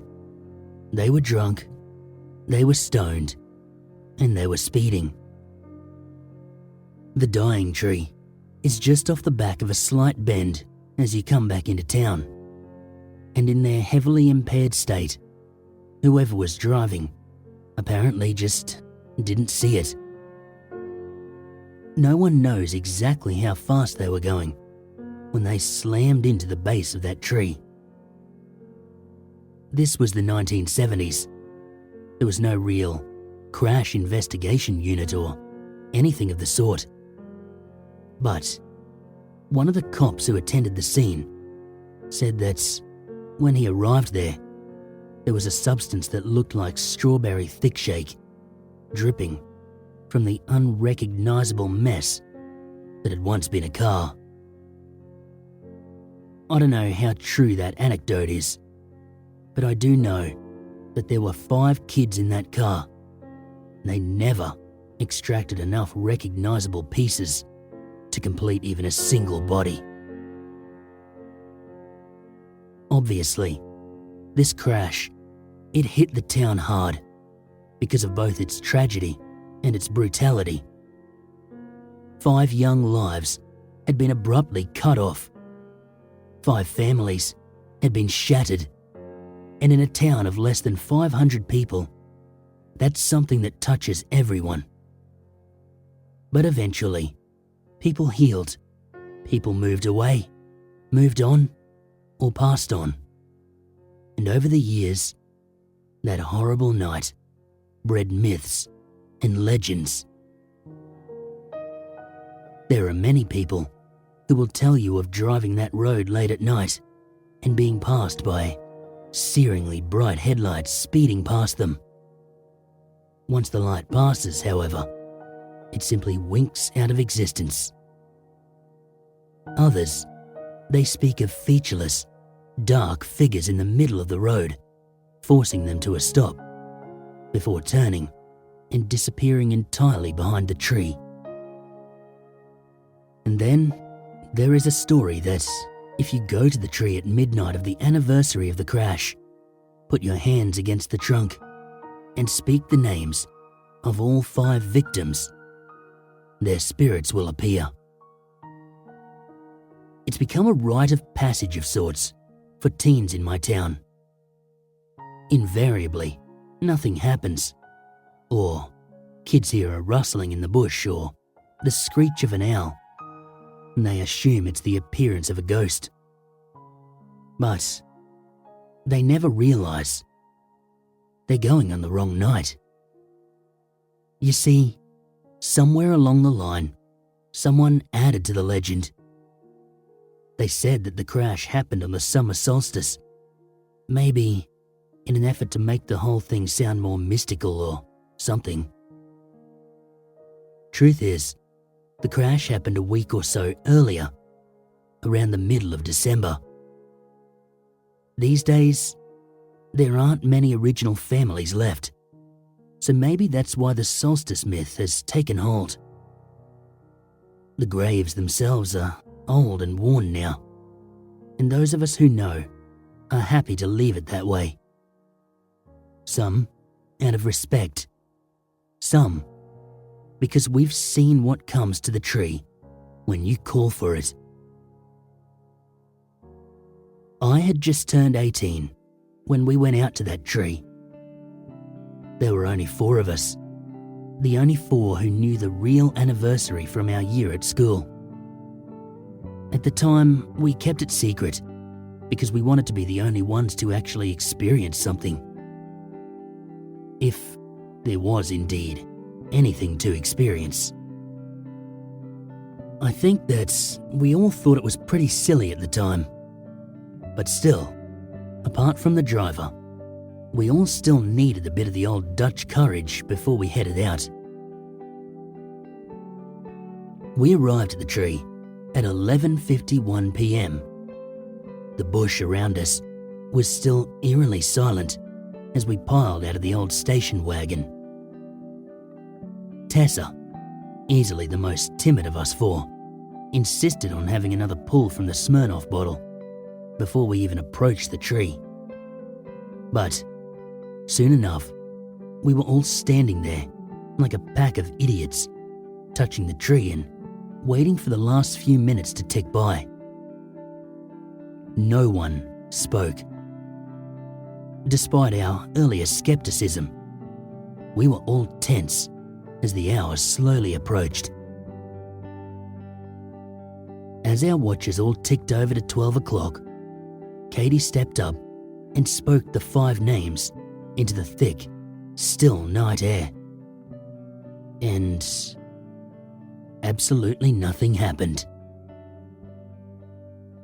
We all looked around at each other for a moment, unsure what to do. Even when Tessa spoke up, I think we all thought she was just letting her imagination get the best of her. Did you hear that? Katie rolled her eyes lightheartedly until she saw that Aaron had cocked his head and frowned. Oh, I heard it, I think. Listen. We all strained, and sure enough, we heard the faintest of sounds coming from the bush further off the road. It was kind of like a wet, scraping noise. Not something I was used to hearing in the bush, but not loud or unusual enough to make me cry ghost either. I was about to write it off when it was joined by something else. A low, throaty, strangled sob.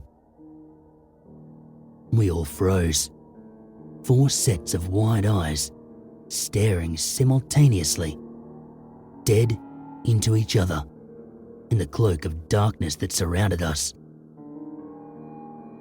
As we held our breath, there came the unmistakable sound of someone or something shuffling heavily through the undergrowth. As one, we all pulled our hands away from the tree like we'd been shocked, as though breaking the contact would put an end to whatever spell we'd cast. But, unfortunately, the shuffling sound continued, punctuated by another choked-off sob. We stood there, transfixed, for what felt like hours, as whoever or whatever was making the noises came steadily towards us. Finally, out of the darkness, a large shape materialized at the tree line, just at the edge of the light from our headlights. Tessa bolted first, silently turning and running up the road. Aaron swore out loud and followed her, and Katie broke ranks almost as soon as he did. None of them went to the car. In their fear, they just sprinted straight past it and back up the shoulder of the near derelict highway toward town. I'd like to pretend I stayed because I was brave, because I wanted to see what had terrified us so. In reality, I was completely rooted to the spot, too terrified to move. I was a mouse, caught in the act of traversing a dark kitchen when the lights suddenly flick on, leaving my brain too shocked to formulate a plan. All I could do was watch as the figure stepped out into the beam of the headlights. For a moment, my mind, it could not comprehend the being that stood in front of me. It was big, bigger than any man, and strangely misshapen. I noticed that it appeared to have no skin, or else was slick with free-flowing blood that dripped to the ground and pooled at its feet. There was no head, but several bloodied eyes looked out at me from what would have been the top of the sternum had it been assembled like a human being. And as it saw me, it made a guttural, choked-off cry and began shambling in my direction. At some point between seeing this horrific thing come out of the bush and those first faltering steps, I'm not ashamed to say I voided my bladder. Yet, still, I could not move. I could not tear my eyes away. My heart was pounding so hard that I felt dizzy, and the sight of lights glistening off the creature's raw, exposed muscle that turned my stomach. It continued towards me, its gait slow and uncertain, and it dawned on me that the thing, it was sobbing freely now. A pang of pity, it cut through the sheer terror that I was feeling. But as it got closer, it reached a horrible appendage towards me. My brain finally snapped into action. I ran. I ran and I ran and I ran, past the car and headlong into the night, followed by a tortured howl that sounded desperate and pleading more than anything else. I apparently ran straight past my friends without even noticing them. Finally, stopping at the bridge some 5 kilometers away, where I broke down in distraught hysterics. It took the others days before they worked up the courage to talk to me about that night. But I went back with my brother the next morning to retrieve Aaron's car. I hadn't slept all day. Not from fear, honestly, but because something about that whole experience had been bugging me. When I returned, there was no sign that anything had happened. The pools of blood, small though they had been, were entirely gone. So, we jumped the now flat battery in the station wagon and we headed back home. This was more than a few years ago now. I've never told the others exactly what I saw. When we finally spoke about it, I simply told them that I bolted when the figure made a move, and I never got a good look. Every year since, though, I go back to the tree before the sun sets on that terrible day, and I leave a single white rose at the base of the tree. Every morning, that rose is gone. See, I have no idea what I saw that night, but the thing that kept me awake, the most horrible thing about it all, was the way that entity sobbed, the way it cried out when I ran, a cry laced with pain and heartache and not a hint of malice. As much as I don't want to believe it, as much as I want to believe that we encountered some sort of demon or other entity drawn to the tree, I can't help but think that we really did summon the tortured essence of those poor kids, that they're joined in death, stuck together for all time in the moment that their lives were so brutally cut off, begging for it all to just end. I'm not religious, but I pray with every fibre of my being that I'm wrong. I've looked into ways of freeing them, to no avail, and I'm not brave enough to call for them again. I'm expecting a child of my own now, and I have no idea what might happen. If I never find a way to free them, then maybe, one day, when my own life is nearing an end, I'll go back to the tree, one last time. At the very least, maybe they won't need to be alone.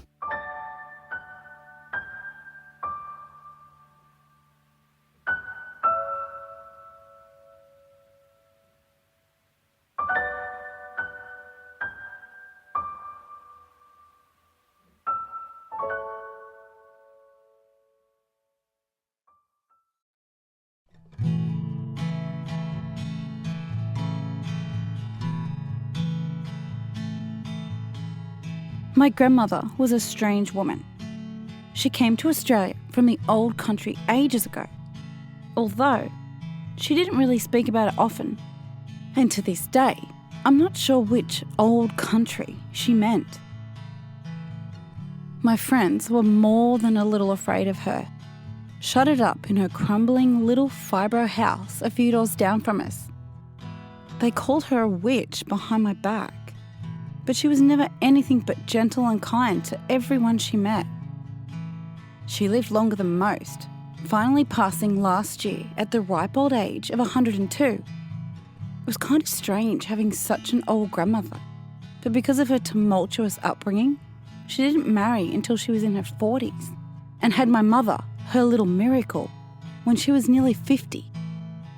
In her will, she left me a beautiful antique pendant and a note that simply said, "For as long as you wear this, your guardian angel will keep you safe from all harm." I didn't believe in that sort of thing, but that pendant became a permanent fixture around my neck anyway. It was beautiful and it reminded me of her. One last physical trinket connecting me to her memory. About a month ago, I was at a party for the start of the new year at uni. This absolute creep made a pass at me. He was okay looking, but he was definitely a bro, sleazy as fuck, wearing a shirt 3 sizes too small and stinking of Bundy and cigarettes.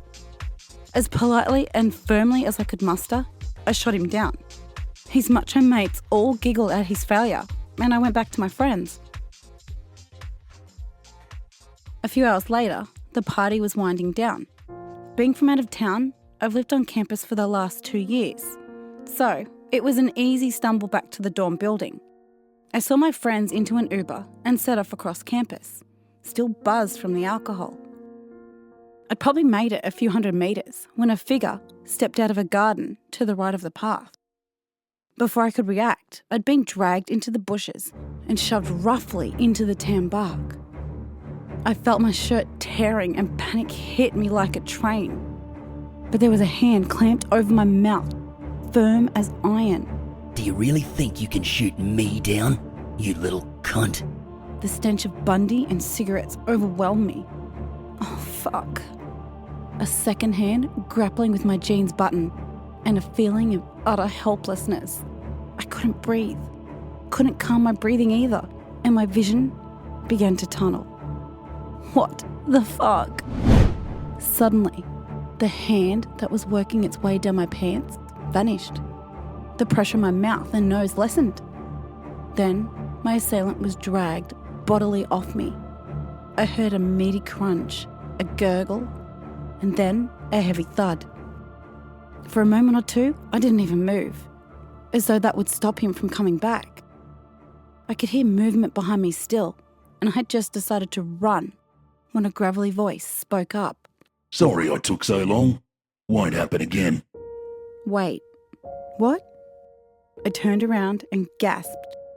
Standing in front of me, over the crumpled form of the piece of bro garbage who had just pinned me to the ground just moments earlier, was a tall, lithe figure. I say figure because a person he was not. He stood on 2 legs, and he had 2 arms and a head. But that was about as human as he got. He had skin the colour of dried blood, horns sprouting from his shoulders, a long whip-like tail, glowing yellow eyes. He didn't look like much of a saviour, really. I think I'd have shat myself if it wasn't for his apology. What do you mean sorry? I shook my head. How much did I drink again? Still, he was looking at me, puzzled. Should I let him know I'm okay? What the fuck do I say? Hi? I nodded at the bro. Is he dead? Damn, Skippy, he is. And not a moment too soon, eh? A disgusting fuck. You would not have been his first. Right. Yes. Who are you exactly? I mean, thanks and all, obviously. Sorry. This is pretty odd. He gave a devilish grin. Devilish. Showing off a dizzying number of sparkling shark-like teeth. Me? I'm your guardian angel, mate. He said with a flourish. But I must have looked sceptical because his grin faded, his voice becoming glum. Hey, now what's that look about, eh? Nothing. It's just, well, I mean, you're not exactly what I think of when someone says the word angel, is all. Yeah, it's okay. I get it. Say angel then. Everyone wants some well-spoken, sparkly-winged toff pricks. Think they got a mortgage on the word angel. His voice faded to a dark mutter as he turned to leave. Wait, please don't go. I didn't mean to offend you. This is just a lot for me to process. Nah, it's okay, kid. It's not your fault. Truth is, you're not far wrong. Technically, I'm not an angel. Not so much. Part of me wanted to say, duh, but I bit my tongue, not wanting to offend him further. He turned back and sat down next to me in the tan bark, smelling strongly, but not unpleasantly like an erupting volcano. Look, here's how it works. You don't just get a guardian angel. There's a ritual you gotta do first. And you can't just get one yourself either, it doesn't work that way. You can only do the ritual for someone else, someone you care about. He nodded at the pendant, exposed on my chest by the earlier violence. Your grandma. She did the ritual for you, before she died.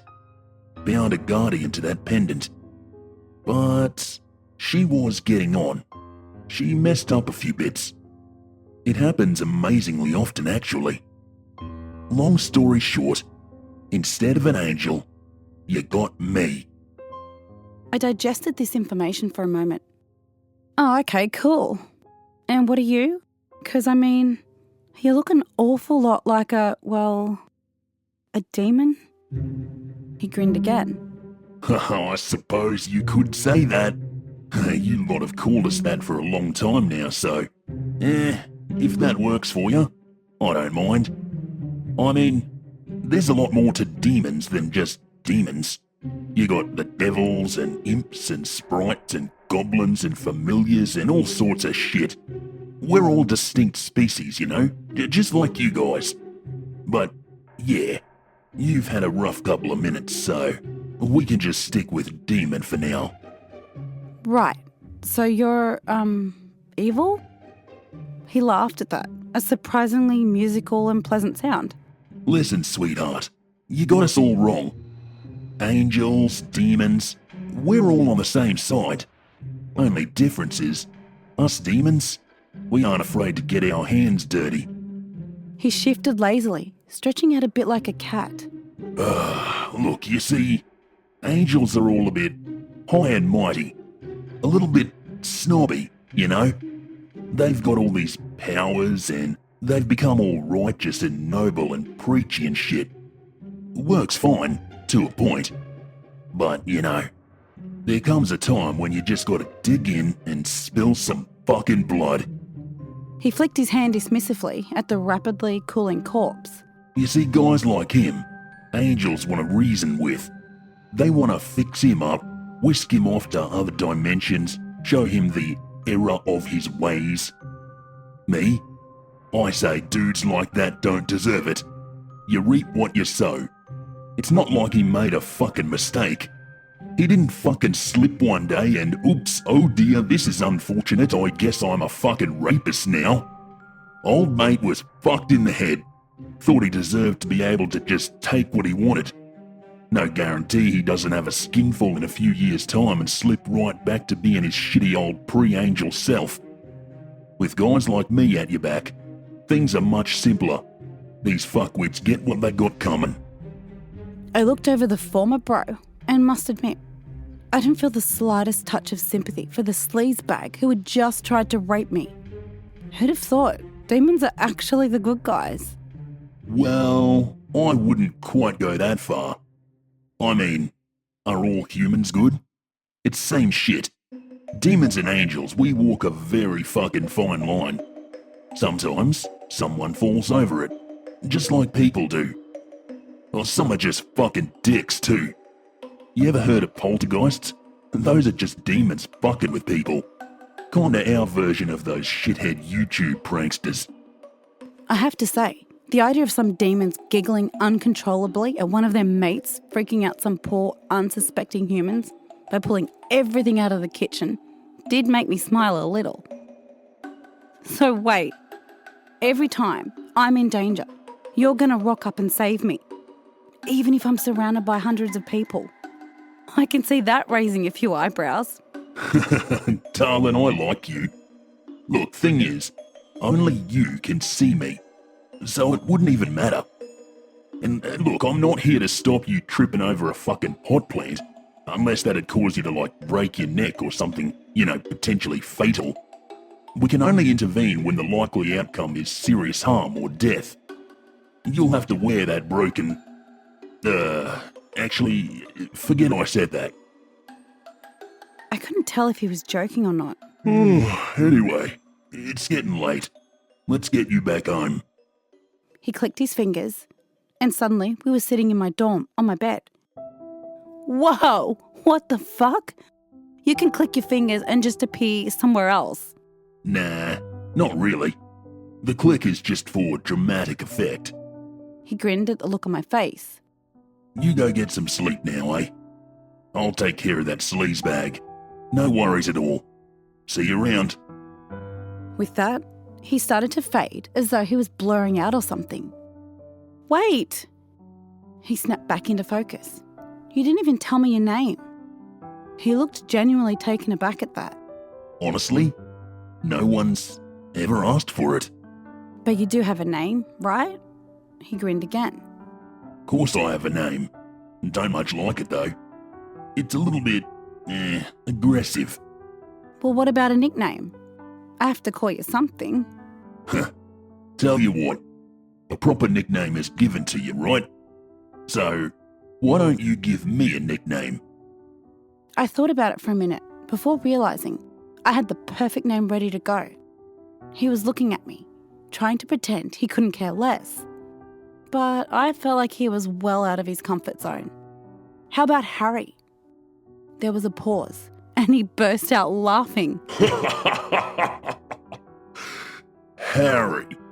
A 7-foot-tall demon from fuck knows what dimension. And you pick Harry. It was my turn to grin now. Hear me out. When I was little, I used to get bullied a bit, so I made up an imaginary friend, and his name was Harry. He protected me from the bullies. Of course, he wasn't real, so he didn't do a very good job. But I think it fits, especially if only I can see you. For all I know, you are imaginary, and I've gone completely mental. His smile had faded, and not in an upset way. Can a demon look moved? Because I feel like he looked moved just then. Harry, huh? Harry. Well, as far as my first ever nickname goes, I guess it could be worse. He started to fade out again. I've really got to go this time, alright? But hey, if you ever need me, you know, outside of a life or death situation, just call. It'll work. I promise. He nodded to my phone, which had somehow made its way to the bed right next to me. And then he blinked out. Sure enough, at the very top of my contacts list was a new entry. It just said Harry, and it had no number or anything else besides a call button. But I suppose that's to be expected. I'm not sure Optus covers calls to the 9th dimension anyway.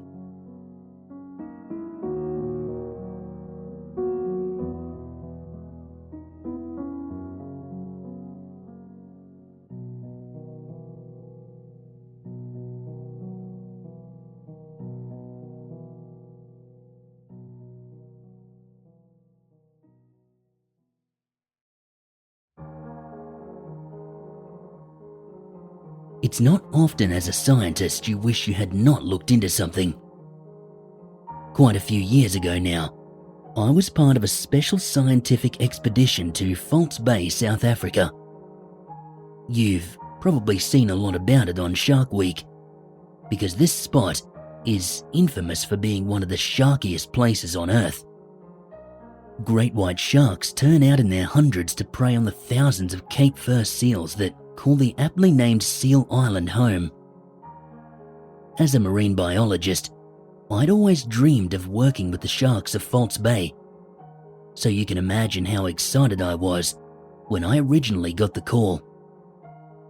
One of my colleagues, a girl I went through uni with all the way to our respective PhDs, had been handed what she called a fascinating, if slightly unusual, assignment, and she personally sought me out as one of the research scientists. Even without a whole lot of details, I jumped at the chance. Sharks were hardly my speciality, but False Bay is such an iconic place that I wasn't worried in the slightest. I was sure I would adapt. I flew into Cape Town on a miserable winter's morning. The sky was full of fat, angry grey clouds, and out the window of the plane, I could see countless white flecks on the surface of the sea as harsh winds stripped the top off the swell. Kristen, or more officially, Dr. Chris Short, the woman who recruited me, met me as I struggled off the red-eye service. She looked restless and eager as she wrapped me in a hug. I'm so glad you said yes, Alan. It's going to be unreal working together again. I grinned, despite being bone-achingly tired. Chris had always been an infectious kind of girl. Well, when a woman who spends most of her time wrangling monster sharks calls me up for a hand, I find it hard to refuse. She gave me a knowing smile. We might not be wrangling many sharks on this trip, but I think we'll make up for it. Come on, we're going straight to the boat. I'll tell you all about it when we get there. Yeah, sure. But first, I need one hell of a coffee hit. It was a reasonably short trip to the docks. Lightning, in fact, compared to the red eye from Perth to Joburg. I was surprised when we were hurried on board, the vessel already idling and ready to head out. I'd thought it'd be too late in the morning for the sharks to be active. I was not surprised, though, to discover that 6 of the 8 scientists on board were women. Chris had always preferred to work with women, to the point that it earned her an unfair reputation as a bit of an extreme feminist. The truth was that Chris had been burned by less than ethical research partners in the past. She had come to believe that men would inevitably care more about competition than collaboration. Or, as she so eloquently put it one night in a Townsville pub, it just inevitably devolves into a fight over who has the biggest, swingiest dick. We gathered in the conference room of the spacious vessel, and I learned the names of everyone else. The 5 women were Cassie, an ecologist, Maria and Helen, shark biologists, Janice, a zoologist, and Chris's PhD student, Claire. The only other bloke on board was an oceanographer named Kevin. Chris rejoined us as the small talk started to fade out. Please sit down. It's going to get rough when we get out into the teeth of the wind. As if on cue, a freezing gust buffeted the ship, and I clutched at a chair for support. She laughed. I see you've all met Alan, our resident deep-sea evolutionary biologist. Obviously, I don't have to explain the history of this place to any of you. Only 2 other known sharks match this one in terms of white shark aggregation: the Neptune Islands and the waters around Guadalupe. It's been crucible white shark science for decades, and we're still learning. She paused, shuffling through a thick pile of papers. Last year, we began to notice something odd about white shark behavior in this area. Normally the sharks here are relatively transient. They come in and out of the bay, and track along the coast, and out to sea in the meantime. Individual animals don't actually spend more than a few days within the bay itself, but 4 or 5 times a year, the sharks push right into the bay. They stop going out to sea, and spend a good week or more in the shallow water along the coast. In that week or 2, we don't see the sharks more often, but as we've started tracking more and more of them, we've realized that the number of sharks in the bay might be as high as 3 times the norm for this period. We're here to figure out why. She stopped, clearing her throat before continuing on. This is unusual behavior, and obviously it has local authorities concerned.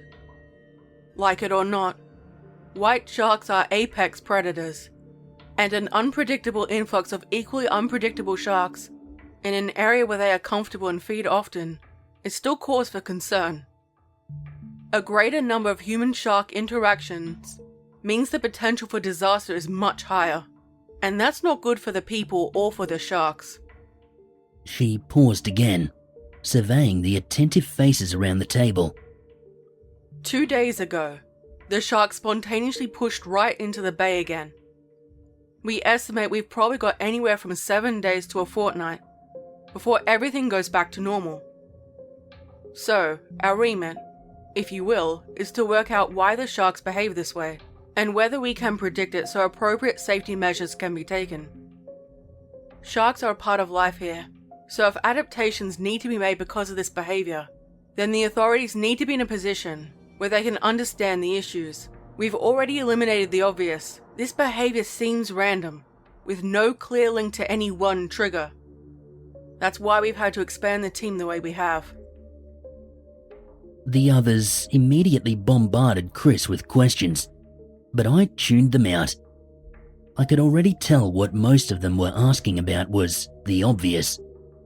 Chris was very thorough, although prone to narrowing her focus and missing the big picture at times. And as I thought it through, it seems like she had missed something big after all.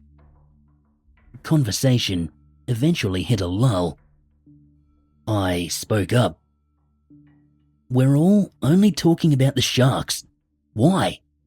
There's a lot more than just sharks around here. What are the other animals doing when the sharks behave this way?" Chris looked at me, the corners of her eyes crinkling imperceptibly. I actually don't know. What are you getting at? Of course, she knew the answer already, but not everyone in the room was as sharp. "Well, sharks aren't the only large animal in the bay, are they? There's the seals who head offshore to feed, so do the penguins. I'm not sure about the bay itself, but we're also within the habitual range of a few different dolphins. Then there are the transients. Orcas are found in the area, as well as other whale species. Seems to me that they're just as relevant as the sharks in all of this. Orcas prey on white sharks, penguins, seals and dolphins, so their behaviour certainly seems relevant." Chris smirked at this, more in a self-deprecating way than anything.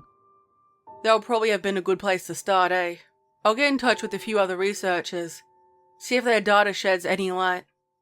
There's a lot fewer tracking devices on those animals than on sharks though, so it might turn out to be useless. We're making for Seal Island now, mostly because it's a focal point, and we can monitor the tags a lot easier from there. Feel free to wander the ship a bit, familiarize yourselves with it. We might be here a week or so. The others took the opportunity to wander out in small groups, but I stayed behind with Chris and Claire. Something was bugging me. I was an evolutionary biologist. Well, evolutionary ecologist, just as I had been introduced. But I specialised in water dozens of times deeper than Faults Bay. I knew enough to get by, sure, but I was quite literally out of my depth. Chris just told me that she wanted me on the team because I was a good scientist, but it felt like she was holding something back. By this point, however, I was absolutely exhausted, so I just went to bed.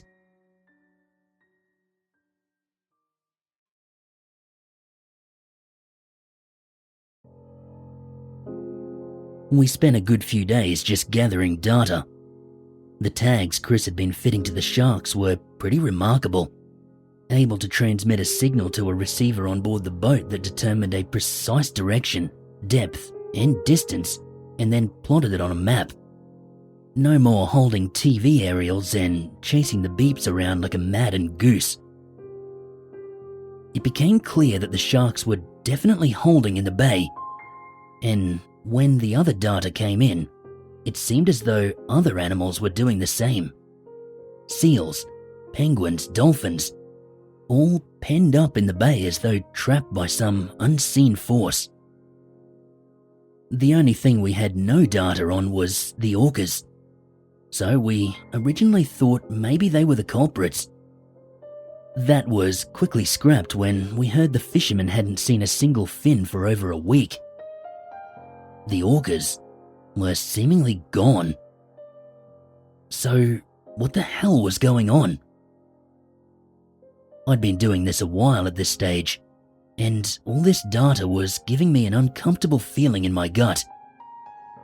Science may pride itself on rationality, but instinct still rules. And my instinct was telling me that something was not right. Animals only scattered like this when there was a problem. Large animals, especially apex predators, very rarely had a problem.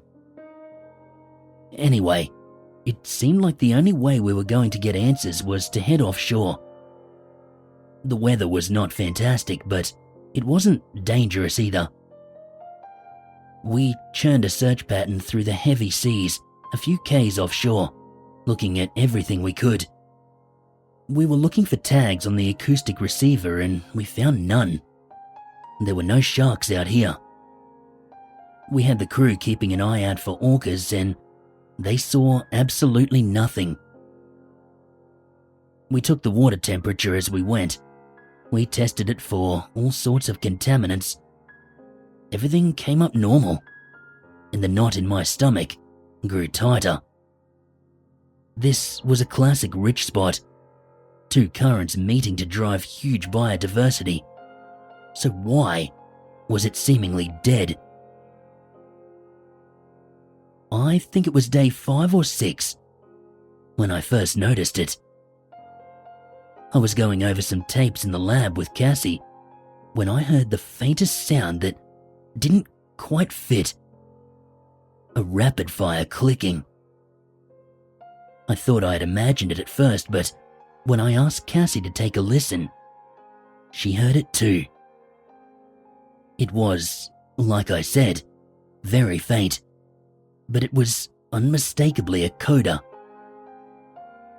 For the uninitiated out there, a coda is an indicator of echolocation on a massive scale. It's a common myth that all whales use sonar or echolocation to supplement their senses. Only the toothed whales can use this kind of sonar, and only the largest of them all can produce a coda. Sperm whales have that massive, squared-off head because it's dedicated entirely to echolocation. Their head is filled with oil, basically, which is why they were so prized by whalers. And at the top of their skull is a structure that looks kind of like a satellite dish. This amplifies the rapid-fire clicks required for echolocation to a ludicrous scale.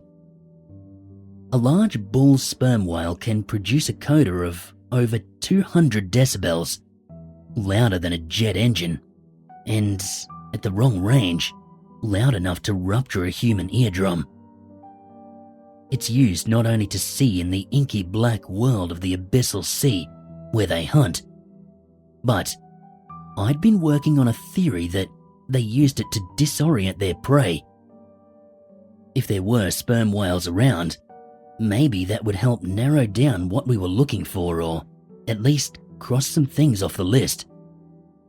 After some debate, we resolved to find them. The acoustic receiver we used for the tags was able to give us a rough location, pointing us to an area where the continental shelf is scarred by a series of deep ravines snaking their way up from the abyssal plain. This made sense to me. Sperm whales hunt squid, and places where there are trenches and canyons gives them a bottleneck in which to hunt. I wish I'd never heard that godforsaken coda. I wish I didn't know what I know now. It's a tough story to tell, but it needs to be told.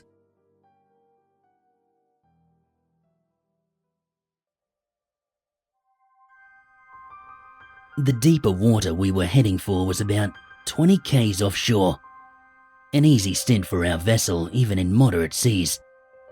The hydrophones kept picking up the coda, rhythmic and regular.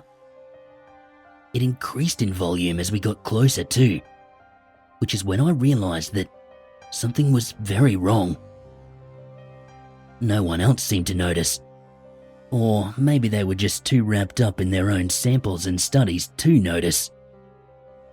There's a lot of boring stuff I've left out. How one scientist had a theory about algal blooms and another was working on something about sonar pollution, among other ideas. There were a lot of decent tangents, but as an ecologist, I hadn't really had a lot to do yet, so I was paying close attention to the hydrophones. I began to realize the coda never changed. It was precisely the same pattern every single time. Sperm whales don't do that. Each whale has an individual signature, and it makes a huge number of different sounds, depending on the purpose of that sound. Whatever we were heading towards, it was not a sperm whale. That knot in my stomach tightened to the point of physical pain.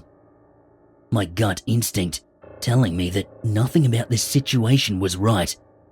Vast numbers of sea creatures don't just vacate an area for no reason, and a mysterious sound popping up at the same time was too much to be coincidence.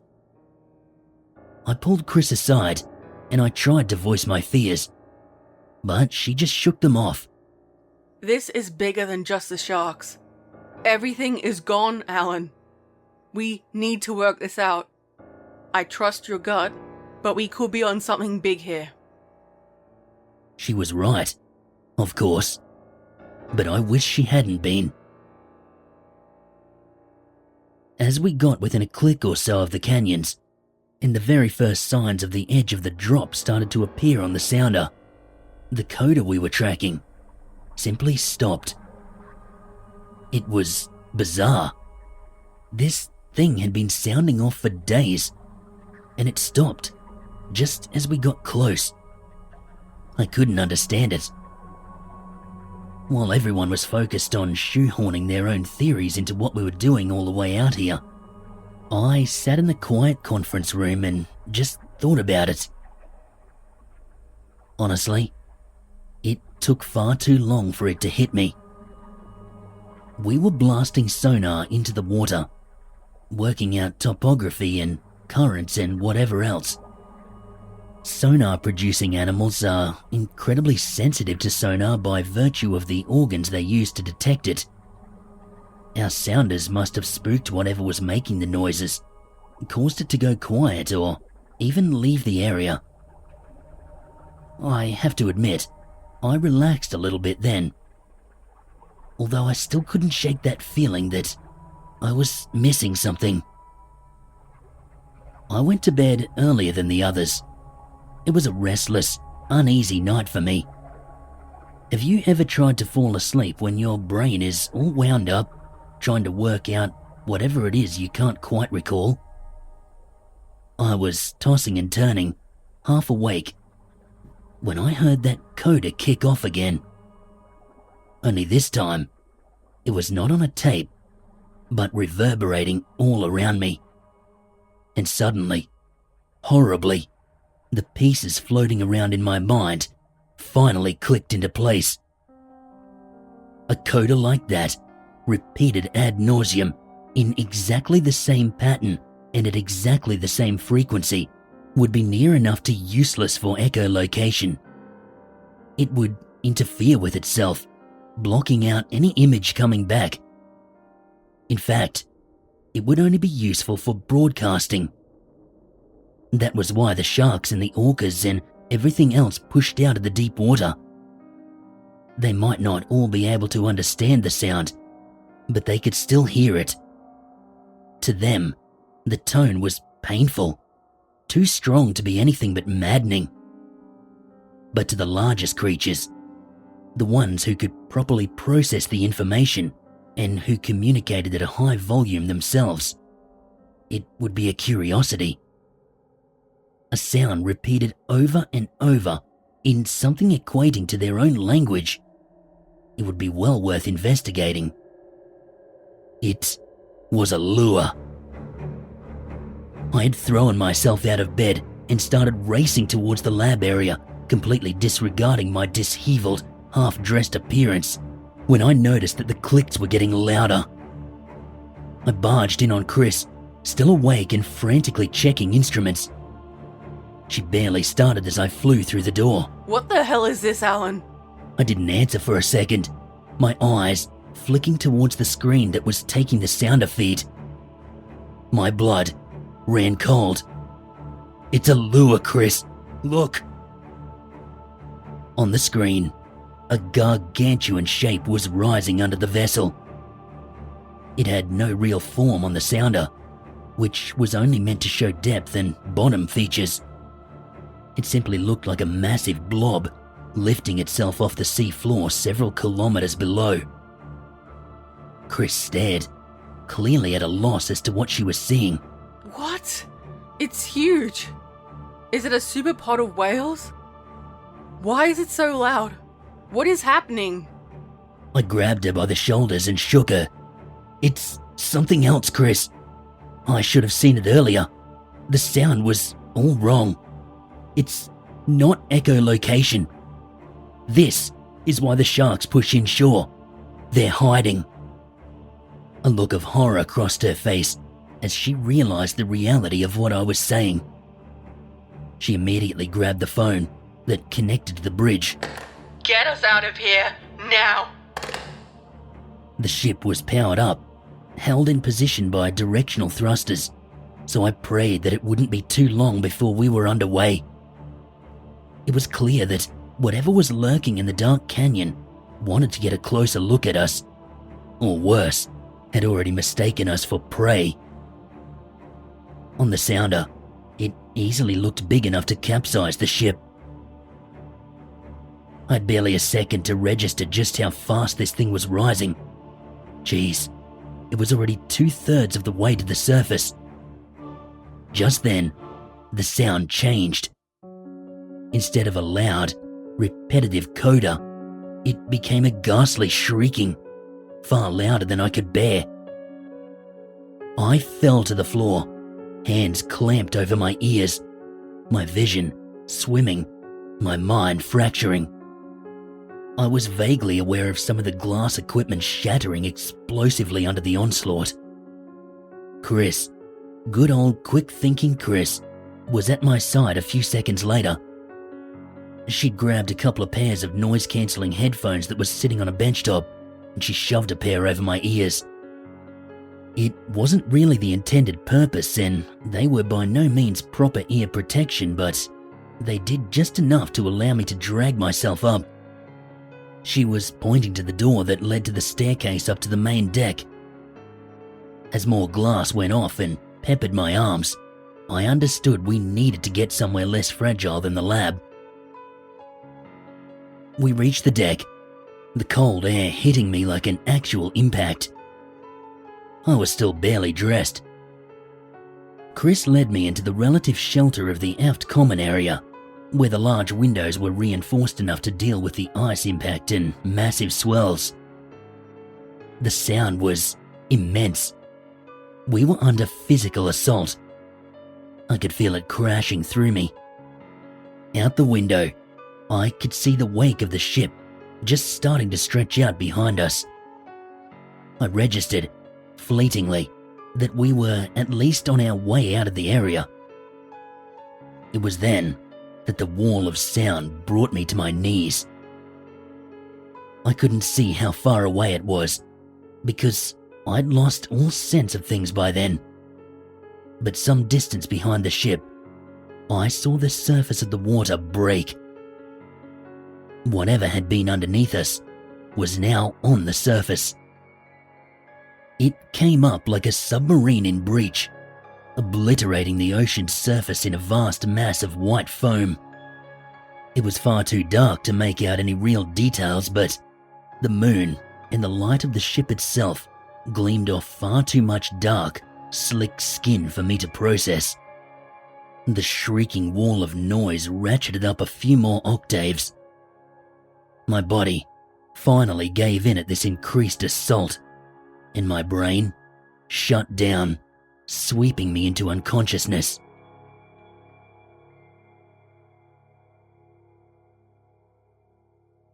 I woke up to a naval officer gently checking my vital signs.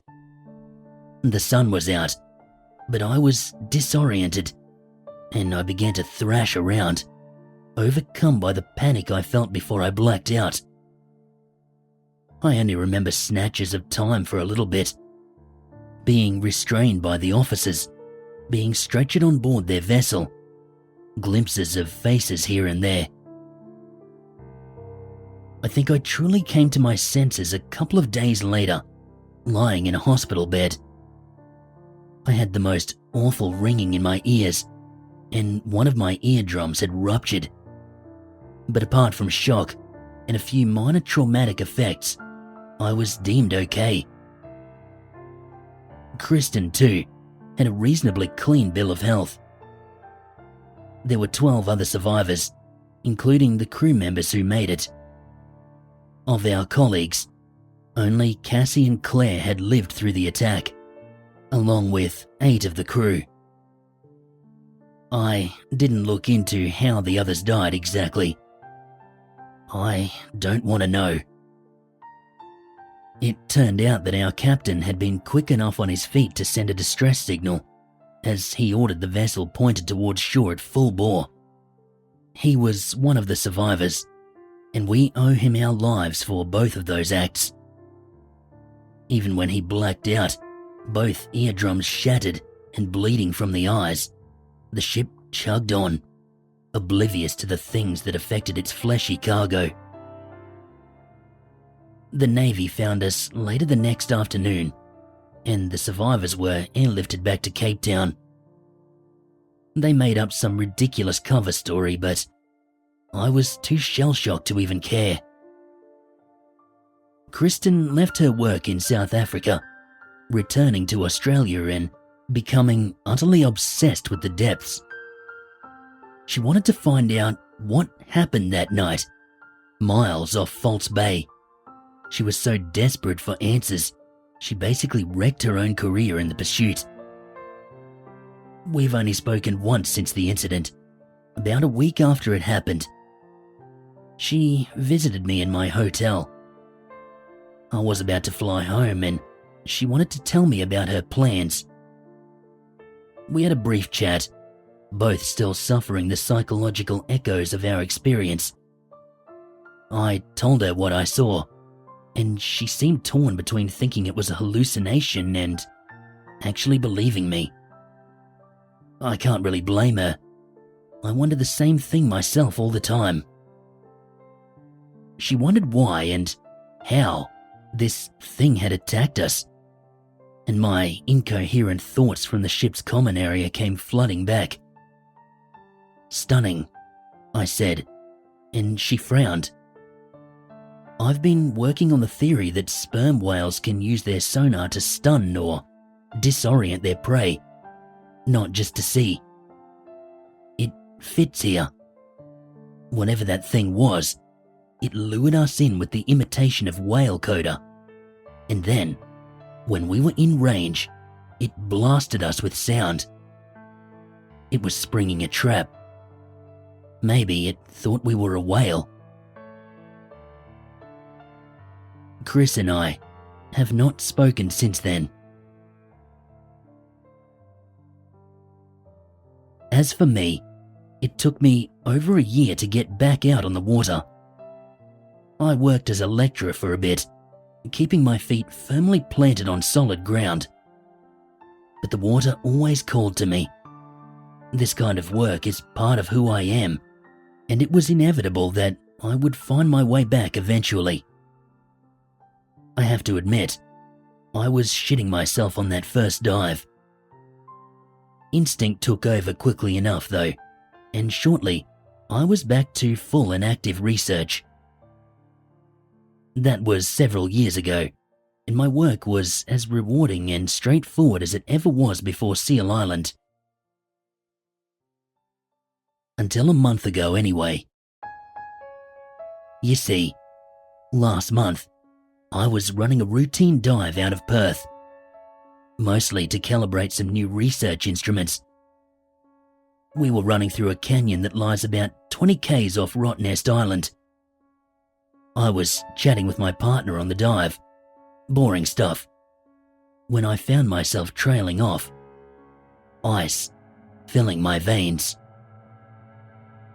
Over the small talk and the sound of the sub-engines, I heard the unmistakable sound of a short coda, repeating in bursts that were far too regular for echolocation.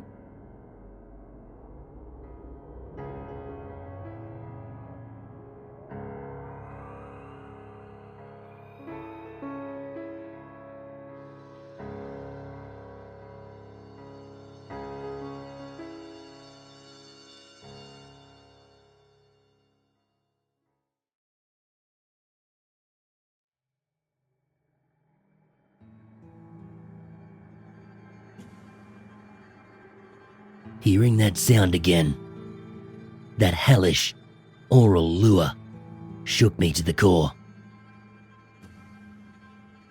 It's been years since that night, off the coast of South Africa. But I was instantly back there. Glass shattering as my colleagues died around me. The first thing I did was get the hell out of that canyon. The very next thing I did was call Kristen. It's fair to say that South Africa broke Chris. I know she blamed herself, despite the fact that none of us could ever have had any idea what was down there. Chris took it hard, retreated from the world, dropped her scientific pursuits, and started focusing on nothing but that beast. She wanted to find out what it was so badly that she sank all her money into the chase. Most of her colleagues who once admired her now shunned her entirely, calling her crazy. Maybe she was a bit too, but I could hardly blame her. She was no less brilliant for it, and I knew she'd been chasing this thing obsessively for years, so she seemed the logical choice. Kristen was in Brisbane at the time, a week or so away from heading out on another expedition. When she heard what I had to say, though, she shelved that immediately and made plans to head over to Perth as soon as she could. That night, she sent me quite a chilling email. I'll read it out now, in its entirety.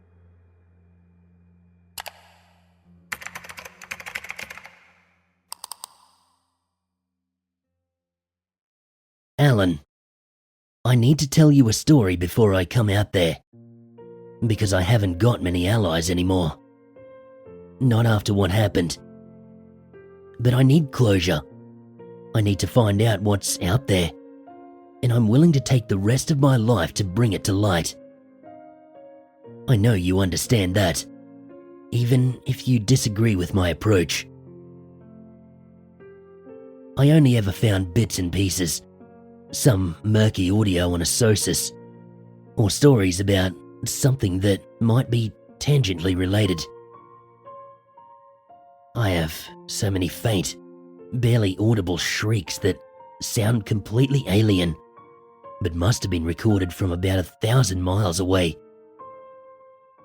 Once, we got called out to a beach where half a sperm whale carcass washed up.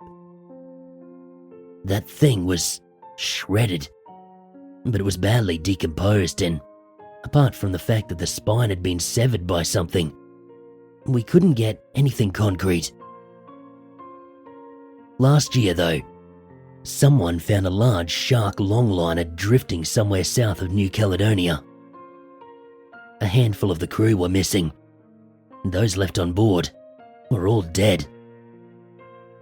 It was pretty hush-hush, I think mostly because it was an illegal boat, but also because of all the bodies.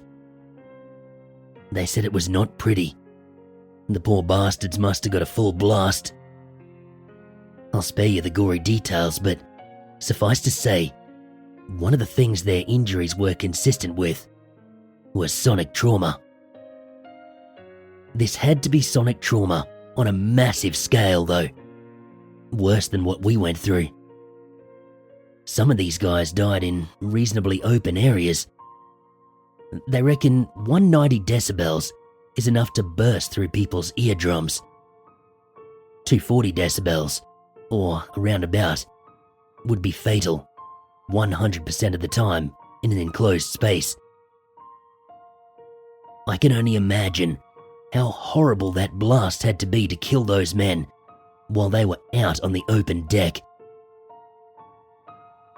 We were never allowed near the boat, or the bodies, of course, but that probably doesn't matter. I'm not exactly qualified to make much of whatever I could find anyway. We did manage to find out that the ship had stopped in Vanuatu, so we knew that to get to where it was found, it had to cross the New Hebrides Trench. That was worrying, because, as you know, There's an awful lot of cruise ship traffic going back and forth over certain parts of that trench. It did give us somewhere to look though.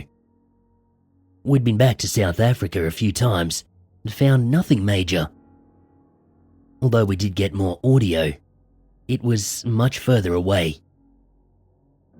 Given the range of potential recordings, I figure these things probably get around in the really deep waters, coming up into shallower spots to feed or when their path dictates. They can pretty much cross the whole ocean without ever leaving the abyssal zone.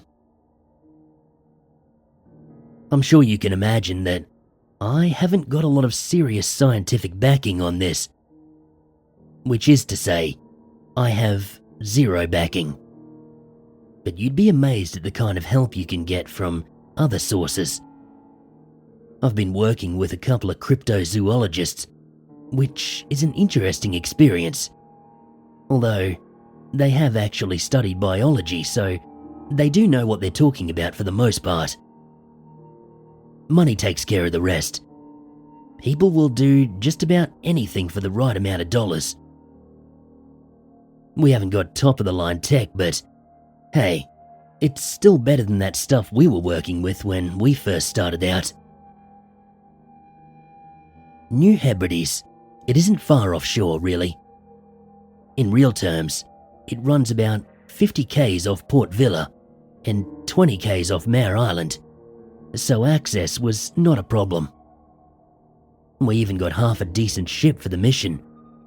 A bit older, but solid as a rock and bigger than I expected. It was based out of Noumea, which meant a slightly longer trip to the trench, but I figured we'd just go south-north instead of north-south for the survey. The idea was, we'd run a lawnmower survey pattern across the width of the trench with the mapping sounder, as well as hydrophones, and then dive anywhere that seemed promising. We had a couple of tow cameras, but they had a very limited field of view. I wanted an ROV if I'm totally honest, but all I could get was a salvage sub, so it would have to be manned dives. I didn't really think a sub would be big enough to interest these things, but I also knew that sitting in a thick, metal sphere, we were just dead if we got caught in a blast. At close range, I don't even think a bathysphere would block enough out to save us. We were never going to be able to survey the whole trench, but we knew that the longliners had encountered this thing somewhere north of New Caledonia. I thought that was the best place to look.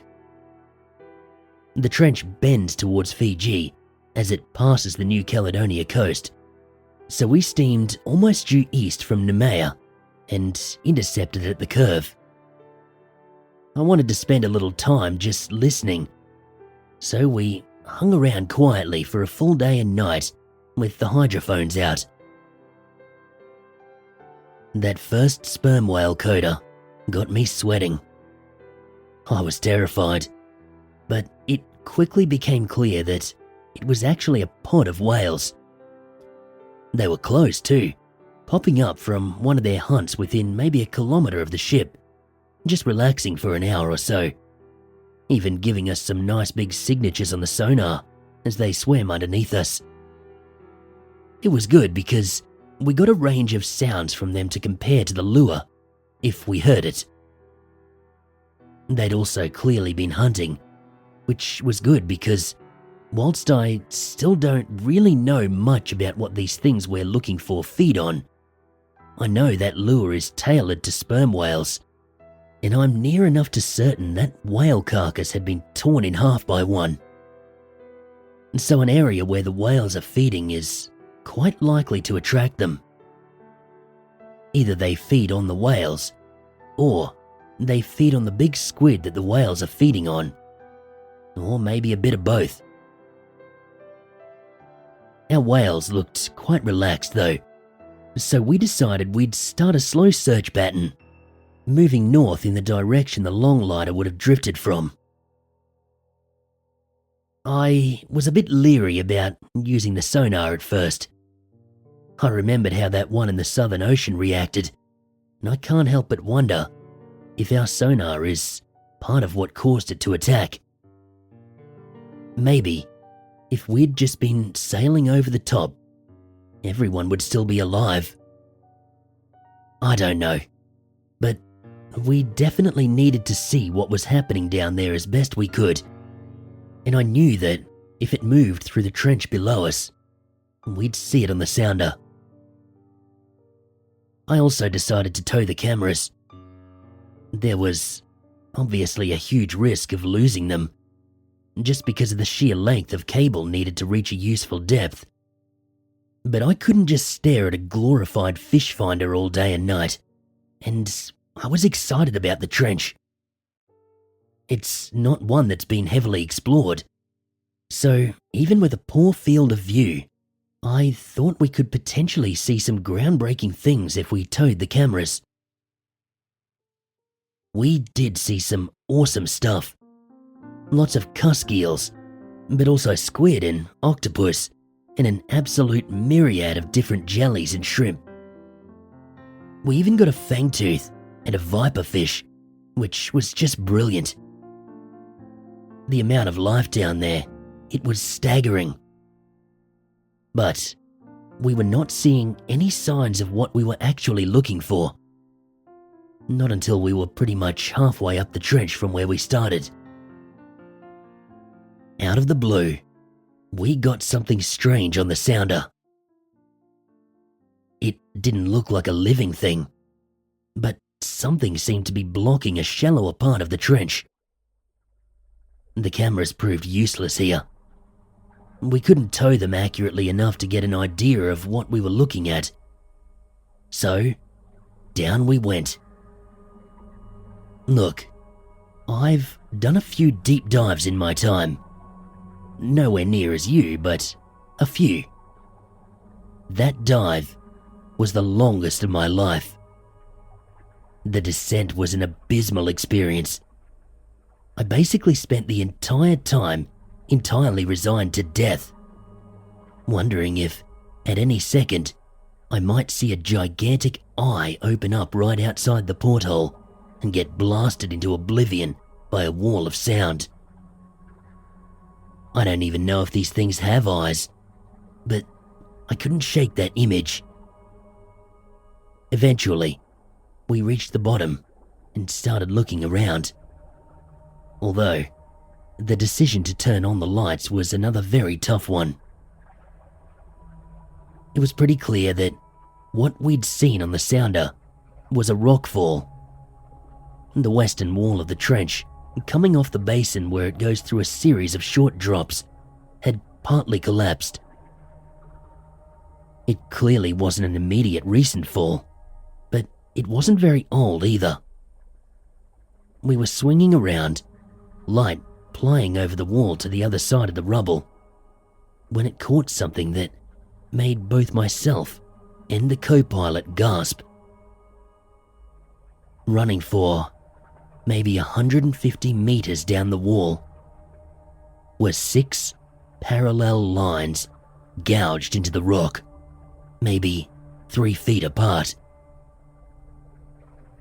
I don't want to say what it looked like, but I think I have to, don't I?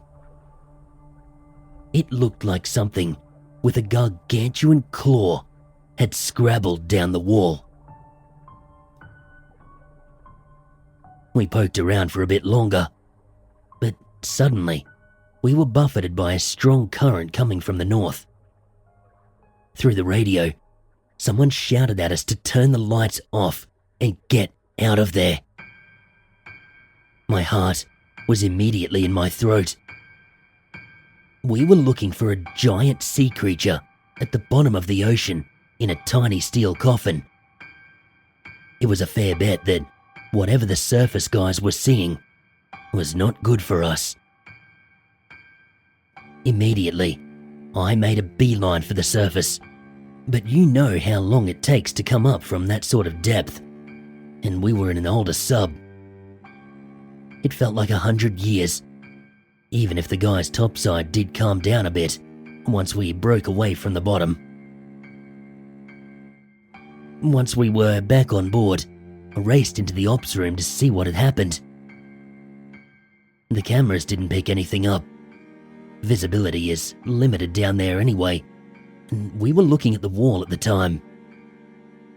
But the sonar, that showed a huge shape appearing almost out of nowhere, a few 100 meters to the north and moving further up the trench. This one, it looked even bigger than the one off Faults Bay, and we'd been maybe 300 or 400 meters away without ever even knowing it. That shook me badly. I spent the night mindlessly staring at the sounder output, completely unable to sleep, telling myself that we'd call it all off and go home in the morning.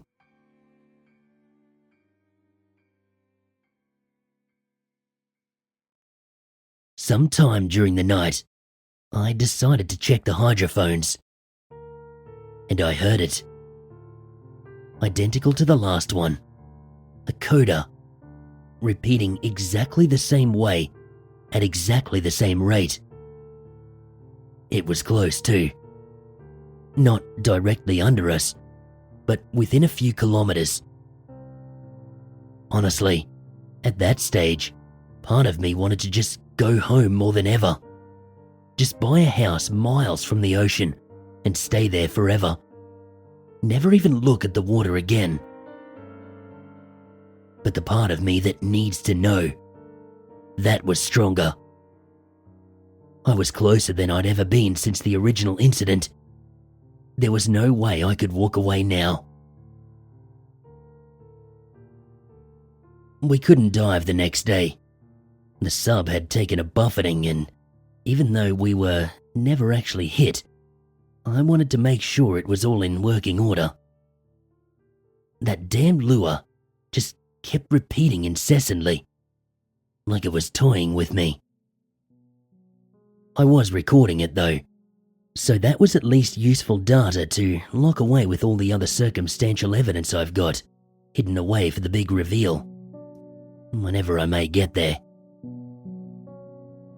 I couldn't help but keep an eye on the sonar when I was in the ops room, but it didn't seem like the creature was moving. It seemed like that's their MO. They're happy to move around within the environment, but their hunting strategy, or at least their hunting strategy for targeting sperm whales, is something of an ambush. Get them within striking distance, and then blast them with the sonic taser. They must move up into shallower water to hunt them though. No way sperm whales are diving 7 kilometers down, and it definitely seemed like this coda was coming from higher in the water column.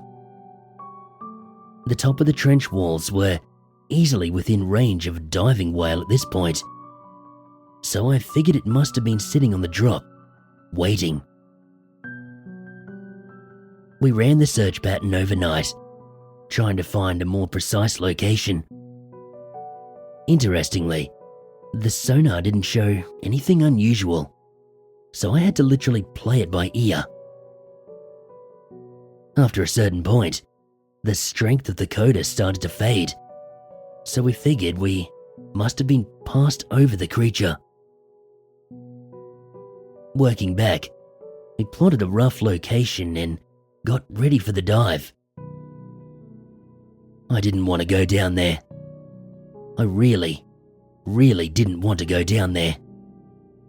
But I'd spent years chasing ghosts, and the chance for something concrete was only a few thousand meters away. I had to go down and see where it led. We reached the bottom a lot faster, given that we weren't dropping down to the trench floor. It was still deep enough that there was no light. I didn't think it was a good idea to turn the lights on again though, so I'd taken off one of the cameras and put in a red light version. Obviously, red light is invisible that far down, so hopefully we wouldn't be seen. I probably should have done that originally, but hindsight is always 20/20. It meant that we were almost blind, apart from the screen which enhanced the low light, so I was kind of glad I hadn't relied on it to navigate the rockfall anyway. When we bottomed out at the edge of the trench, I knew instantly that we must have been close. The lure resounded all around us, loud enough to put our teeth on edge. This was very different to South Africa, not only because we were in the water with this thing, but because we'd been using our own sonar this whole time and it showed absolutely no reaction. I still wonder what that means about their behaviour. Did this one spend a lot of time in the area where ships pass over all the time? Did we spook the other one? Or was it more aggressive than this one? Was it younger, less experienced?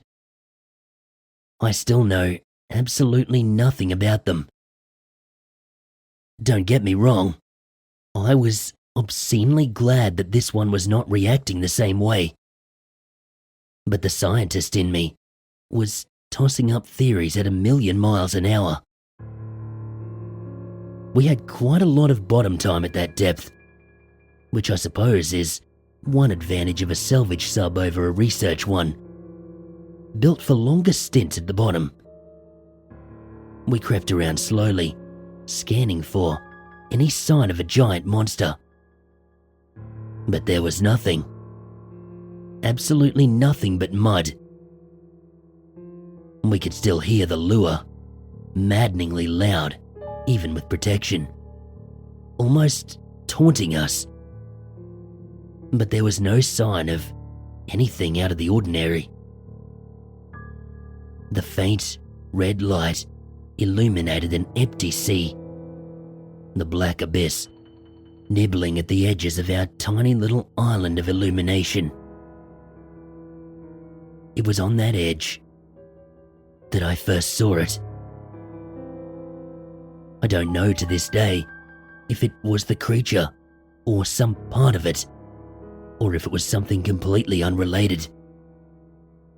But in the gloom, just barely visible on the very edge of the light, I saw movement. Something big too. Small things move quickly, always looking out for trouble. Bigger things, they move slower, more confidently. Whatever I saw was just languidly passing by the sub. Like I said, I don't know if it was even related to the creature, but I know beyond a doubt that what happened next was... The sub stopped dead. I don't mean we lost power, or we got fouled on structure. There was nothing around us, just the flat wasteland of the basin and the drop-off into the trench off to the right. This was a reasonably big sub too. Not one of those research subs that fit in the average lounge room. But we were not going anywhere. Then, slowly, almost delicately, we began to move towards the edge of the trench. Whatever was happening, it was dragging us down into the abyss. Panic is an understatement. I figured if we went over the drop, we were dead, no question. I don't know why I felt that so strongly. Maybe it was just the panic, or maybe I knew that we were in the grip of something that could probably crush us like a sardine tin, and could absolutely liquefy our brains with sound. I guessed it probably didn't know what we were at the time, but that it wouldn't be gentle for long. My co-pilot was a retired salvage driver with about 6 hours in a sub and the rest in training, so he was absolutely no help. I can't blame the guy. I tried gently goosing the engines, trying to break the grip of whatever horrific appendage had control of the thing, but it was no use. all the equipment was pinned. As the edge of the chasm approached, I played my last hand. I flicked on all the floodlights. Boy, did that get a response. There was a god-awful screech, and suddenly we were tumbling violently through a cloud of silt, like whatever had hold of us had recoiled in fright. As we tumbled through the silt, I saw the faintest glimpse of something dark and linear swinging by awfully close to the sub. It was easily big enough to rock us again, sending us careening off in yet another direction. At some stage, I smacked my head, which dazed me, but I still had the sense to flick the emergency ascent switch.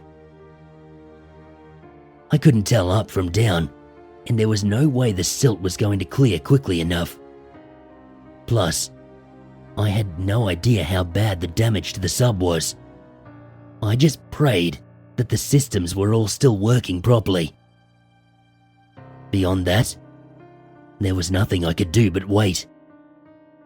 The thoughts of giant eyes and a shrieking death were with me the whole way up. Thankfully, we made it to the surface. Barely. We stopped maybe 5 meters below, actually, but the recovery equipment managed okay, and we made it back on board with just some cuts and bruises. I'm pretty sure the co-pilot will never go anywhere near the water again, but we were theoretically fine. We had to head back to Nemea though. The sub was not in any state to dive again, and there was no way we were going to be able to fix it at sea. I can't say I was all that upset, on balance. I was a bit annoyed that I'd finally got close to one of these things again and come away with nothing concrete. But I was fried, and I just needed time to take stock. I flew to Fiji not long after we made landfall, and just sat in a dodgy resort, contemplating everything. I think that the creature sat on the wall of the trench. That's why we never saw it, and why it was dragging us back there. That's also why we never saw it on the sonar, not until it moved. It was clinging to that wall, using the depths of the trench to hide itself. I think that this one was larger than the one we encountered originally too. The scale of it moving on the sonar struck me a lot more. I've been over the tapes, and it's hard to make out a lot, but the signature seems to be at least 3 times the size of the echo we got off on some of those whales we saw early on. 1 or 2 of those, they were big bulls, 20 meters long and 50 tons or more. You ramp that up 3 times, you're looking at something creeping around the bottom of the ocean that's comparable to a blue whale and properly predatory. After the first time, with only the sonar images to go off, I got the impression of a big, solid mass. This time, I got the impression of something quite long and powerful. And fast too. This thing, it shot off the sonar at unbelievable speed when I flicked those lights. Obviously, the way it's oriented towards the sounder changes the signature, but I think the longer image is probably a better guess. I had to send you this before I came out, because I need you to be prepared for what we might face if we do run into another one of these things. It could be so much worse than what we went through in South Africa. I'm not sure if the one we came across in the trench was the same one that killed those longliners, but if it is, then it can generate an even deadlier sonic wave and might be twice the size. And if it wasn't, then maybe there's even bigger examples out there. I've managed to get a flight out there in 2 days. I'll text you the details. I'm going to come out to the canyon, Alan, and I hope you'll come with me. But I needed to tell you all this, so you could make the most informed decision. These things, whatever they are not to be taken lightly.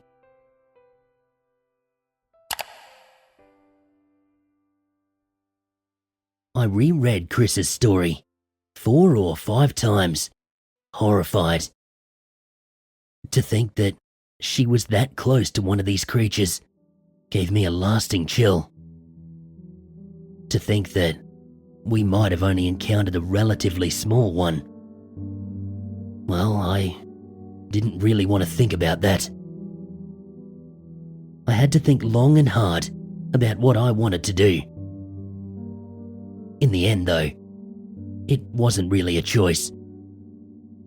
These things were out there, whether I went looking for them or not, and sitting at home on dry land was not going to change that fact. I made a few calls, half making up a story about picking up an interesting acoustic signature, and this being the perfect time to test some of the gear on one of the ROVs, and putting together a few people who wouldn't balk at what I was planning. Chris would arrive in 2 days. We would set sail in 3.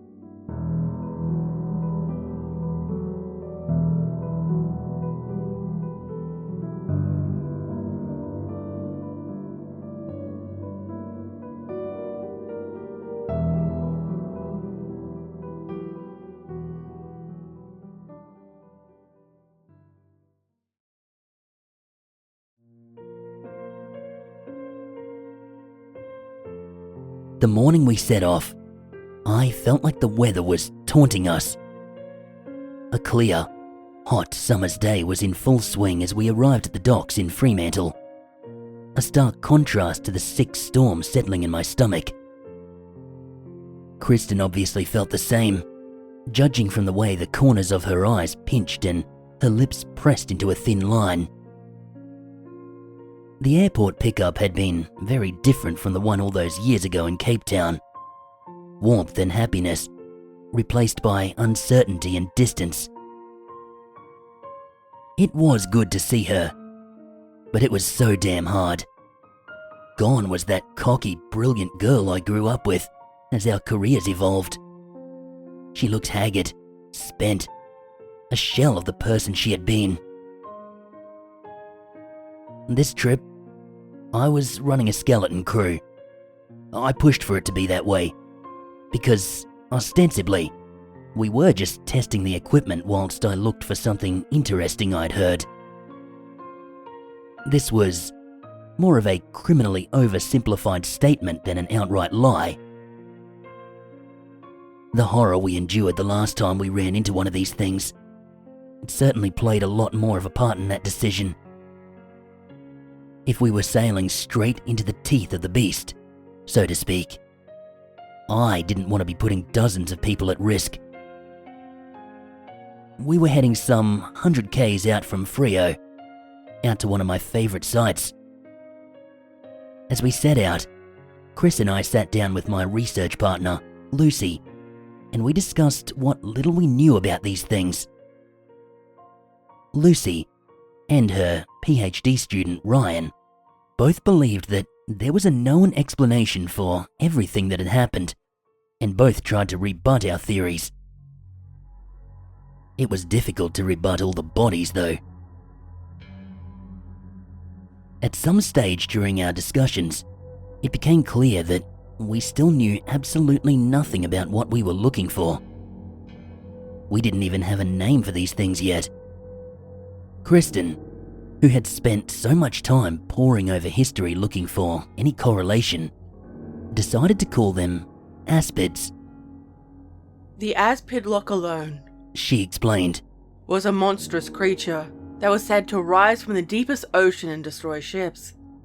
In many legends, it employed a lure to attract prey and roared with the voice of a god, Of course, it was supposed to be the size of a nation and carry an island on its back, but fishermen love a tall tale. I doubt these things have anything to do with the original myth, but we all know they use lures, and you certainly could say they have the voice of a god.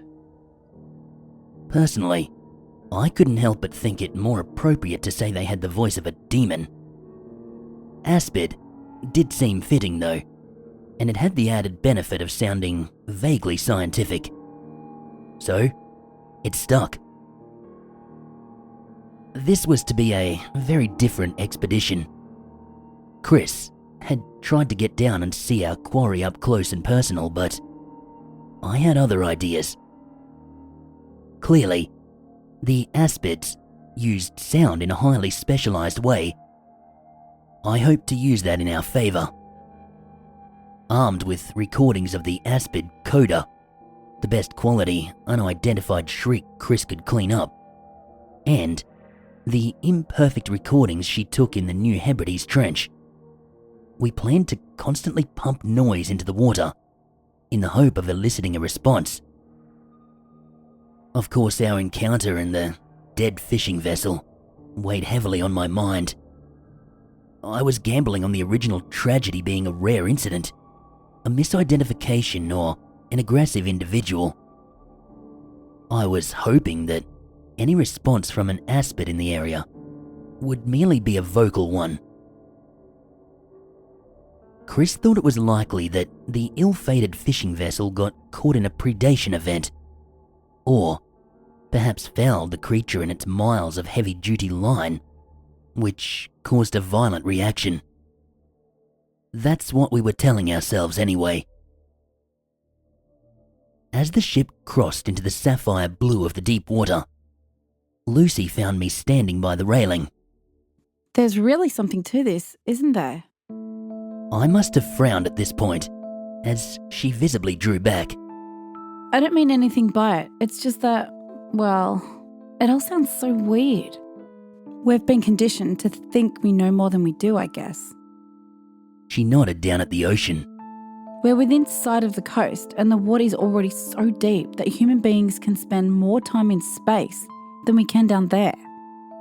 It's not our world, but we're so dominant over the rest of the planet that we kind of bundle the ocean up with everything else we control. Honestly, Dr. Short has a bit of a reputation, and I can see it in her eyes, but I know you. You're still rational, and if you back her story, then I have to believe it. I think. I don't know what's down there, and I'm not sure I can fully accept a gigantic ship-killing monster, but I do believe that the official story isn't the truth either. This meant more than it maybe should have, honestly. Lucy was a great scientist, but she was very much a traditional one. She steered well clear of things she thought were too far out there, and sea monsters definitely fell into that category. My research site, it was a place called Whale Alley. It was a small ravine that snaked up from the southern side of the main canyon, creating an upwelling as the deep current from the west forced its way down a narrower chute.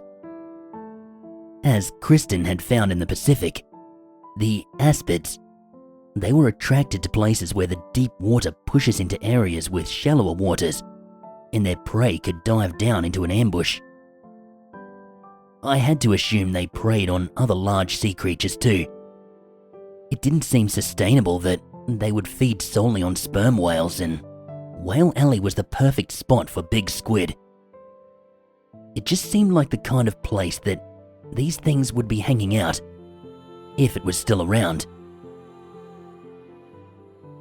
We arrived on site with a few hours of daylight left and a flurry of activity on deck. Chris wanted to get everything happening at once, and after a bit, I had to take her aside and tell her to cool it for a while. There was a hint of madness in her eyes, a drive that I wasn't sure was entirely healthy.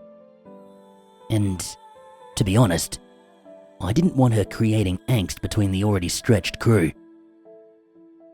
I did, however, get out the hydrophone receivers and prep the ROV which would run indefinitely whilst operating on tether.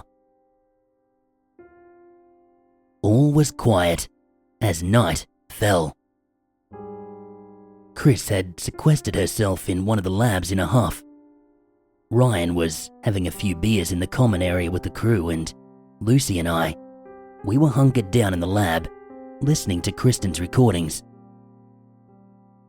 There were a lot of murky, far-off somethings that were completely unrecognizable. They sounded strange, but could have honestly been anything. The recordings from the sub in the Hebrides trench, though, they were downright terrifying. It was my hope that I would never hear that awful shriek again. But there it was, high and loud, with a resonance that punched you in the chest. I was racked with shivers, even through the distortion caused by water leaking into the damaged mics when the creature grabbed the submarine. Lucy's eyes flew wide too, as the cry resounded around the lab. Holy shit! It was more than I could muster. I had to settle my racing heart and fight back tears.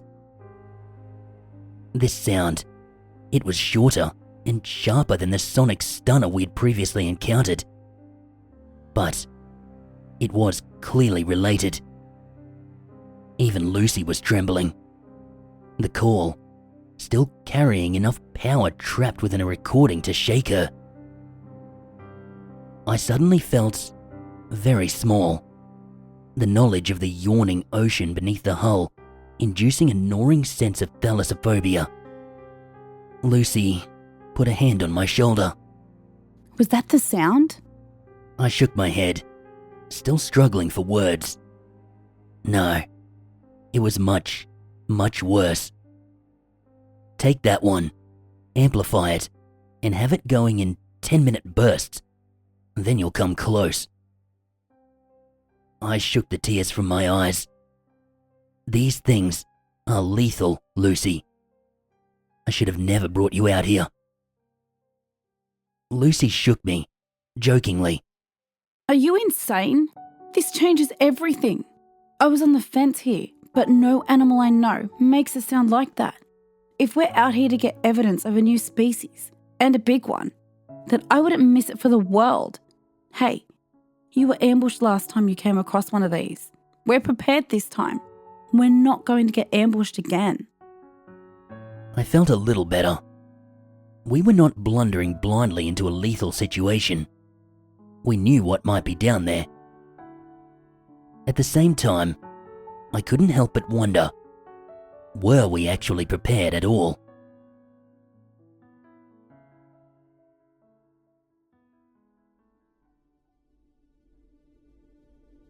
I did not sleep that night, still hopping with nervous energy and gripped by a sense of dread that seemed to seep through the hull from the abyss itself, coiling around my bones. Somewhere below us, cloaked in the shadows of the inky deep, I was sure that death awaited. I spent the night listening obsessively to the hydrophones and watching the feed from the ROV, which hovered some 150 meters below us on a tether.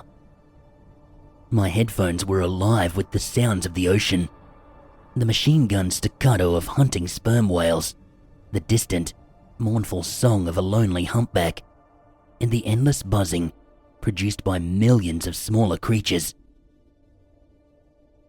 Despite everything, it was almost soothing. A familiar drone that helped me calm down and feel more comfortable. After a while, I noticed something else. Something way off in the distance.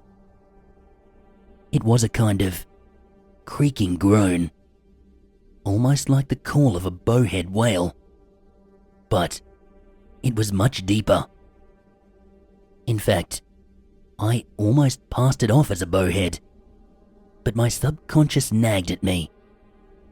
It was not anything I recognized straight away, and more out of interest than anything, I clicked on the record button.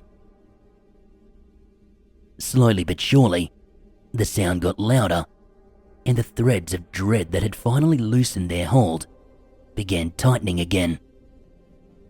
Whatever was making this sound was big, and it was getting closer. Soon, I began to hear a response. A second call, answering the first one. Similar, but ever so slightly different in tone. I was even more inclined to think that they were bowheads then, until I realized that the other large animals had gone very quiet. The humpbacks stopped calling, and the sperm whales shut down their echolocation. Then, this new sound abruptly stopped as well, and I was left with just the background noise. I listened through the night, but nothing else out of the ordinary happened. Just on sunrise, I heard the sperm whales again, clearly confident enough to hunt once more. I figured that whatever had been happening down there to hush them up must have been over. The normal sounds of the ocean returned to their usual persistent drone. Eventually, I dozed off, despite the rapidly brightening sky.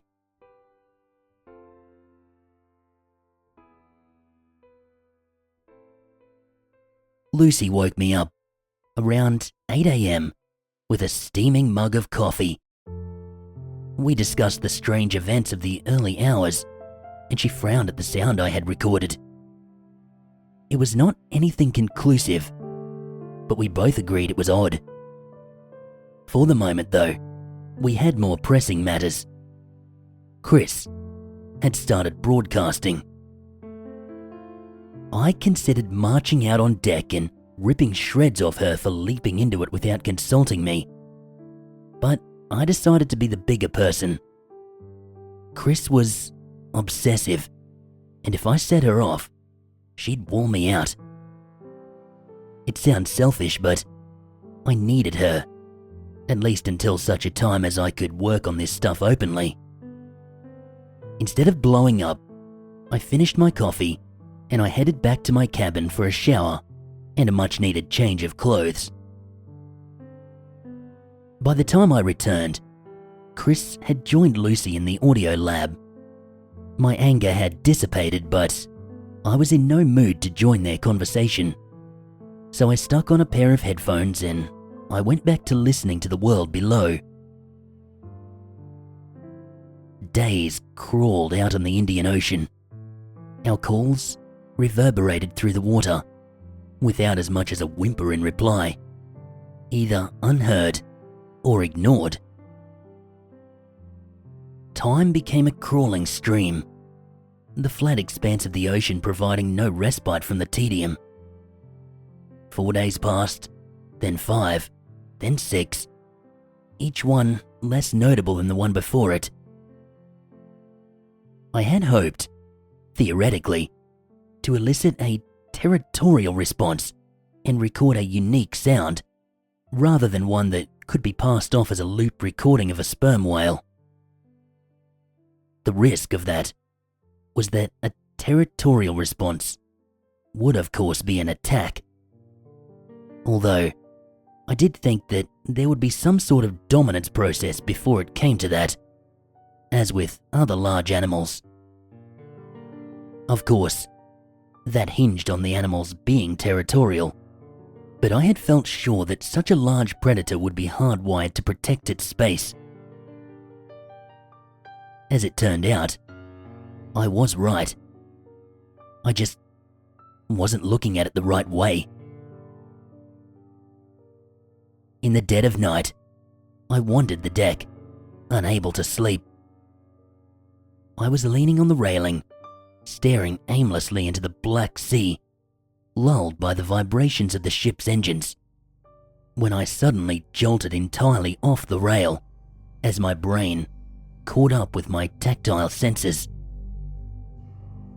I looked up and down the deck, reaching out for the hull behind me tentatively, Again, a gentle hum greeting my touch. It was the middle of the night. The sea was calm. We were running solely on the positioning thrusters. The engines were not running. Something else was causing that. Something powerful enough to send a steady vibration through thousands of tons of steel. And there was only one thing I could think of capable of doing that.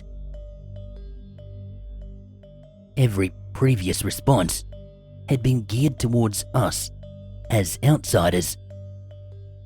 In the Pacific, Chris had twice startled the animal, clearly demonstrating to it that she was not one of its kind. Off Seal Island, the aspid we encountered had attacked us straight off the bat, and I firmly believe that was a result of our sonar making us seem just enough like potential prey that it took a chance. Now, though, we were trying to fool any aspids in the area into thinking they were responding to their own kind.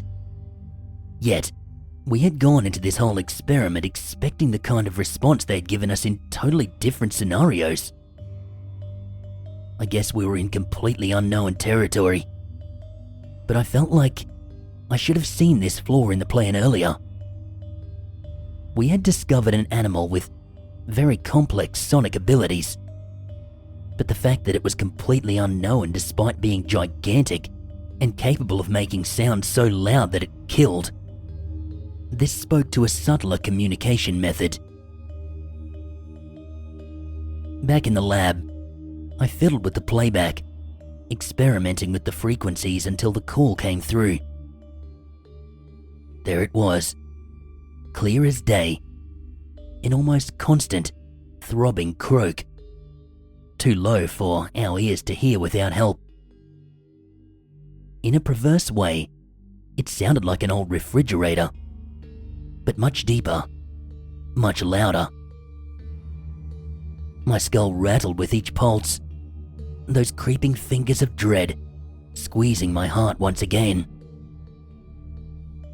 Something about it left me in no doubt as to what this particular sound meant. It was menacing, somehow laced with aggression, even through untold cubic meters of water. A clear and obvious invitation to get the hell out of the area. After a few moments, I made the decision to turn our own broadcast off and see how this thing responded. We had clearly lured our quarry in, but I wasn't sure how long it had been agitated. I was worried about what it might do next.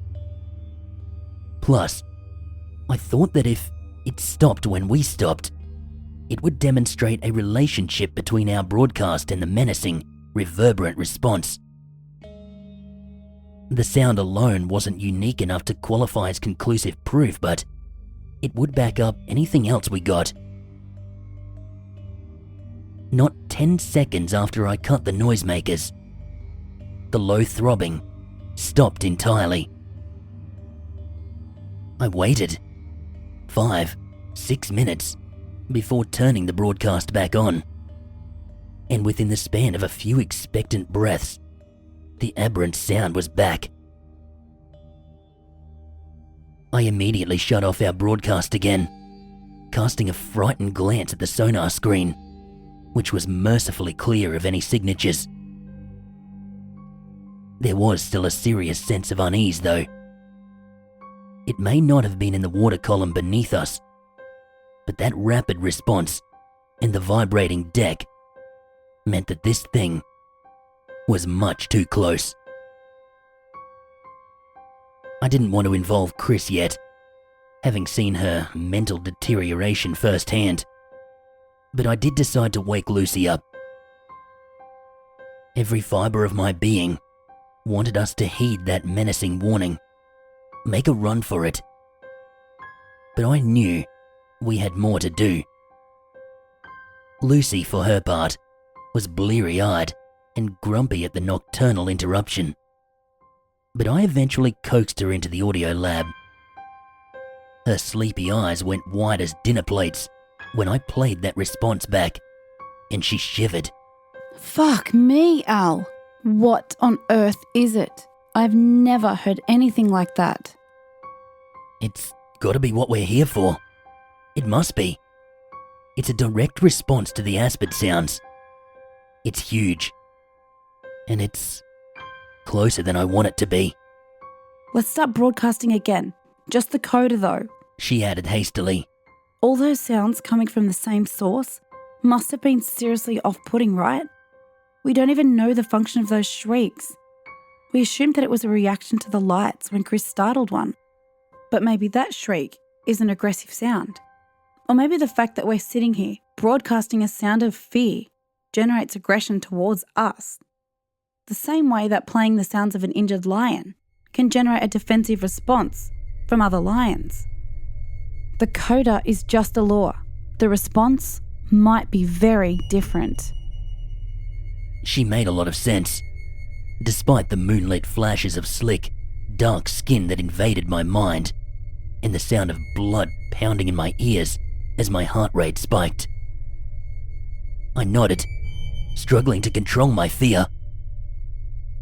At first, there was no response to this newly streamlined stimulus.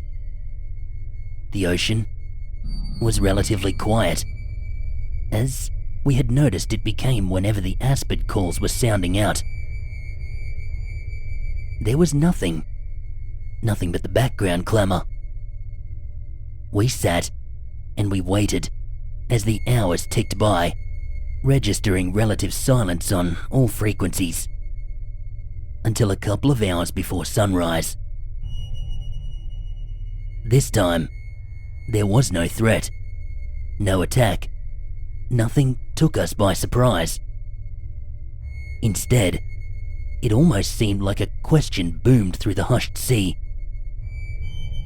The call that I had heard very early on in the expedition, the one that I had mistaken for a bowhead whale, sang through our headphones, and Lucy and I jolted back to full awareness together.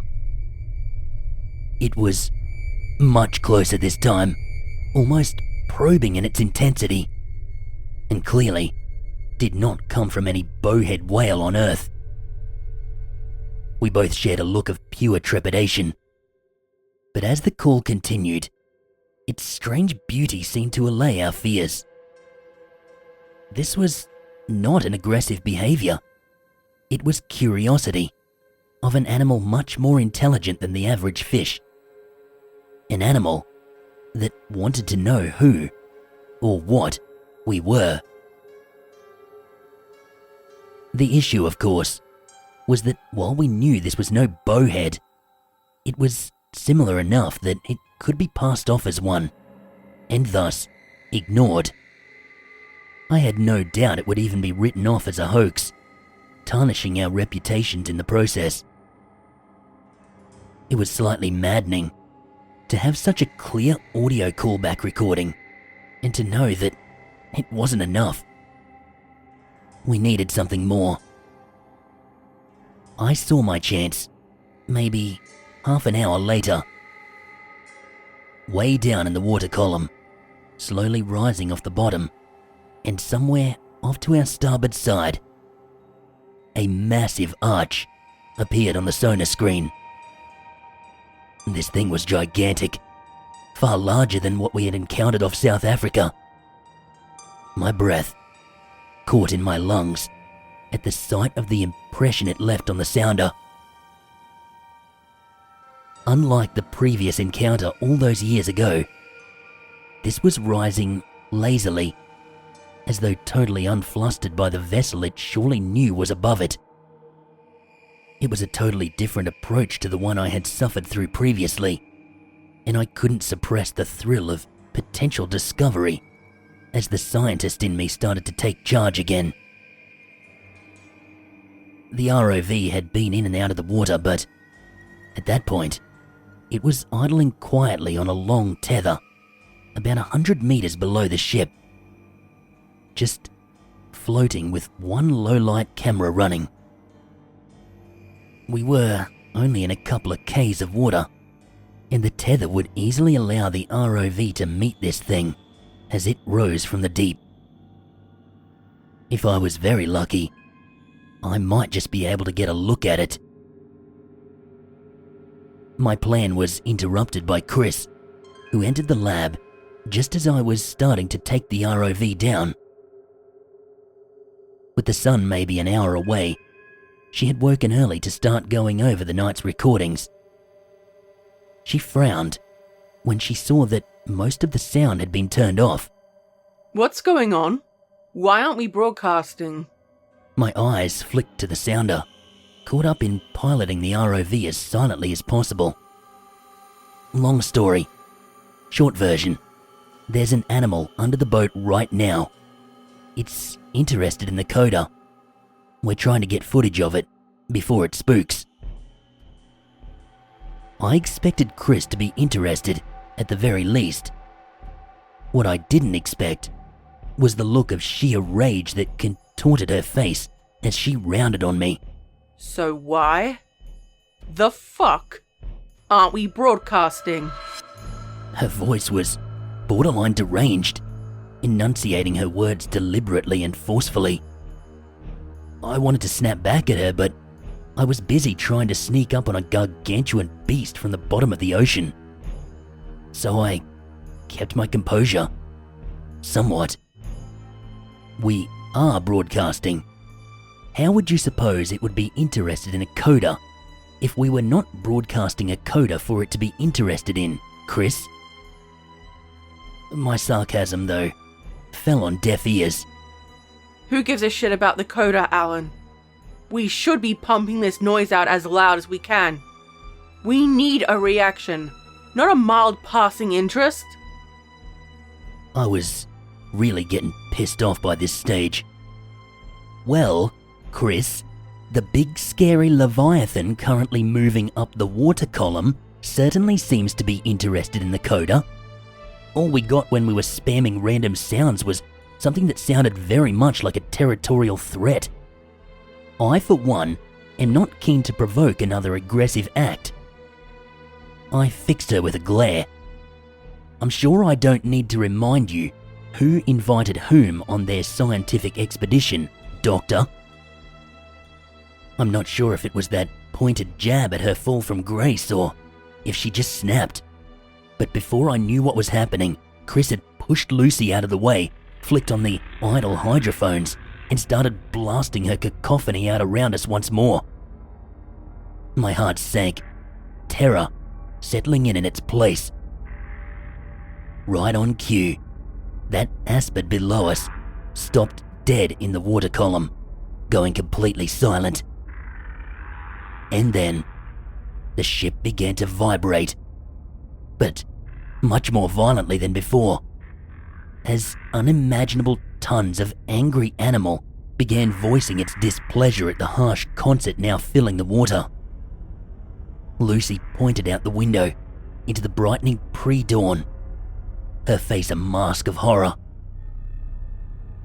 Outside, the sea was seething, like a cup of water sitting on a speaker. The sheer power of the vocalizations hit me, reverberating through my lungs. Even if this latest attack was too low for us to really hear, it was still tangible and dangerous.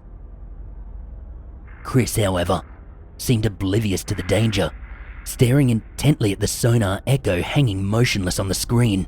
Come on, you bastard.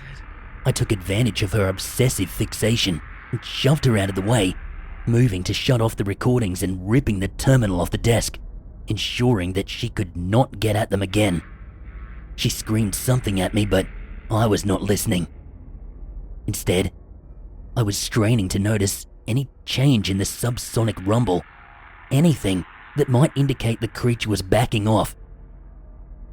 What I picked up was something new, something that sent an icy jolt of fear down my spine. While the rumble seemed to have stopped, it had been replaced with a soft, high-pitched whine. Kind of like an old-fashioned camera the flash, winding up. For the briefest of moments, I was absolutely convinced that it was the beginning of another sonic attack, just like the one that had nearly killed me off Cape Town. But it never really increased, and I quickly realized that was stupid. Organic sounds don't need a warming up period. What I did notice, though, was that the arch on the sounder was rising again. That whining sound, it was a constant, and this thing seemed to be heading for the surface. Chris and Lucy were staring slack-jawed at the sonar screen, but I was focused on the camera feed from the ROV. It had been positioned quite close to where the aspid was, and I hoped to at least get a glimpse of it before I died. Within seconds, I was looking at a dark wall of flesh that sent the ROV spinning before the screen went dark as the tether was severed and the ROV was lost. It had been about 800 meters down when the animal roared past, so I instinctively braced for impact, thinking that the aspid had just had enough and decided to go on the offensive. The impact came, but it was not the fatal collision I was expecting.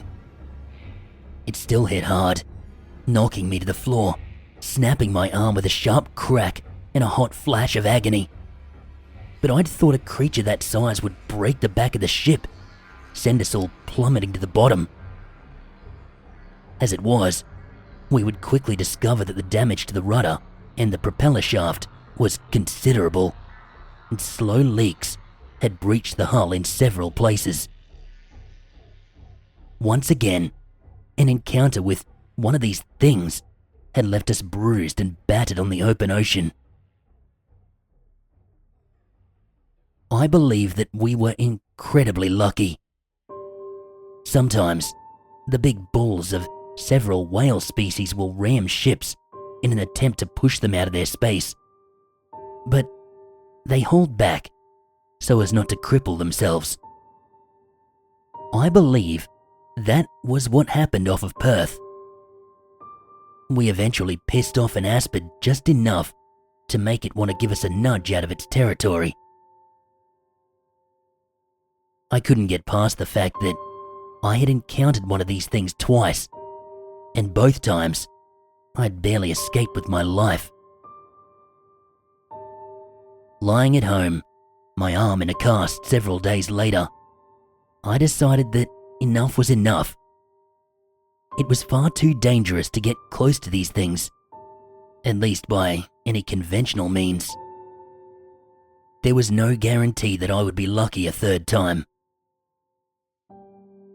Chris had made a sheepish attempt to apologize, but I just couldn't bring myself to speak to her. She had almost gotten us all killed, so I told her she could have her obsession. I was done. I would have been happy to close the book on the aspids there and then, to leave them as a dark and dangerous part of a world that we have no place invading anyway. But sadly, the story wasn't quite finished. Chris ensured that there would be one more tragic chapter before that could happen.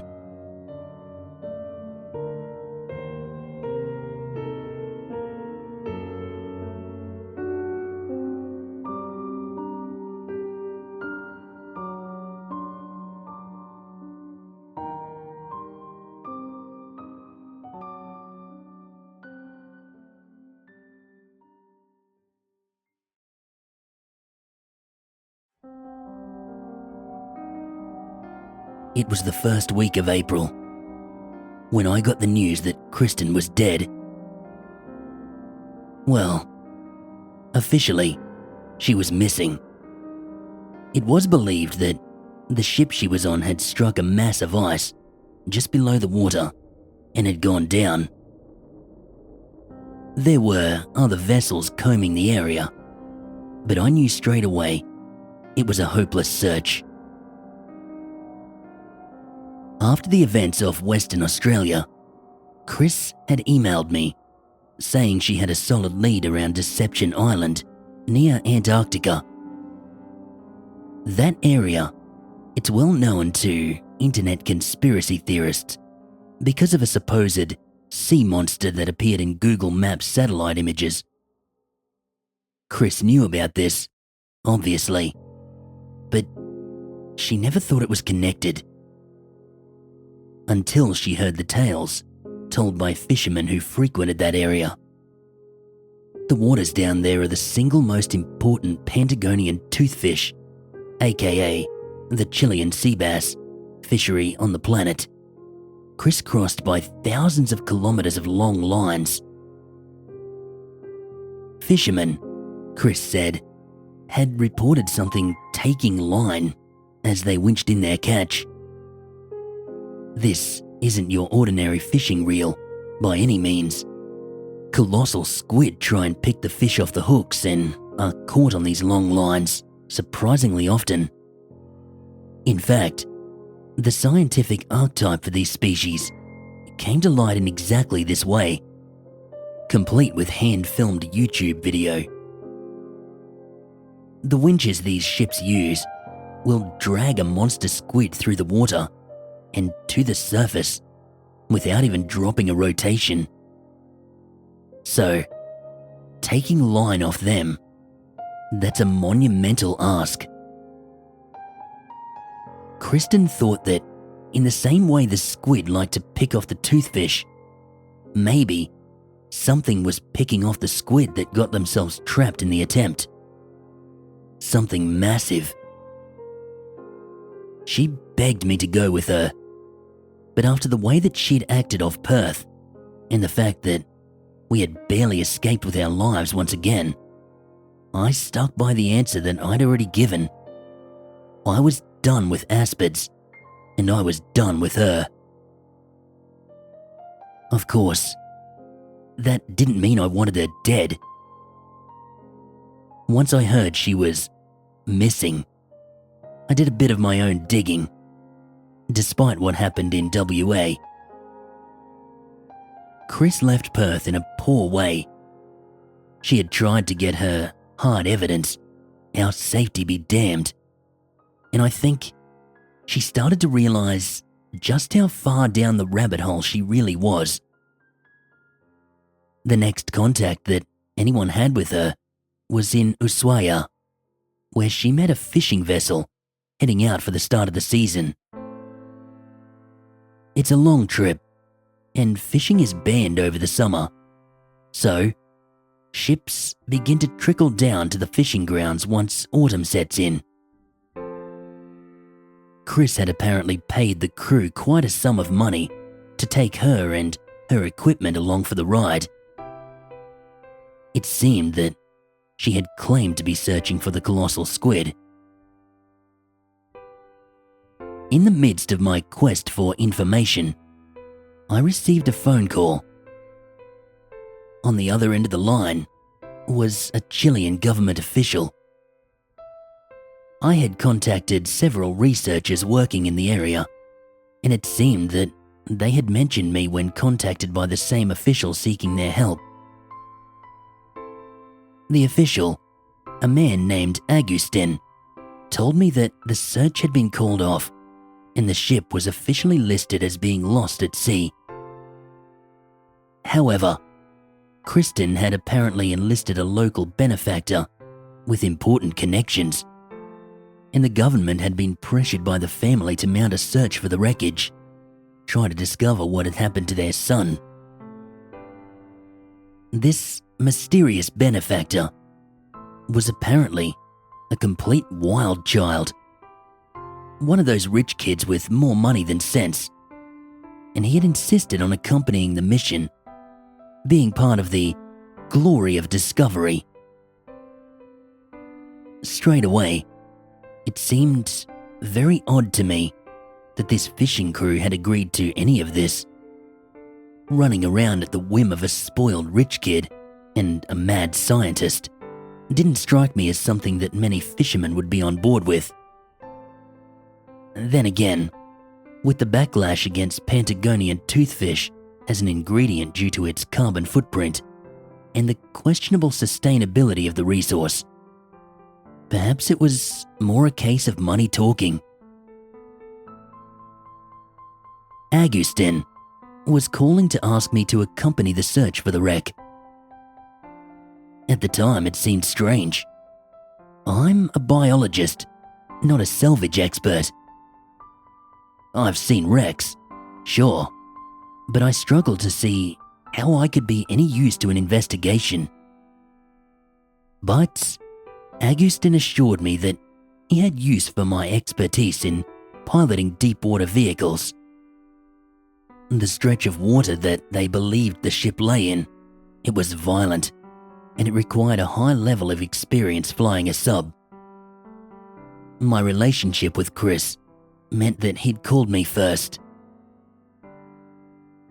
I knew there was something he wasn't telling me, but I felt like it probably had to do with the rich kid, and my need for closure overrode those concerns.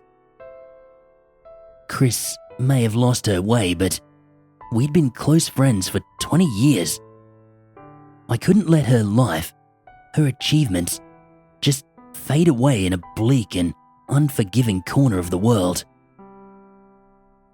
Despite my fear, despite my uncertainty about Augustin's motives, there was only ever going to be one answer.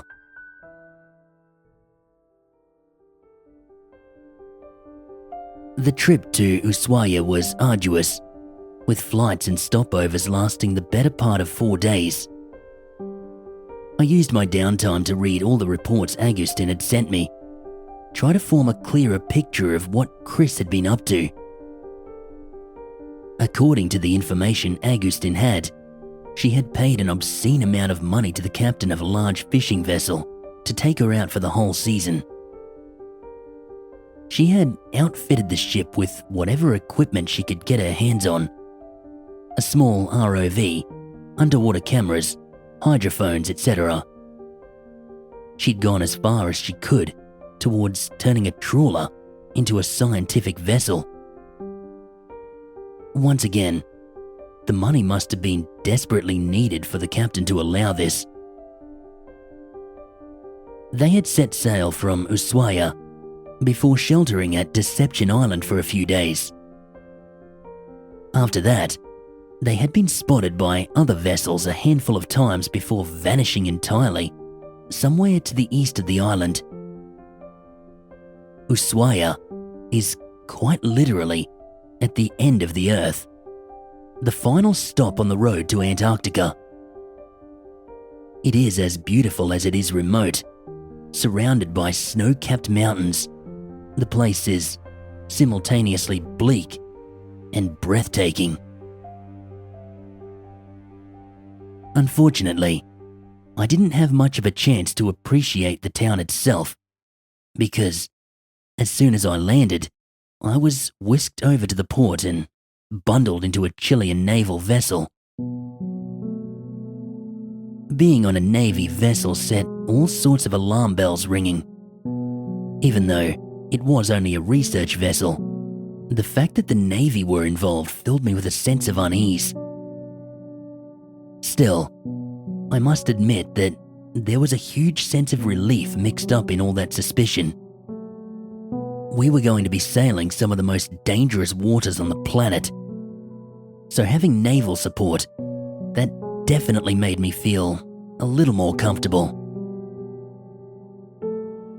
The vessel itself, it was utilitarian, but very functional, and the submarine sitting on the stern deck was a state-of-the-art model. I was escorted through crew areas where stern-looking men and women paid absolutely no attention to the random scientist who'd been dropped in their midst, eventually arriving in a dim, windowless room lit only by old yellow light globes. The benches were crowded with modern scientific equipment, creating a jarring contrast to the aging vessel around us. As it turned out, Agustin Campos was a high-ranking official in the Chilean Defense Department. He was a surprisingly jovial little man with a quick smile, and he immediately assured me that the involvement of the Navy was simply out of necessity. The seas in this area, he explained, are lethal. There were not so many vessels capable of navigating the area, and even fewer at short notice. Given that a Chilean citizen of great standing had died in this tragedy, they had felt it appropriate to begin the search as soon as practical. The vessel we were on, it might be old, but he assured me she has sailed these waters for many years and was available for a quick reassignment. My suspicion faltered considerably in the presence of Agustin. This was a remote part of the world, wild, savage, and it made sense that the Navy of either Chile or Argentina would be the go-to marine organizations. Ushuaia is in fact in Argentina, but because it's the final port before the wild Southern Ocean, it's practically a world unto itself, and it functions as the staging point for anyone and everyone heading south of the Horn. Because of the twisting and turning passage out of Ushuaia, and the high chance of overnight storms, the captain was reluctant to sail until morning. The channels out of the port were narrow, and moving a large vessel through them in zero visibility, with the wind howling through the passage, that was a dangerous proposition. That meant a night on board while the storms passed, sheltered as we were by the islands to the south. Agustin showed me to my quarters, one of the researchers' racks that was small and sparse, but comfortable enough and much more private than the crew racks. He told me that the captain had requested a meeting with myself and the other guests over dinner in a couple of hours. That gave me enough time to catch a little bit of sleep. I've always been an ordinary traveller, and almost 4 days on the road had me utterly exhausted. I think I honestly could have slept on a pile of barbed wire at that point. The captain entertained Agustin, myself, and 3 other guests in a small but well-decorated dining room just astern of his own quarters. He was a friendly man, but he was very military in his disposition. I wasn't sure he would even know what the word imagination meant. Agustin reaffirmed my initial read, overtaking the table with his vivacious personality and his infectious laugh. We were joined at the table by Marco, Charlotte, and Vasily. Marco was an engineer of some sort who was softly spoken, and he gave off a very gentle vibe. Charlotte was a bit of a mystery. She claimed to be a contractor working for the Department of Defense, although her role was never really clear. Vasily, however, made his role very clear, along with the rest of his personality. He was our accident and salvage expert, and he was grumpy, loud, and incredibly outspoken. That being said, he was certainly not rude over the course of the meal, freely sharing his own jokes and his own experiences. On the whole, it was one of the better introductions I've ever had. Eventually, though, the discussions turned away from introductions and towards our larger purpose. Try as I might, I could not get any information about the mysterious benefactor that Chris had fallen in with. I did get a lot of incidental information about the disappearance itself, though. Whilst still active on the airwaves, the ship had reported normal operations, normal catch rates. The ship had vanished in relatively calm seas, which was the major reason Agustin hypothesized that they must have hit a barely submerged body of ice. Not only could the ice tear the hull out of the vessel, a large piece could probably roll the boat with its buoyancy. The latter scenario, it might explain why there'd never been an SOS sent from the vessel. Of course, I had a theory of my own, one that I couldn't share. It was still quite early when I realized that I just could not stay awake. Days of travel had finally caught up with me, and I had to excuse myself with profuse apologies. Thankfully, my companions were all very understanding. The captain had an enlisted man escort me back to my cabin, and I was out before I could even get undressed.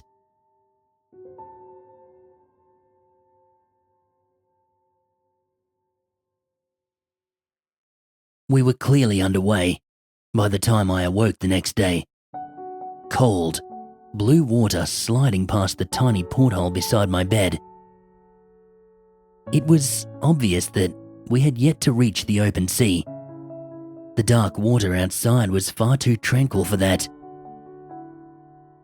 Craning my neck, I saw the breathtaking peaks of the end of the world, shrouded in ethereal clouds and capped white with snow. By the time I had showered quickly and dressed, though, the deck was a lot less stable.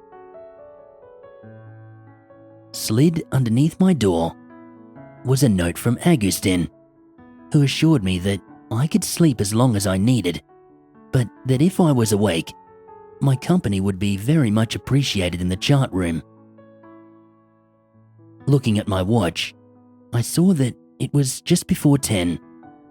Plenty of time to find my way around, maybe grab some breakfast. We had been given full run of the officers' mess, so I knew that there would at least be something to get me going. As it turned out, I didn't even need to find my way. There was a young woman in uniform standing right outside my door. Good morning, Doctor. I wish I could sleep as well as you in such a noisy place. I stared at her for a moment, still a little bit foggy. Have you been standing here all morning? She smiled. Yes, I'm your guide, Emilia. I've been here since approximately 0700, but don't worry, I volunteered. It's still far better than the night watch. She smirked knowingly. So, where would you like to go? I desperately need coffee and something to eat, or I might just drop dead. Where's the officer's mess? Amelia laughed. I could use a coffee myself. And with you, I'm allowed to use the officer's mess too. Come, follow me. She led me through the narrow, winding corridors of the ship, past crew members scurrying about their daily business. I was certainly glad to have her help. Halfway there, I had to admit to myself that I would never have found my way alone. Over a hot mug of passable coffee and a pile of toast, I got to know Amelia a little. She was relatively new to the Navy, having joined to show her old-fashioned family she could do it. Her assignment to the research vessel was one of choice. At her last posting, she'd been offered several positions but chose this one because it was actually one of the vessels that spent the most time at sea. I could tell that we were going to get along brilliantly. 10:30 rolled around, and I found myself being delivered to the chart room, where the captain and Agustin greeted me in their own inimitable ways. The captain with a smile and a nod, Agustin with a joyous cry of "Good morning, Doctor," and a clap of his hands. My new friends from dinner were there too, although Vasily looked decidedly green around the gills. I had to assume that he was hungover, given the way he was inhaling Chilean red the previous night. The captain gestured me to a seat as he began to brief me on the situation. He explained that the area in which the vessel apparently went down was not so big, in terms of the search. They had been involved in far larger searches than this one. However, the problem this time is the water itself and the topography of the sea floor. He used a laser pointer to circle an area on the chart before continuing. The area he pointed out was the approximate area in which the ship went down. It's not commonly fished or travelled, and so they actually knew very little about the ocean floor. What they did know is that the sea around there is very rough, and ice can be encountered at unexpected times.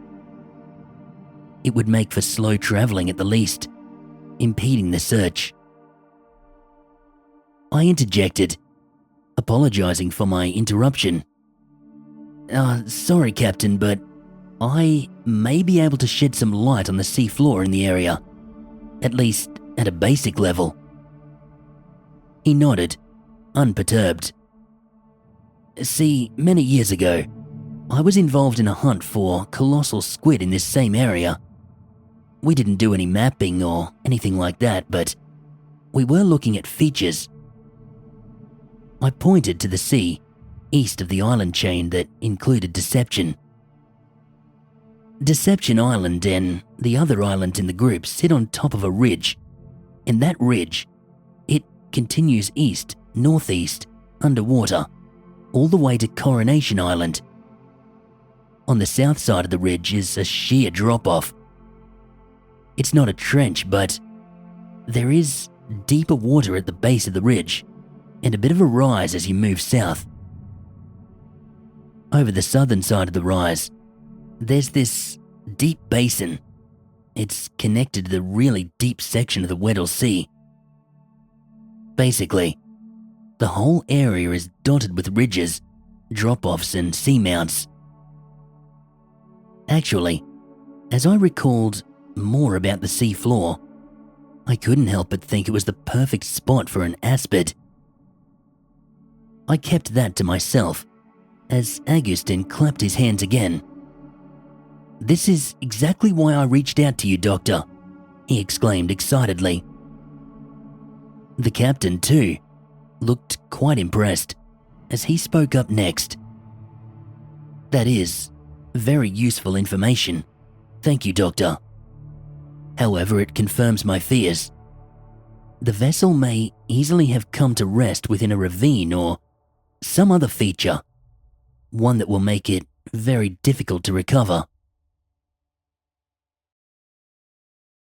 The search itself, it was to be quite a simple affair.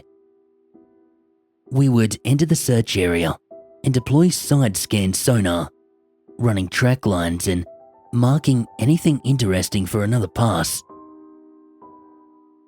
Because of the depth, the first pass would simply be a cursory glance. Potential targets would then be run over again, with the fish swimming deeper, to give us a clearer picture. It was more efficient to run the fish higher in the water column, because it covered more ground that way, even if the images would be less distinct. It was also safer. If you run the vehicle 100 meters off the bottom, you risk plowing into a seamount. Once we had a definite wreck, I would dive down in the sub to get imagery of any damage so we could possibly determine what happened to it. Until then, there was very little for any of us to do, and with several days of sailing ahead into the teeth of the Southern Ocean, there would be a lot of downtime. Worse, we were confined to a very small area of the ship. Although this made perfect sense for safety reasons, it meant that the immediate future for me would essentially be spent in my cabin or in the mess. I didn't even think to pack a book.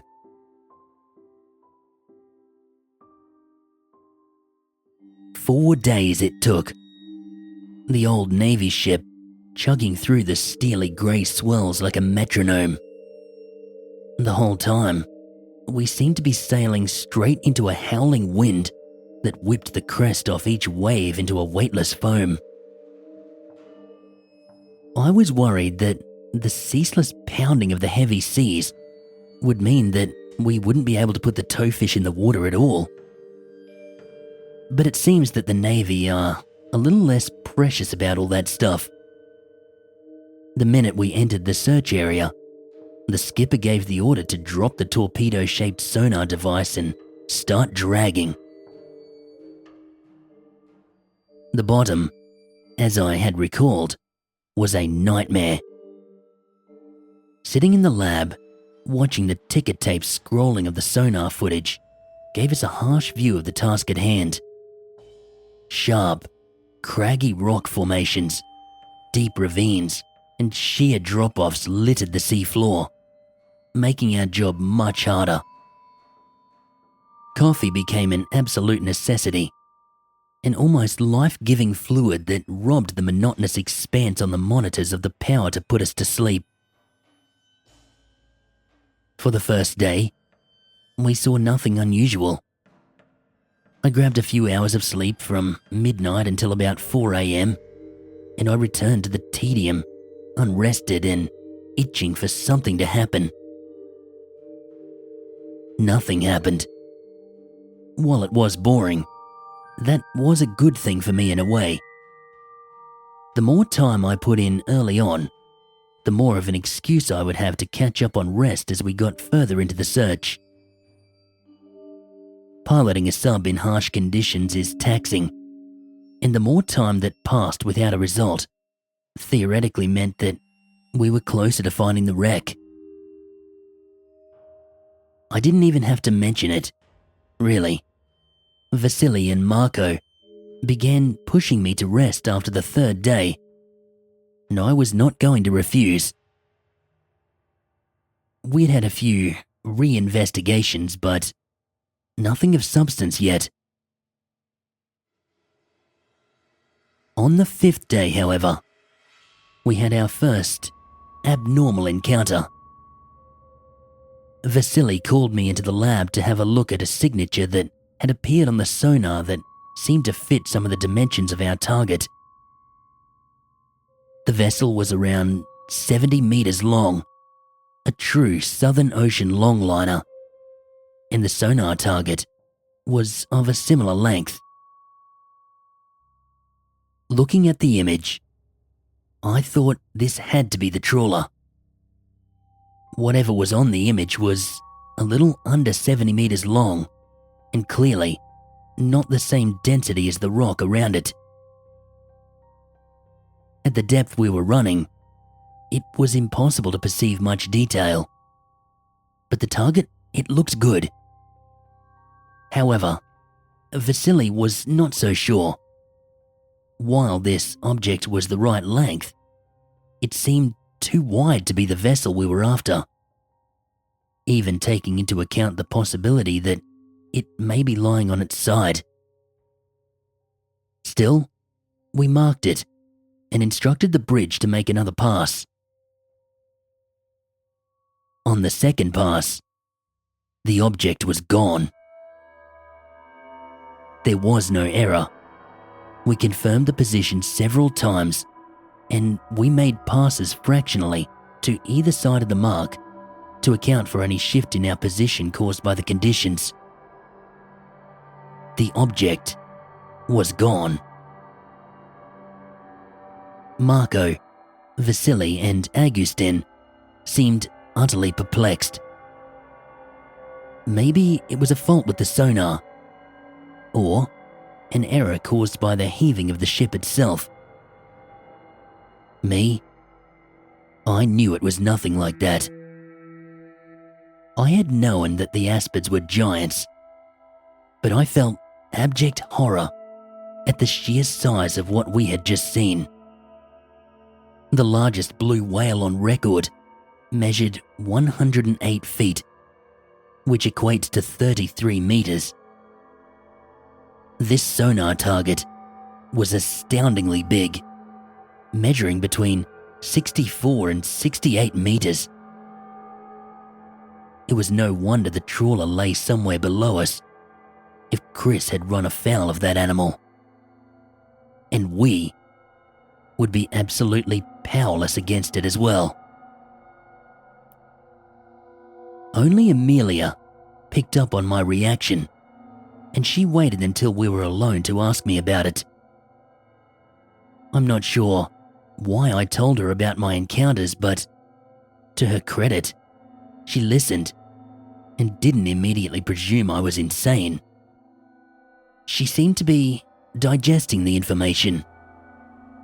In my very first year in the Navy, we were involved in rescuing a raft of fishermen way down in the polar waters. They were very lucky. We were already nearby on the assignment, but it still took us almost 36 hours to find them. Anyway, only one of the survivors was conscious. 2 had already succumbed to the cold despite their suits, although they did survive. But 3 had ruptured eardrums and damage to areas of their brain. I'm no medical expert, so I can't vouch for that. But I do remember that the conscious survivors said their line had snagged and they had tried everything to free it, and that as they did so, there was a terrible sound and their boat hit something and sank very quickly. She looked at me thoughtfully. Perhaps their boat did not hit something. Perhaps something hit their boat? I was shocked. Amelia, if what you're telling me is true, could there be, unwittingly, an official record of an aspid attack? Amelia shook her head. I don't think so. From memory, it was ruled that the ship hit a submerged iceberg and capsized quickly. The report from the sailor of a strange and terrible sound didn't make the official document. At that moment, Augustin entered the mess, and he shot me a look. I shivered. For the barest moment, the jovial man that I'd grown to know over the past fortnight or so was gone, replaced with a disdainful, goading look, like he was challenging me. It was gone in a flash, and his jovial smile returned. But I couldn't shake the feeling that look gave me. I was sure Augustin knew something about that sonar target. Ultimately, there was very little that I could do about the aspid on the sonar. It was gone, and I supposed that no one would believe me anyway. Even if there was a chance they would, I wasn't sure it would be wise after that thing with Augustin. So I focused all my energy on the search for the long liner. Every day, we had 2 or 3 targets, and every day, they turned out to be nothing. Our search area, it may have been relatively small, but it was still a painstaking process, etching sonar lines over the grid. Eventually, though, we found it. The vessel was sitting upright in about 1,500 meters of water, just on the drop-off into the basin below the southern border of the Scotia Sea. It must have gone down fast. The better sonar image showed that the impact with the bottom had apparently crushed in a large section of the bow. It was a mess, honestly. I had to prepare to dive on it as soon as possible. So, I was running the sub through warm-up checks and so forth, while the others worked out the best approach. They would drop me in the right spot and give me my approach vectors, attempting to miss any rigging or debris that could tangle the sub. An issue like that could be fatal. The first dive was to be purely exploration, short and sweet. I would descend and approach the wreck, confirming its identity for certain before mapping and photographing the site from above. In days gone, this would have been an arduous task, but with new software and cameras, I could essentially just do one slow pass over the wreck from bow to stern and get most of the information we needed. We couldn't spend hours on the bottom, so this approach allowed us to use high-def photos to pinpoint areas of interest, ones that we would need to investigate more closely on subsequent dives.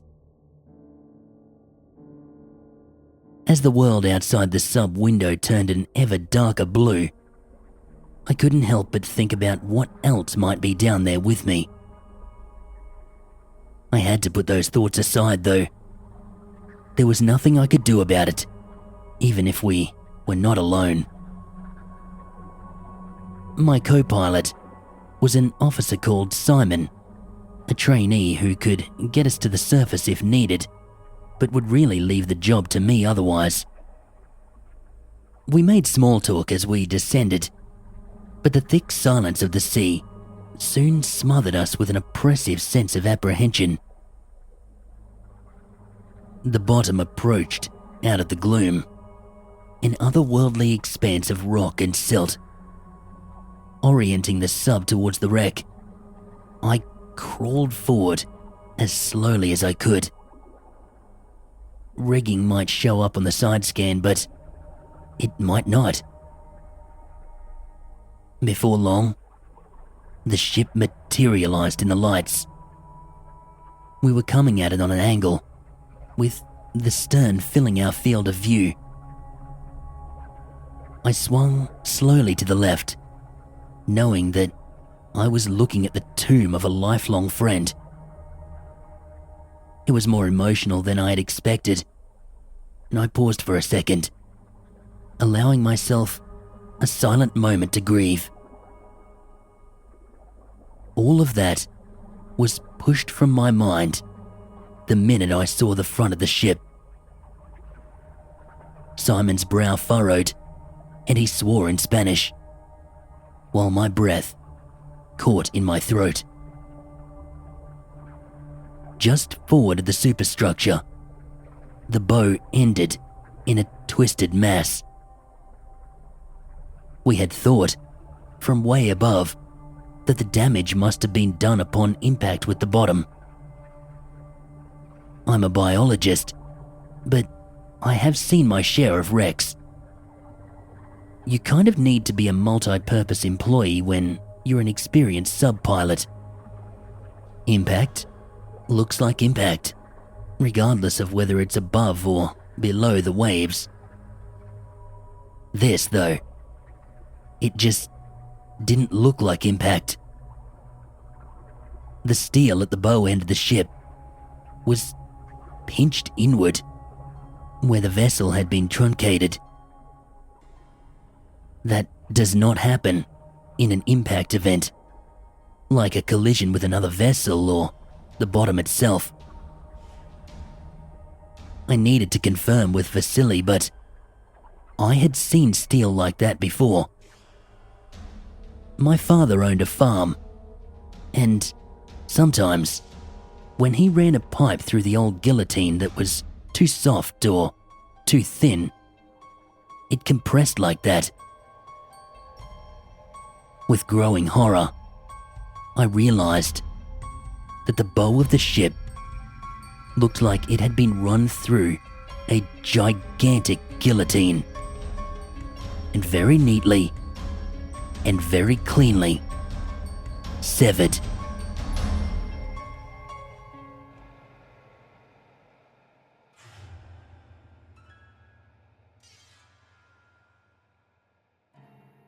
we returned to the surface in utter silence. Simon was puzzled, but I think he managed to convince himself that what we had seen was quite normal. Me, on the other hand, I was shaking. The lab on board the ship was hushed as Marco and Vasily analysed the images. Marco was suggesting that there must have been a collision with another vessel, but Vasily was puzzled by the damage. He pointed out that it looked somewhat different from a collision, noting the edges. In a collision, the crush lines would all go the same way. In this scenario, the lines were going towards each other. He then turned to me, clearly expecting my thoughts on the situation. I thought very carefully about what I should say, but I decided a kernel of truth couldn't hurt. Honestly, I have no idea. It almost looks like it's been severed or crushed by something. Beyond that, I think I need a shower. Let me know what you need from the next dive. I must have showered for at least 20 minutes. My stomach was churning, my mind hammering along like a train. I was completely certain that the fishing vessel and Chris had been attacked by the creature they were seeking. The same creature, I believed, that we had seen briefly on the side scan sonar. It was still in the area, and we had no idea why it had attacked the wrecked longliner. And all I could think about was how much water was underneath me at that moment. It gave me pins and needles in my legs. As I got dressed, there was a knock on my cabin door. On the other side stood Agustin, wearing a smile that somehow failed to extend to his eyes. I was quickly beginning to distrust him, but I invited him to come in anyway. He asked me if I was doing okay, mentioning that the folks in the lab had said I retired immediately after the dive. Thanks, I responded, but I'm fine. I mustered half a smile. Subs like that are just really tight. Needed a bit of a hot shower to work the kinks out of my back. Agustin nodded. He made some further small talk before blundering onto the fact that Vasily had mentioned he'll need another dive as soon as it's safe. Thanks. I could definitely use a meal first. I'll get the preparations underway once I've eaten. It'll take a few hours at least to get everything ready again, so that'll allow me 4 or 5 hours sleep, and I'll go as soon as possible. He smiled again, but his eyes remained calculating, cold. In a moment, he was out the door, reminding me on his way that he'll be in the lab should I need anything. I dived that wreck 4 times, photographing and videoing various sections ad nauseum. Vasily couldn't quite work out exactly what had happened, but in our conversations, he agreed with my assessment. It certainly did look like the bow section of the vessel had been crushed off, but he couldn't work out how or why that might happen. I was desperate to tell him what Kristen was really doing down here, but I needed more than just my own stories, and I was at a loss as to how I could get it. I never imagined that it might come to me. We were operating around the clock, with very little sense of day or night, especially for those of us going down to the bottom. I was basically sleeping in 6-hour shifts, ready to dive whenever it was required. Being a military operation, there was certainly no mucking about. Agustin wanted this done and dusted as soon as it could be. The last dive of the trip, it started out not too long past midnight, with a freezing wind cutting through a surprisingly calm evening. The dive was utterly routine to begin with, the sub slowly sinking onto the wreck site. Vasily wanted some samples of the steel at the bow brought back so he could analyze them for some kind of intrusive elements or whatever. Perhaps helping to decide what had caused the damage. It always took longer to get samples. The tools on the sub were very delicate and they took a slow hand, as did navigating close enough to the wreck to use them. Because of that, we had planned to spend several hours down below, cutting samples and taking close-up shots of the damage. As we approached the wreck, I noticed that the silt had been disturbed. I didn't think much of it. The currents in that area, they were prone to sudden changes, and at the time, I was just irritated at the drop in visibility. I powered up the stronger lights, and I set about getting closer to the wreck. It was over an hour into the dive when the sediment finally settled again, and the water cleared enough that I could take macro shots.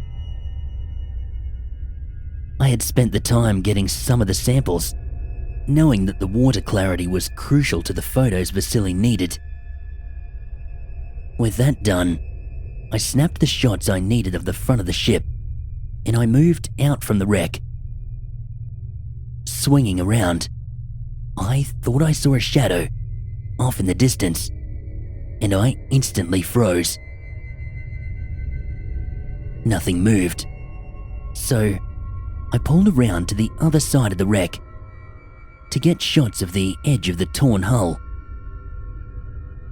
As I did, something definitely moved just beyond the other side of the shattered vessel, just outside the reach of the light. By now, I had convinced myself that the shadow I saw was probably a large squid, or maybe a sleeper shark, if it was anything at all. Far too quickly, it became apparent that I was very wrong. There was a clear and obvious movement in the water, and a cloud of silt off in the distance that caught the fading beams of light before a strong new current whipped it away. It all happened in an instant, and just like that, I was facing death itself. What I was looking at was mammoth, completely dwarfing the sub. It moved with surprising grace, barely disturbing the sediment as it crept past the edge of the light. Despite good water clarity and bright light, it was so large that we could barely see past the shoulder, leaving us with the impression of a creature that disappeared into the murk forever. Its head was striking, almost Chelonian, blunt and massive, topped with a heavy, tapered crest that was clearly involved in producing such monumental sounds. I had expected an animal that relied so heavily on sound to be nearly blind. But those two huge eyes on either side of the head just below the crest spoke to excellent vision, even in the dark of the abyss. The jaw was ancient and simple, opposing bone edges in place of teeth, but hinged with enough muscles to generate immense bite force, and tipped with a vicious structure resembling a beak. They reminded me of a vast snapping turtle. There was no doubt that the bow of the fishing vessel had fallen prey to those vice-like jaws, cut clean through by unimaginable force. Within that cavernous mouth, I spotted something else. A bright blue glow emanated from between the jaws, and as the aspid shifted, I saw yet another surprise. Its tongue. It throbbed with bioluminescence. Yet another lure. Perhaps it used the glow to entice large squid species into those jaws. Or perhaps it served to mimic the bioluminescence of a big squid and reinforce the sonic lure. I'll probably never know. But it was an incredible sight.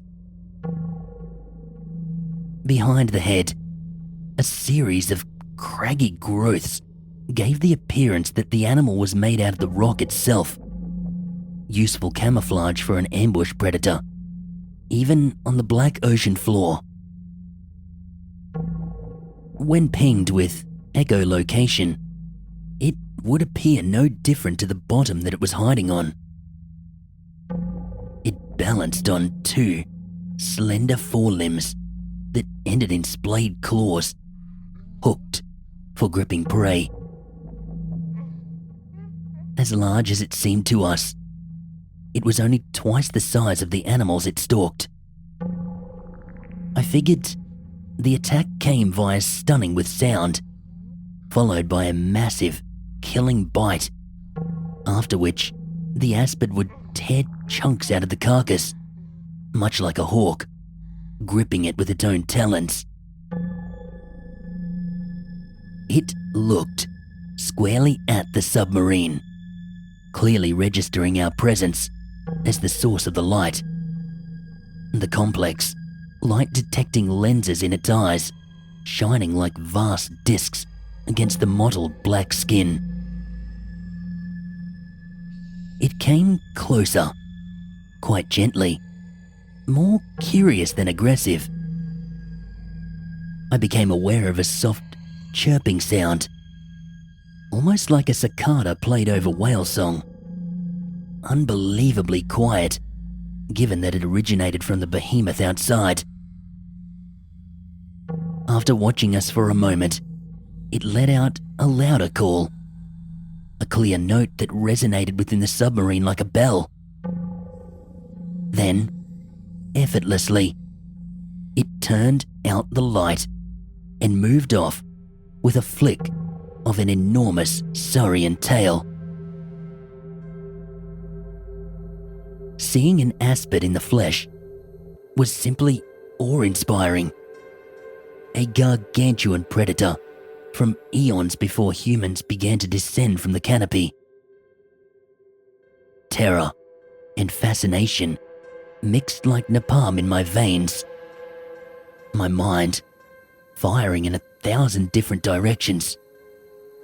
What genus was the animal? What family? Where did it evolve from? And how long ago? Did it have any living relatives? How had it evolved such a complex sonic ability? Deep-sea gigantism went some way to explaining its size, but why had it needed to be so large? Were there once bigger animals down there? Were they still down there? Simon was huddled in the back of the sub, as far away from this thing as he could get. A reflexive response to indescribable terror.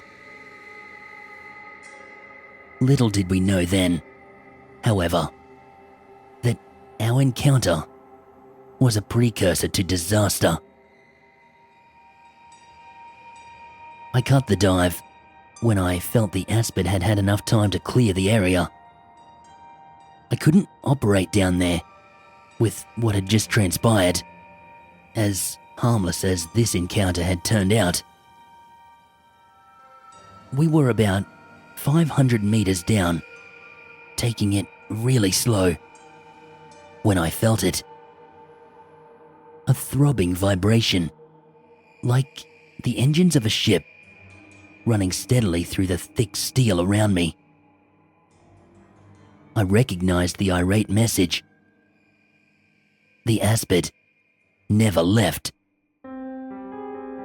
I quickly shut down the lights and slowed our ascent even further, certain that we had somehow angered this behemoth of the deep. But as the minutes ticked by, I realized that it was somewhere above us, between the sub and the surface. Panicking now, I grabbed the radio. Surface, cut all operations now. There was a bemused reply from Charlotte. Sorry, what? Have you lost it? Had they not been watching the feeds? For fuck's sake, I haven't got time to explain. Shut everything down now. Agustin jumped over the scathing beginnings of her reply, demanding to know what the issue was. I know that you know what's down here, Agustin. You've known all along, and it's gearing up to attack right fucking now. Have you not been looking at the feeds? There was an interminable silence before he asked again what was happening. There's no fucking time. You and I both know this thing sank the trawler. Whatever you guys are doing, it has it in full threat display. Shut everything down. This must have gotten the point across. Agustin left to advise the captain. Or so he said, advising me to stay below until the situation settles. I'm not sure if they took too long, or if the aspid was simply angered by their presence. God knows, enough ships have gone down in the area for a rogue Leviathan to be at least part of the cause. All I know is that within moments of that final transmission, there came a sound unlike any I have ever heard. Greater even than the awful cry that set me on the path to where I sat just now. It was utterly hellish. A short burst like a horn, but immensely loud and tinged with a wailing edge. Moments later came an even more terrifying sound. A deep thump and the scream of rending steel. We were sitting in twilight, not deep enough to be in total darkness, but deep enough for the light of day to have lost any power. A huge shadow fell over us just seconds after what could only be impact with the ship, and I held my breath. But the shadow lifted as the thing moved off, leaving us unharmed and surrounded by the sounds of groaning metal. Something serious was happening to the ship, and though I tried desperately, I couldn't raise them on the radio. Then, the debris started raining down on us. There was no doubt in my mind. The ship was in its death throes when that first clang rang out through the submarine. Thankfully, the impact was small, likely something thrown off the deck as the ship started going under. However, it signaled a greater danger. If we were in the debris field, there was every chance that that sinking ship was going to drop directly on top of us, dragging us into the abyss with it. I had to move. Every possible direction was a gamble, because I had no way of knowing exactly where I was in relation to the ship. So, I picked a direction, and I pushed everything I could out of those tiny little engines. I prayed to any god that might for some reason be listening to the panicked ramblings of a terrified scientist. The sub was buffeted by something big, falling past not far behind us. Too small to be the ship itself, but big enough to send us spinning into the gloom. I pushed a bit further, but I had to come up eventually. The batteries were close to drained already, and I needed enough power to get us to the surface and keep the air scrubbers going. We popped up like a cork a little while later, the surprising calm of the night still in force in the wan dawn light. The ship was nowhere to be seen, although, even if I had been wrong, a calm day in that part of the world still involves enough swell that we would not have seen it from mere inches above the water. Simon was pretty much catatonic at this point, uselessly jammed into the back of the sub like so much luggage. I had to reach around him to activate the emergency beacon. As I thought about our predicament, I must admit, I envied his oblivion a bit. Our odds of survival were still incredibly slim. Bobbing along at water level in a submarine that we couldn't open. The second we did, we'd flood and sink. So, air might be a problem if the scrubbers gave out. Thankfully, we'd be warm, surrounded as we were by blankets to combat the chill of the deep sea. Submarine science is not particularly glamorous. Of course, we only had 2 bottles of water, so we'd be warm whilst we died of thirst.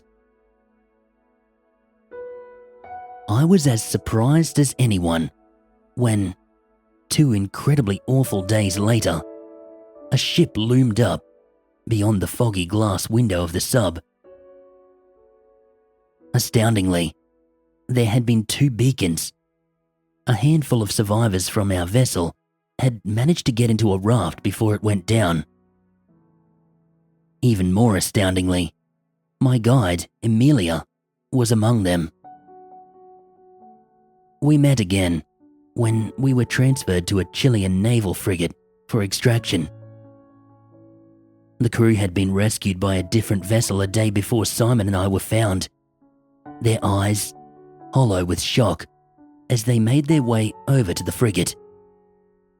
Emilia hugged me, despite clearly broken bones, sobbing into my neck, words escaping her for that moment, and quite a few after. It was not until we were safe on land that she spoke about what had happened. My message from below had sent Agustin into a panic, fleeing the lab and racing towards the bridge. I have absolutely no idea why he didn't just use the comms system, but it doesn't seem like it would have mattered anyway. Emilia, not privy to my transmission and thinking there must have been an issue with our sub, ran out onto the recovery deck to see if she could offer any help. That decision probably saved her life, because as she flew out of the innards of the ship, that tremendous, horn-like sound rang out, sending her crashing to the deck in agony. Then came the impact. Emilia, through tears of pure terror, described it as the worst thing she had ever felt. It was as though the ocean underneath the ship had suddenly vanished, leaving it to smash into the bottom far below. She said she was catapulted off deck, slamming back down with a bone-breaking thump. After that, it was all a bit foggy. One of the deck crew must have bundled her into the raft. Although, she definitely recalled watching the broken vessel slip beneath the waves, its back shattered by the sheer brutality of the attack.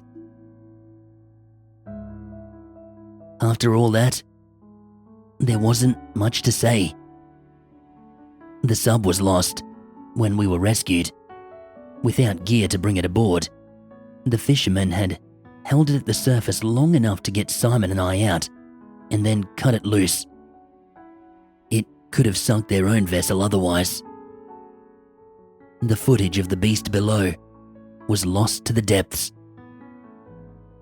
For her part, Amelia simply told the officials that interviewed her she couldn't really remember what happened. Just a heavy impact before her injuries rendered her unconscious.